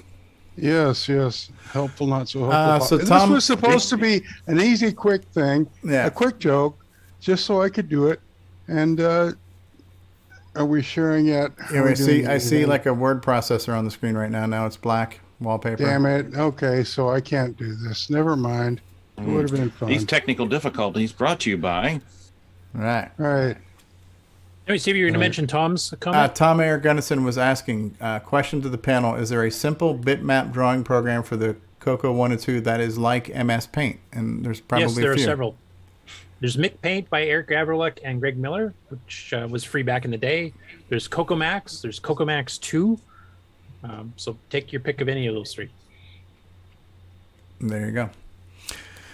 So yeah, the current version that I have is one step away from being able to pick up and drop items. I've got to the point now where items exist. We're still got Rick still trying to do something here. I'm not trying to do anything. It's decided to do something. Yeah. So Okay, I have it right now. I'm going to not. I have items in different rooms and an item in your inventory. I just haven't implemented the part where you can pick up and drop items. That comes next. And the idea is to make things to where you have all the experience of the text adventure with as little typing as possible. So I want to try to do like hotkeys, where you can just press like, I for inventory, and then you'll just press a number of the item and it'll say, what do you want to examine or you want to drop it, and things like that. So it's going to be a faster way to deal with the mechanical typing part, but still have all the components of the adventure game. So the soul will always be there. So just kind of thinking. Channel? What's that now? It's under Discord channel under games, and I started using the same interactive fiction channel that that Stefan had used before for Hibernated 1. And so since this is interactive fiction, I figured I'm not going to create a new channel because there is a channel to discuss. He even suggests that himself. Yeah. So there was a channel saying, what new channels do you suggest? And I didn't even go to that channel to ask. I just decided I'm not making another channel. So I'm shocked. Yeah, it's under the interactive fiction channel under the games section, which I'm writing the coattails of Hibernated 1 because it's related. So awesome. Boom. So this is the Words Are Hard adventure game engine. Exactly. Yes. But it will be. The idea was, I'm writing it in BASIC, so it's in a vintage computing language. It's going to look like an MS-DOS program. But you don't need an emulator to run it because you can run it on a modern computer. So you can run it on Windows, the Mac OS, you can run it on Linux, and you can run it on Raspberry Pi. So it's going to be a 90s looking game that you can play on a modern computer without needing an emulation to do it. So you just double click the icon and boom, you're in, right? So QB64 is a cool little toy, and I have 2 or 3 projects already in mind to do with this too. Like I'm going to rewrite my original MS-DOS Cosmic Aliens in QB64 that anybody can play now, and I'll be able to support things like mice and other things like that. I'm going to rewrite a game I wrote that never got released because it got lost, which is a kind of a Centipede clone type thing. And I'm also going to work on a version of my Kabam, which was the Catch the Falling Bombs game. I'm going to work on one of those too, because if I can use the mouse, then boom, it's really easy to make some of these catchy type games. So I just want to be able to develop projects that don't require emulations and development environments to do, that are still retro-esque when you run them, because they're still written by a kid with a 14-year-old mentality, so. And human. Oh, at least it's an accurate assessment, right? Yes. So the interesting question to me is going to be, what concessions does QB make to do this that I'm going to have to think about, in BASIC? Because, okay, it's great. It does, DOS and Mac and Linux. But well, I'm going to give you the basic source code. So you're just going to run it in BASIC 09. Yeah, no, I'm just wondering, what is easy for me and what's hard for me in the terms of what does QBasic does. Well, I'm not pulling any special function calls or creating any trickery right now. I'm just doing normal hardware text screen type stuff. No, I'm just thinking it's a fun thing. Oh, okay. Oh, all right. But yeah. So, what's the best way to get that to you? Just throw it to you on Discord? Sure. Right. Email anything. Yeah, so if anybody wants to check it out, it's on Discord now. And there's a couple of binaries you can just grab and run for Windows, Mac, and Linux. I got a few more things to do. I don't mind the feature creep suggestions. No guarantee that I'm going to throw them in there. It's all still very much in flux how I want to do things, but I would definitely appreciate some input on the whole hotkey idea. Here's one way where you can do this with the least amount of keystrokes and stuff, because I want to make it as a speed run as possible and pressing keys to get things done, you know. So instead of a 2-word parser, it's a 2-letter parser. I want to do as little parsing as possible, which makes it easier for me to write the program too. You know, like when you press I for inventory, then you're going to select a number of which items in your inventory. Then you'll be prompted, you want to drop or do you want to examine? You know, you should press D or E, you know, and so I'm not going to have to parse anything. It's going to react to the keys you press. So I want it to be as single key driven as possible and as less typing as possible. So I'll keep it smaller for doing the basic 9 port too. So. Yeah. So the source code should be pretty small. I think what will get to be larger is that the data file for the adventure itself could be bigger. And I haven't even written the editor yet right now. Right now the demo is just all hard-coded into the rooms are hard-coded, but eventually it's going to be just reading a data file and loading that into memory. So that might be the only problem is the larger adventure may or may not kill the RAM on Basic 09, but we'll have to see. Well, I think you get around that because Basic 09 comes on a hard drive image. You can just make it a huge data file with a little index pointer to tell where each room is, and then you can just read in one room at a time. Okay, whatever. That's again, that becomes Rick's job, not mine. Because then you can go up to 128 meg for that thing. Yeah, we got all kinds of tricks. Yeah, cool. So yeah, if you get a chance to check it out. Give me some feedback in that Discord channel. That would be appreciated. I had the cute picture of me attempting to work, but I have your program on the side, but I can't get it to show, so no one will know my inner torment. But yeah, it was fun. I ran around your little house, and yeah, I like the single letter go and go quickly, and I like the retro display of the. Yeah, because it almost feels like playing Rogue, where it's like a key to move and a key to this and a key to that instead of like typing. Yeah, and I'm even thinking about replacing the arrow keys because I realize that, like up and down, I have like right now I have, north, south, east, west, and I have U and D for up and down. I might just switch that to like page up and page down because I'd like to have D be the key to drop. If you want to drop something, you just press D and it says what number item do you want to drop, and you just type D and then enter a number and boom, it's dropped, So I might even remap those keys to like arrow keys and page up, page down, something like that. So. Well, yeah, that's a beauty. Don't force yourself into a hard map where you can't do it this way because 27 rooms ago this. Yeah.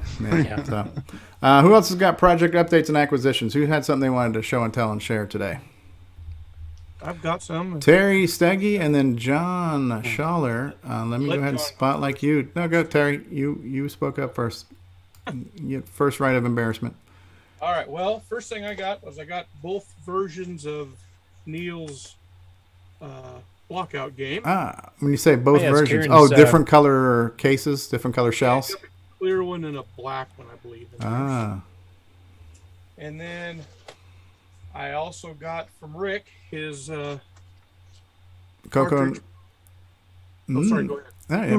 The CoCo network card. I forgot what the proper CoCo IO. There you go. Yeah. So getting ready to test that next. And then lastly, one of my subscribers sent me a package of stuff that he had, and I was just thumb through. It actually had some CoCo stuff in it. This isn't, but I thought that was kind of cool. Space Rescue, Radio Shack, LCD. Okay. And, the high-res screen print utility. Yeah, it'd never been opened. I had the CGP 220 color version of that. Really? Yeah, it's a separate package, but it looks the same. And I hadn't seen these before. Let's see, we'll go that one first. The Rainbow Bucket Simulations. Okay. That's the first one, yeah. TR City Model 1 and 3 and Color Computer Interfacing Projects. Ooh, William Barton. I've heard of it. I've never seen that one. I hadn't seen it either. And then I bet 50 cents Brian Wieseler's got at least one of each. Yes, the Barton Assembly book. Yep. That's from Curtis. Oh, there's the real book. OS9 Level 2. Yep. More basic computer games. Those are cool. Yeah, I like those. And then lastly, it also had virtually all the CoCo3 documentation in there. Nice. And then some mystery floppies. Ooh, mystery. Ooh, it's like the mystery meat you get in the school cafeteria, right? So. You just Mystery described flopper. most of the menu at McDonald's, actually. Yeah, no, kangaroo. Crikey. Last thing I got is, I think Ken actually's talked about this before as well. But That's the RGB to. actually, it's CGA, EGA, and Hercules graphics to VGA. So pretty slick. So this is not the RGB to HDMI project that Retro Hack Shack is doing. Nope. It's different. It's actually different. It's got it's kind of hard to VGA there, and then The CGA. 9. Okay, yeah, which looks like the 9-pin. Okay, so Yeah, it it's like takes my all of Nick this. So is Multi-Sync there 2 some has. type of processor in there that does all the signal conversion and all that kind of Yeah, stuff? it's actually like a little Raspberry Pi almost. Okay. Where'd you pick that up from? I ordered that. I'll have to look. I'll put it on my site. Sorry, Boat. Maybe I have it here real quick. I bought one for my Tandy 1000 that was just basically the like EGA to VGA adapter. And it gets kind of wonky on some of the fonts sometimes where they kind of shift in their scaling and stuff. I mean, it does the job, but it's not completely perfect. Right. I have some stuff that also does the job, but not quite as well as I'd like. So Yeah. I'm always looking for something better. I've been really impressed with that. I did put it out on the YouTube chat. Hopefully that link. Yeah, comes- we saw it. We see it. Okay. Yeah, beauty. Anyway, Beauty. That's majority of what I got. So thanks. Well, you are underachiever this week, but that's okay. That's Where's Brian Wieseler when we need to kill 4 hours, right? So, Boat, what do you got, sir? On Monday, this Monday, the holiday Monday, we are starting a new initiative on our Twitch channel called Amigos TV. We've decided to take a bunch of our previous content and intersperse it with bumpers and other interstitial fun material and basically create a television station that plays nothing but previous episodes of The CoCo Show, Our Sinclair, 1200 XL, and Amigos. So if you're hanging around on Monday and you just want to have something going on in the background, you can check out our Twitch channel. It's at twitch.tv/Amigos Retro Gaming. We're going to run it just as a test stream from 8 a.m. to 4 p.m. And if all goes well, eventually we'll run that 4 days a week during those hours, and it'll just be something that's a continuous thing. It allows people to see a bunch of our old episodes, and we're also looking for people to do sort of the same thing that you do with the CoCoTALK, where people say, you know, this is blah blah blah from blah blah blah, and you're watching Amigos TV. So if anybody's interested in contributing to that, you can plug your site or whatever you want in the process, and we'd love to stick it in there. Yeah, that's known as a bumper. A bumper. Now, Yes. now, will any of these episodes be also available on demand?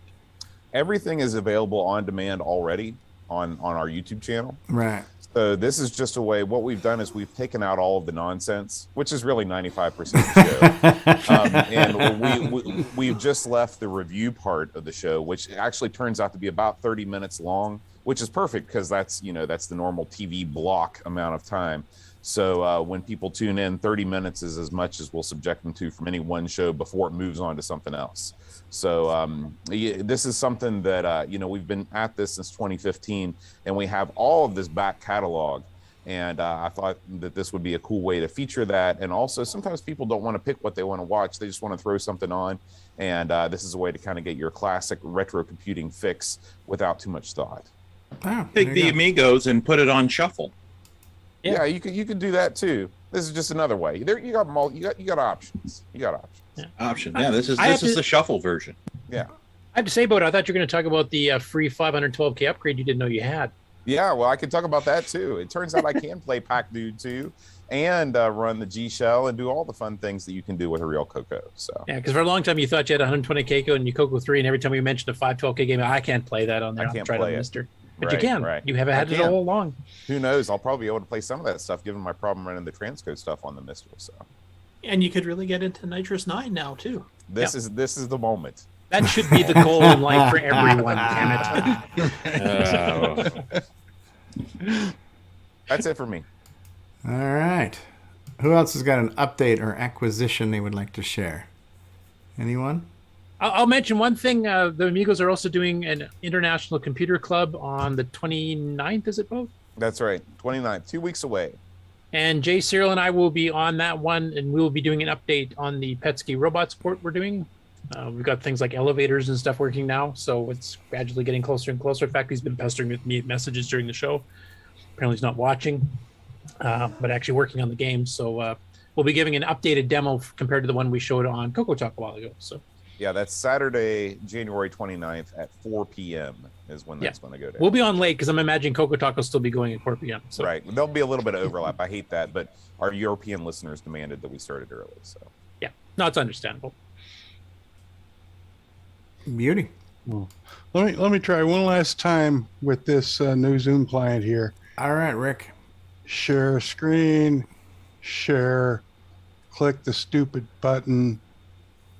Is there a CoCo here? I see a CoCo, yes. I'm pretending to be hard at work at my CoCo. All right. And then off on the right-hand side, I see my adventure game on that device. And the full map drawn where I should be working hard on my CoCo thing. Yeah, that was supposed to be the joke, so now we're done. All right. Some of the best things are just worth waiting for, right? Yeah, that wasn't one of them, but yeah. Exactly. I just wanted to see if I finally got it working. Project update. Rick knows how to use Zoom share now. Well, yeah, since last week, right? So, anybody else? Grant, anything you want to update us about what's going on with CoCoFest, or do we have an update, or is things on the air? Urine testing or something?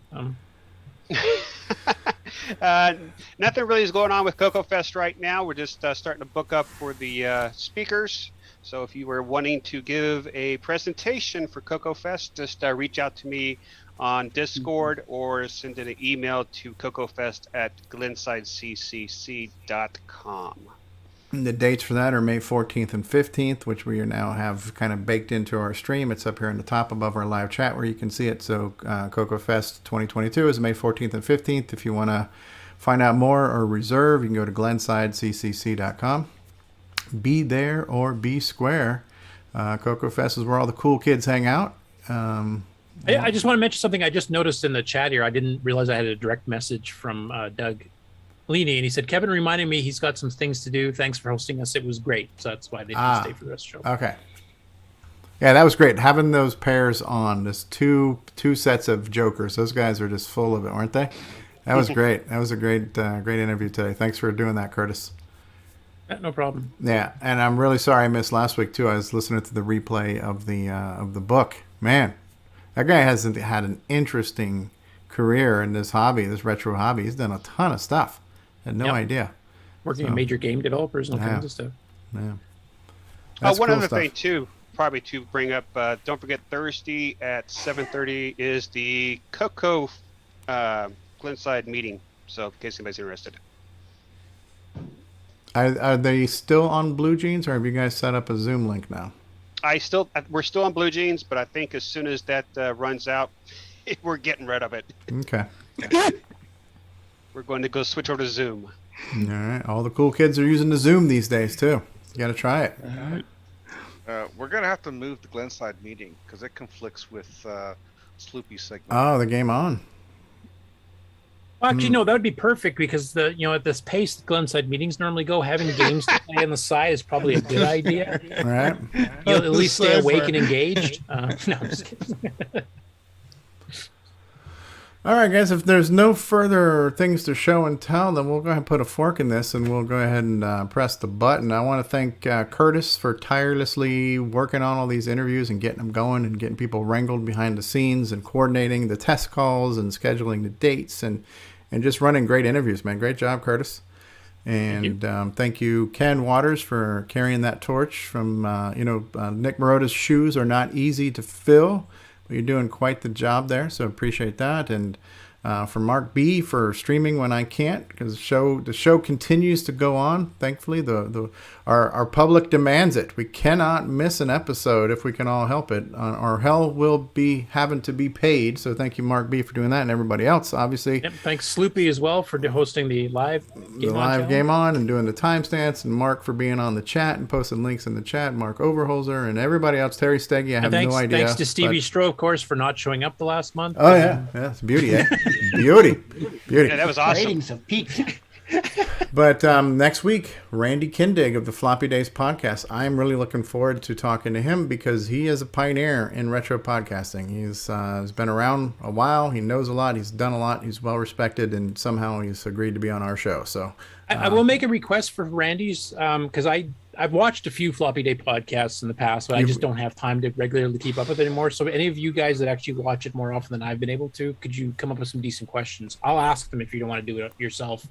But I definitely like somebody that's a lot more familiar with the show to help me do parts of the interview. Okay. Well, I'm not sure what you've been watching because he's mostly audio. But, he's got watch the little play button go across. He's got a vivid imagination, that Curtis Boyle, doesn't he? It could be the lack of sleep is causing me to hallucinate. I'm not sure which.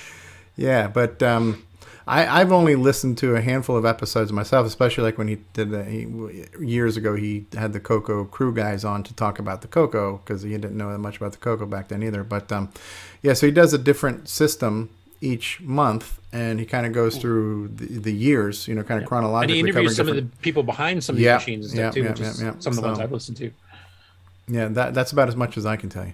So, good stuff. All right, guys, thanks for being here. We're going to press the button. We're going to cue the outro, and we're back for final thoughts. And then great show, everybody.